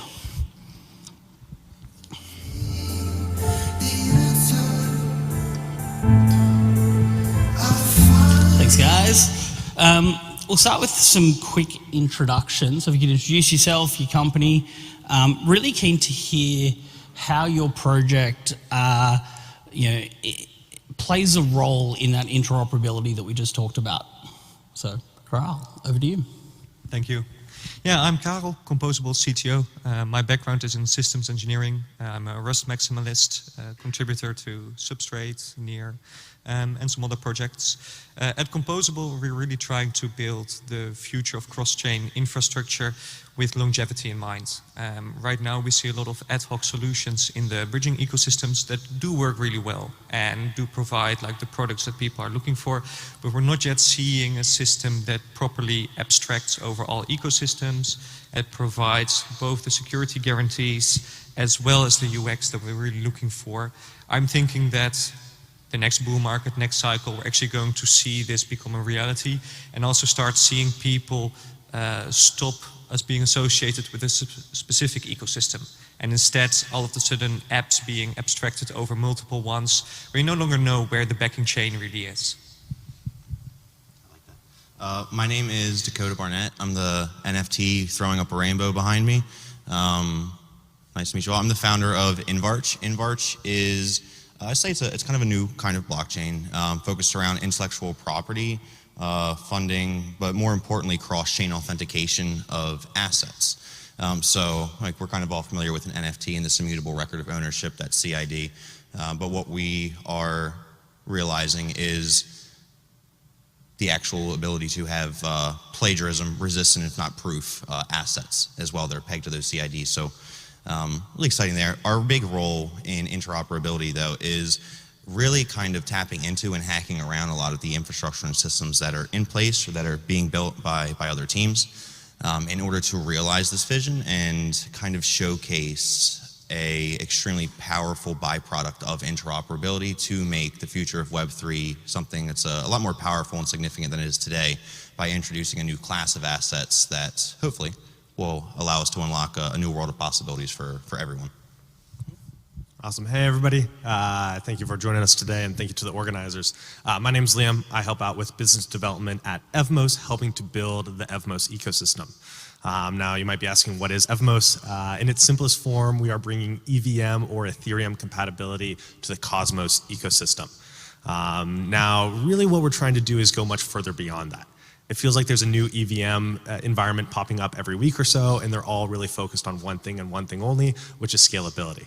And scalability is certainly something that's important and certainly something that we do want to spend time on, but we also wanted to introduce this idea of interoperability and how can we enable not just multi-chain applications, but also cross-chain applications so that you can write all of your contracts in Solidity, deploy them to Evmos, but then still be able to interact with any other EVM or Cosmos environment. Thank you. Hey everyone, this is Sergey from Axelar. So what we're doing is building and delivering infrastructure to really create this interoperable cross-chain Web3, right? So we're building infrastructure, we're building networks, we're building, routing, translation protocols, kind of transport layers, and yeah, so happy to be here. Thanks for the invite. Awesome. Now, obviously, you guys are all very close to the issue of interoperability. But for the audience who might be less aware, it sounds great. Why wouldn't we just have interoperability today? But what are some of the barriers that we're facing? Is it purely technical? Are they human? What are some of the barriers that we're working through? Carl, what's up with you? So I think we're facing barriers both on the UX side as well as on the technical side. There are some unanswered questions in the multi-chain thesis around the security of light client-based bridges. What happens when you have a 51% attack, a chain reorganization? We haven't really seen those in practice yet that often, but still those do offer a threat to all bridges out there. That's why I'm really bullish on Tendermint, DeFi, Babe, basically chains that provide deterministic finality because they basically solve that problem. Routing for ETH 2.0 because that's what we really need to do proper bridging within the Ethereum ecosystem. The next problem is UX, where in the previous cycle we saw that it was basically impossible to leave an ecosystem. Now we're seeing that you can definitely bridge out your own funds and start playing around in different ecosystems. But if I may use Web 2 analogies, instead of Slack making a lot of API requests for you and integrating new products, basically currently your products ask you to do those API calls yourself, then go back to your main product, register that you've done so, and you're doing all of these steps by yourself. Well, what I'd really like to see is the capability for smart contracts to dial into other chains, do DeFi interactions there, while giving the user the one interface, right? They're doing xyz.farm, and they don't necessarily realize that it's actually backed by 20 different chains all trustlessly. And part of that is possible right now, part of that isn't yet, and I think that's kind of where the ecosystem should move to. Perhaps a couple more years, and then we're there. So I agree. It's definitely a back-end and front-end issue. On the back end, see, one thing that is a huge issue, and it always comes down to security, because there's a lot of other things that you can kind of hack around, but security is what you cannot hack around. People have tried to institute bridges in, I would say, ignorance of this, and it's only cost people like hundreds of millions of dollars, so no big deal. There needs to be a level of seriousness that's taken with this, and a lot of respect for the individuals up here because they take that very seriously when architecting these designs to do them correctly. But yeah, security is definitely a huge thing. ETH 2 is needed because the ecosystem there, the developer ecosystem is absolutely massive, and that's not going to go away. You'll see other ecosystems grow and you'll see the developer base grow, but Ethereum, whether you see ETH 2 as a golden savior or you see it as your grandfather, it's there and it's staying. And so are all the developers. However, with that, because now there's all these applications and dApps that are all built on top of it, and they can do amazing things, but they're not connected securely, soundly with other ecosystems, then it's this siloed chain. And it's almost kind of redundant against the greater Web3 vision. At least against interoperability, 100% goes against that greater mission. But coming back to like the front end side, like he was saying, be able to have these transactions to be able to bridge assets in one clean, like flush motion is extremely important, because I have myself, like I've gotten regular individuals who they've known nothing about even Bitcoin, but I want to get them into DeFi because the yields, inflation's bad. Let's try and get them to get into this mix. But when I do so, and I'm showing them how to move assets around different chains and how to bridge assets, they hate it. They're why would I do this? And I'm trying to tell them it's because you make money, but they're already disinterested, and it's because of the UX that they experience, and because of that, the UI that they experience. So that needs to be bridged, but first and foremost, you need to have systems in the back end that allow for these smooth transactions. So I know, for example, at Composable, with their Beefy Centauri, working on that. I want to, I guess, kind of shout out Polkadex, project in the Polkadot ecosystem. They have their Thea Bridge, which allows individuals to experience that in one transaction, to bridge and swap in one transaction, which I think is important. But ultimately, yeah, just security, the systems, the way that we design these things is really crucial. And I also think having a good sense of community between the builders is also extremely important to make sure that there is this unified mission in achieving true secure interoperability, one where you can't sacrifice security. That's actually an interesting point to throw to you, Liam, with the communities and how they work together. I mean, you guys are working pretty hard to get Cosmos and ETH just humming and interoperating. how do you go from a community perspective to bring them together and get people on both sides cooperating? Yeah, I mean, it's hard because we're trying to cater to both the Cosmos community as well as the Ethereum community, kind of as a port of entry of sorts between these communities. We are not a bridge, right? We leverage bridges like Axelar or Composable to bridge those assets over, but then to interact with the greater Cosmos ecosystem or the greater EVM ecosystem, you can leverage Evmos. But it's hard because like even just something as simple as wallets. If you're an Ethereum user, you're very familiar with using MetaMask. But then if you're a Cosmos user, you're very familiar with using Kepler. And so, you know, when we launched, unfortunately, we launched with support originally only just for MetaMask, with, you know, Kepler wallet to come soon after. But then the Cosmos community was really mad and frustrated because they weren't able to use the wallet user experience that they were familiar with. And just the build out that was required to support Kepler wallet meant that we had to actually change the key type that is supported in Kepler, since we use Ethereum keys, for instance. Or other concepts like explorers, right? We take explorers for granted, being able to just look up your transaction. But it's something that is really complicated for Evmos because we have both Cosmos and Ethereum transactions. And so none of the Cosmos explorers are able to support both. None of the Ethereum explorers are able to support both. And so right now we have two different explorers depending on which type of transaction you're trying to look up.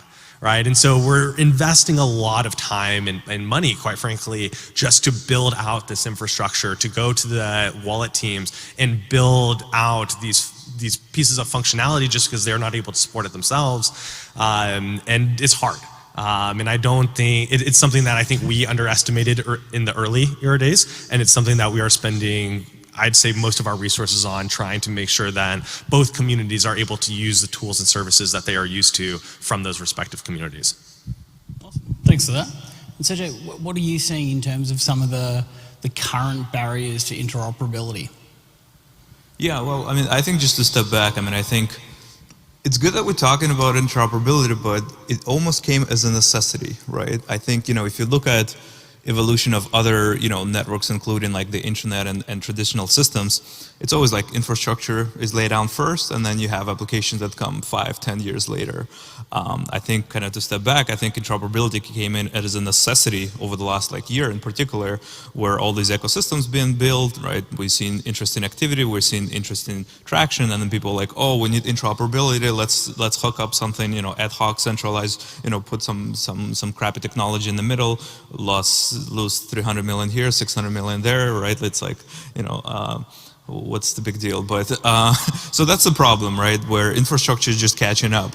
But I think the exciting part are all the use cases. And so I do think the challenge over the next, you know, still year to come or year to two is like laying down the foundational infrastructure that can really stand there for decades, right? Not for years, not for months.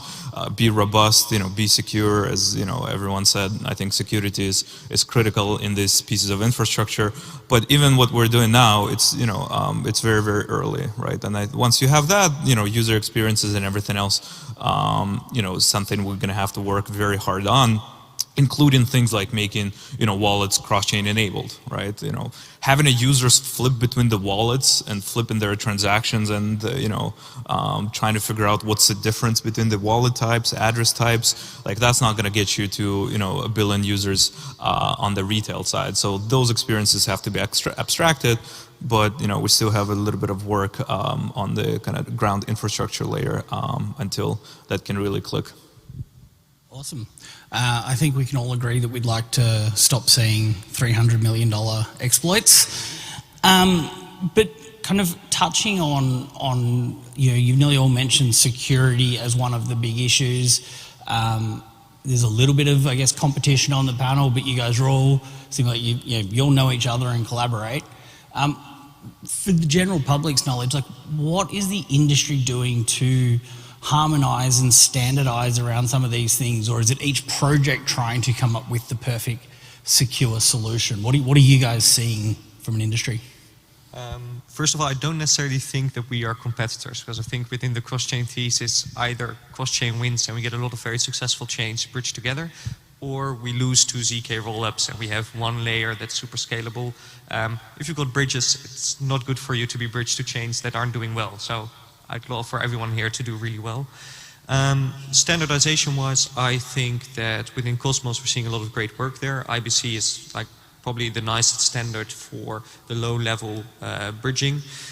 What worries me a lot is that a lot of work has been done so far on bridging already with ad hoc solutions that basically combine a lot of different layers into one solution. So you don't necessarily have the one secure bridge capable of transporting data across chains and then a monetary transfer protocol with disputing built on top of that. No, bridges are very monolithic applications where if their lower level security is cracked, funds get lost, you're not necessarily able to securely message pass on top of them.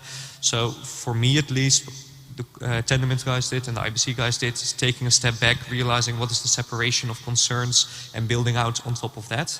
And now I feel like overall projects are doing the same. They're taking that step back again, they've seen the initial traction, and now we're going back to remodel bridges, remodel infrastructure. So I still kind of step on the same note is I like to think that's not competition. Me specifically, well, Invarch specifically, not a competition, more so very closely watching the development of these teams because with their success comes our success. So just bring it back to cross-chain authentication, that real quick.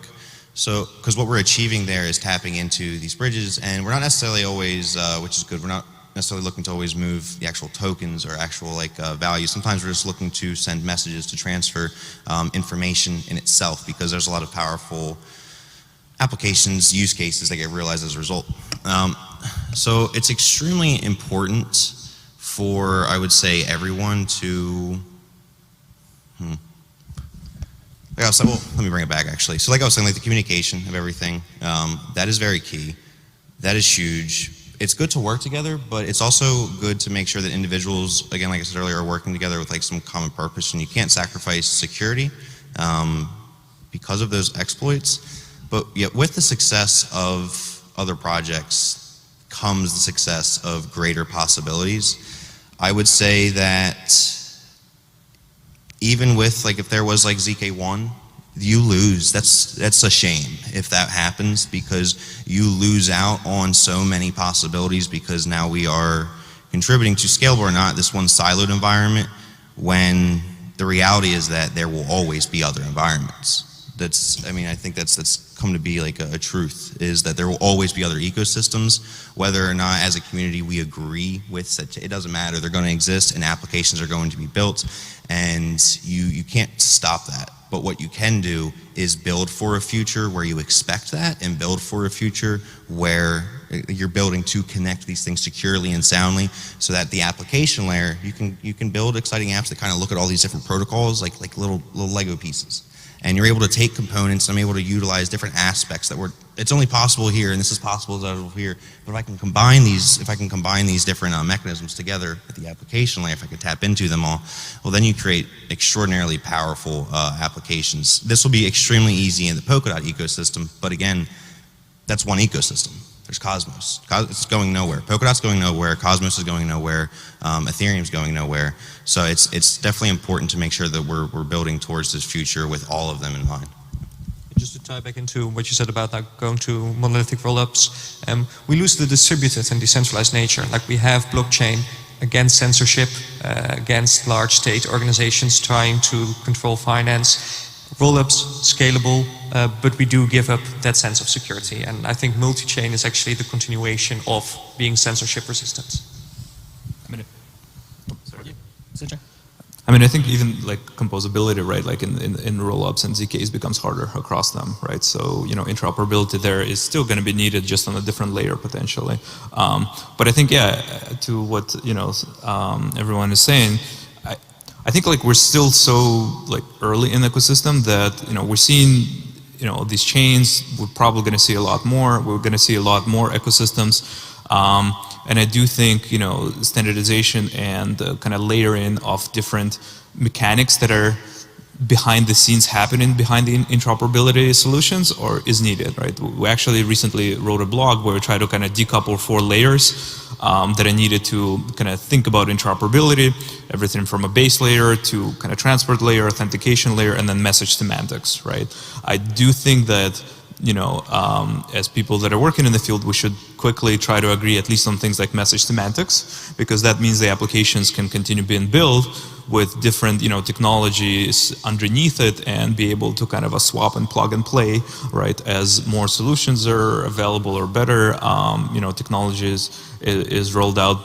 So I think kind of the message semantics layer is going to standardize over the next kind of year. That would enable the applications to continue building with various, approaches back in them underneath. And sorry, just to jump in, is anyone actually working on that message standardization, and how collectively are they bringing everyone in the ecosystem into contributing? So I know there are some groups that are starting to do this. We actually kicking off, an effort to standardize some cross-chain protocols for kind of EVM compatibility. So, I'll actually be, inviting people to join some of these community calls. We're putting a short standard sometime this or next week, and then, we want to invite all the community members to kind of give feedback and, help us, along those lines. So, yeah, I think it's early, right? Like, I think we're just to the point where, you can do things like sending messages right across chains. A year ago, like nobody really talked about that. So, I think this would be kind of the theme probably over the next year. One danger you have, or not necessarily danger, is with a lot of people developing standards right now. So it's going to be another competing standard. Probably going to see a boom of standards first, and then the cut down again to see which one actually works out the best and survives. And then shamefully, sometimes it's not the best one that survives, but simply the one that got the most traction early on. So I'm rooting for us to actually get the best one out there ASAP and develop this nicely. And I think this actually ties in nicely to just the kind of debate of like EVM versus like Rust environments, because the EVM environment has become a standard of sorts. Rust is, forever increasing, and a lot more ecosystems are adopting it, but there's still a big steep learning curve. Just one, learning the development of building in Rust environments like CosmWasm or Substrate, or just building the tools to support it. One thing that's really nice about, bringing the EVM compatibility with Evmos is just we get to tap into all the Oracle providers, that applications are used to, like Chainlink right off the bat, or indexers like the Graph and Covalent, or multisigs like Gnosis, right? Like, people complain about the multisigs in the Cosmos ecosystem all the time, just because like you pretty much entirely have to use the CLI command line for it. There's no good UIs for it. Just the functionality of it is really poor, but we're able to introduce that. We're able to introduce Gnosis Safe with Evmos, and I think by bringing those tools and those familiarity to an ecosystem really just helps kickstart it. And we've seen that with like the Avalanche ecosystem in their C chain. Almost all of their activity is on C chain. With Polkadot and their Moonbeam or Aurora and Near, the EVM compatibility, might not necessarily be the best technology solution, but it has kind of risen so far as a standard of sorts. I would, however, be really sad if in 10 years' time the future of finance is built on top of a language that got ripped from JavaScript, the EVM that got built in a fairly short amount of time. So I think it's, I just want to add, it's kind of to agree with that. EVM is now, but according to the man who created Solidity, it's not the future. Time will tell. So we can't quite all agree on everything just yet. We got a little bit of ways to go. It's a lot easier. Don't get me wrong. It's so much easier right now. If someone wanted to get into blockchain and they're like, look, I've made like maybe some simple backend apps, or I've made a website or something, like I want to get into the space. Yeah, okay, granted, Rust, a bit more of a learning curve, and the documentation is not as friendly right now. But still early with things. So, Solidity day one probably wasn't the greatest, but you give it time, you give it resources and community support, and things build up. So I do think that, I know for a fact we're going to be seeing more and more of that with Rust, with Substrate, with CosmWasm. Should have called that Wasmos. But, my bad, always. But you'll see this greater adoption and these tools. And to one point, there will be, I think, the standardization, but in the same way that you're able to, different languages are specific for, some languages are better at different things compared to others, and sometimes those things are really niche, but nonetheless they exist, and you see some languages take superiority. So I don't think Solidity will ever go away, no. But I do think that Rust has the clear potential to provide a more secure foundation for future applications and blockchains. And maybe just one quick addition also is that, you know, we are not by any means like Solidity maxis, and because like with this cross-chain future, we really believe that you should be able to build your EVM application on Evmos, but have it interact with COSM WASM contracts, right? And so this is something that we're spending these resources on so that you can have that optionality and flexibility if you want to continue to use that EVM environment. Now, I will just jump in. We've only got a couple of minutes left. Things have come a long way in the last kind of year or so. Quite a lot of the chains have really started to get some traction. We're seeing good inroads to interoperability. But we'll go through, with the last couple of minutes remaining, what do you see as the goal for interoperability in our space in 12 months? What does it actually look like? Sergio, I'll start with you. Yeah, I mean, realistically, over the next 12 months, I mean, I do think we're going to continue building this core kind of connectivity infrastructure, right? Maybe some of the kind of user experiences of interacting across these chains will be easier, but I think, you know, it's still going to be early. The end goal, you know, kind of 3-5 years from now is that, at least from a user perspective, you don't have to think about all those issues, right? Because the solidity is addressed. You know, I find myself more and more often when I visit an application, like asking like what chains is actually deployed on, which, you know, is a good question to ask, but most users don't care. That's a reality, right? Like most users want to trust the developer that they actually build on the best environment for where their application needs to be hosted, that it is a secure environment and it can compose and they can interact with it from arbitrary wallets or arbitrary ecosystems, right? So, I mean, I don't think we'll quite get there over the next, you know, year, but that's the goal that I think, you know, a lot of us are working towards, which, you know, I'm super excited about. Yeah, definitely want to echo that from Sergey. I mean, with Cosmos, there's a lot of effort on what are called interchain accounts, making it possible to control your value even if it's on other Cosmos chains. And the goal should be that you don't care what chain it's on, right? That's a developer decision. Just like, you know, developers are the ones that decide whether they're using AWS or Google Cloud. It's not users that are deciding that. And so there needs to be, and this comes down to kind of the standardization talk about earlier, about we all need to, you know, get on the same page of like, hey, where do we want to move forward so that we can move forward, even if it's not necessarily a perfect solution. I also want to dive in. It's like, I like to think that sometimes, I'm usually wrong with these things. I like to think it could take a year or two, and then yeah, 3 to 5 would be a lot safer to say. But there's also like 2 ways of looking at this, or 2 ways of approaching it. I think that you can't sacrifice security when it comes to establishing the foundation for interoperability, but outside of that, you are able to hack around a lot of other things. Like you have, this guy to my right knows a good bit about it, but like, there's a lot of research into, I guess, consensus agnostic smart contracts, which is very important. Chainlink, specifically speaking with them, I should have said that or not, working with that and stuff. But it's important to understand there's different ways to go about this, but I would like to say like a year or 2 from now, there's a pretty well-established foundation in place. And then I would like to see maybe the years after, it's just on improving it and making it even more robust, or maybe we're realizing new use cases and applications, so we're trying to develop and open up new, more efficient channels of communication for those instances. But yeah, I like to think 2 years from now, I like to imagine a highly connected ecosystem, almost like, I kind of imagine like Washington, D.C.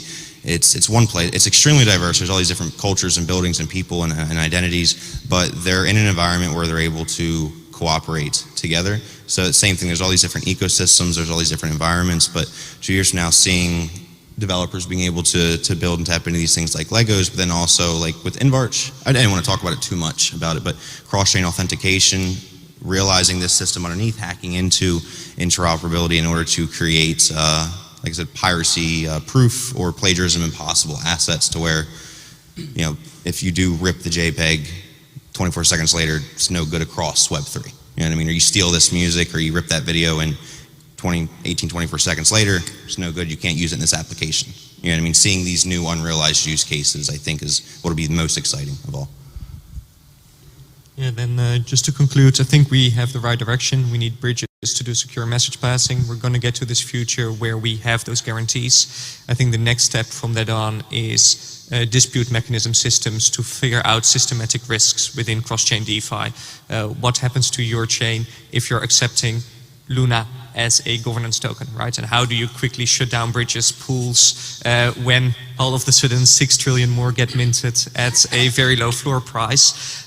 So far, this is all very ad hoc. And I think the best monitoring systems right now basically use Twitter and wait for someone to say, hey, this doesn't look right at the moment, which compared to TradFi is absolutely unacceptable, to be honest. And once within your own chain, you do have a sense of control, you do have an understanding of the risk associated with it. When you create a new pool in your DEX, you know, all right, like I'm bringing in these 2 tokens, you can read the contracts. But once you go cross-chain, this becomes a lot more difficult, because not only is it enough to read the contracts on that other chain, what happens if they change their VM? And all of a sudden they do contract upgrades, or they're not even using smart contracts, but they're app chains, and they can arbitrarily change the semantics of their token whenever they want. I think for that, like, we're kind of going to see new projects arise. So if you're in the space and think you might have a nice solution for this, contact me, because I'm super interested in this. It's going a bit more into getting DeFi at least regulated, controlled, and properly monitored. All right, thank you so much for your time today, gents. It's so good to hear that you guys are actually all creating these conversations and interacting together. I think it's very hopeful for the future of interoperability. So, Karel, Dakota, Liam, Sergey, thank you so much for your time today. Thank you so much, and great accent. You know? Thanks, everyone. Yeah, thank you.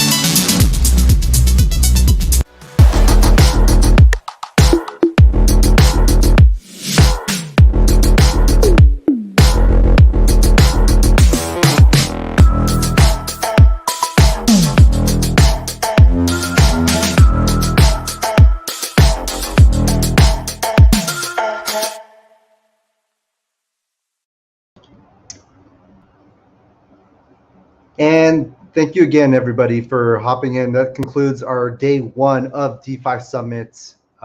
We kept it, I guess, a little bit more shorter than what we did previously, but we extended it out to 2 days, and we have full jam-packed topics again tomorrow. A whole nother set. Today we kind of explored a lot on the current state of DeFi, stablecoins. Got to dive into some regulation as well, and interoperability between Polkadot, Cosmos, IBC, and many more as well. Tomorrow, we're going to continue forward, diving even more deeper into the deeper depths of DeFi. We're going to start off with scaling. Scalability is a huge topic. We still see that Ethereum DeFi, as current state, is not scalable. Again, we'll come back again with more DAO talks following up after that. Then privacy, identity, the need for cross-chain and multi-chain DeFi, more security, and yield farming. Where's yield farming today? Is it still viable? Is it not viable? And then a future outlook on DeFi and Solana. So hopefully we can help kind of cover this out. Yeah, exactly. Don't be a maxi, be a gains maxi, but not a chain maxi. We're all here to learn from each other and grow. And again, hopefully you saw what we've been able to showcase here. We have a ton of content coming up as well. And be sure to join in our Telegram as well too. Our active Telegram community, telegram.me/DeFi Summit. That's where you'll see all the DeFi degens in there. We hope to see you there. But that concludes it all. Again, like, we're hosting Dcentral Miami end of this year. Be sure to be on the lookout for that at DecentralCon, decentralcon.com. And to close it out, I will play again the promo and video for Miami. Until then, we'll see you guys tomorrow. We'll arrive again at the same time. And of course, all our talks are pre-recorded, so we'll cut it up and rebroadcast it for you guys out there that are watching on YouTube, LinkedIn, Twitter, and wherever you are. And thanks again for everybody. It's always been a great seeing the comments and you guys' activity. We'll be in touch again soon.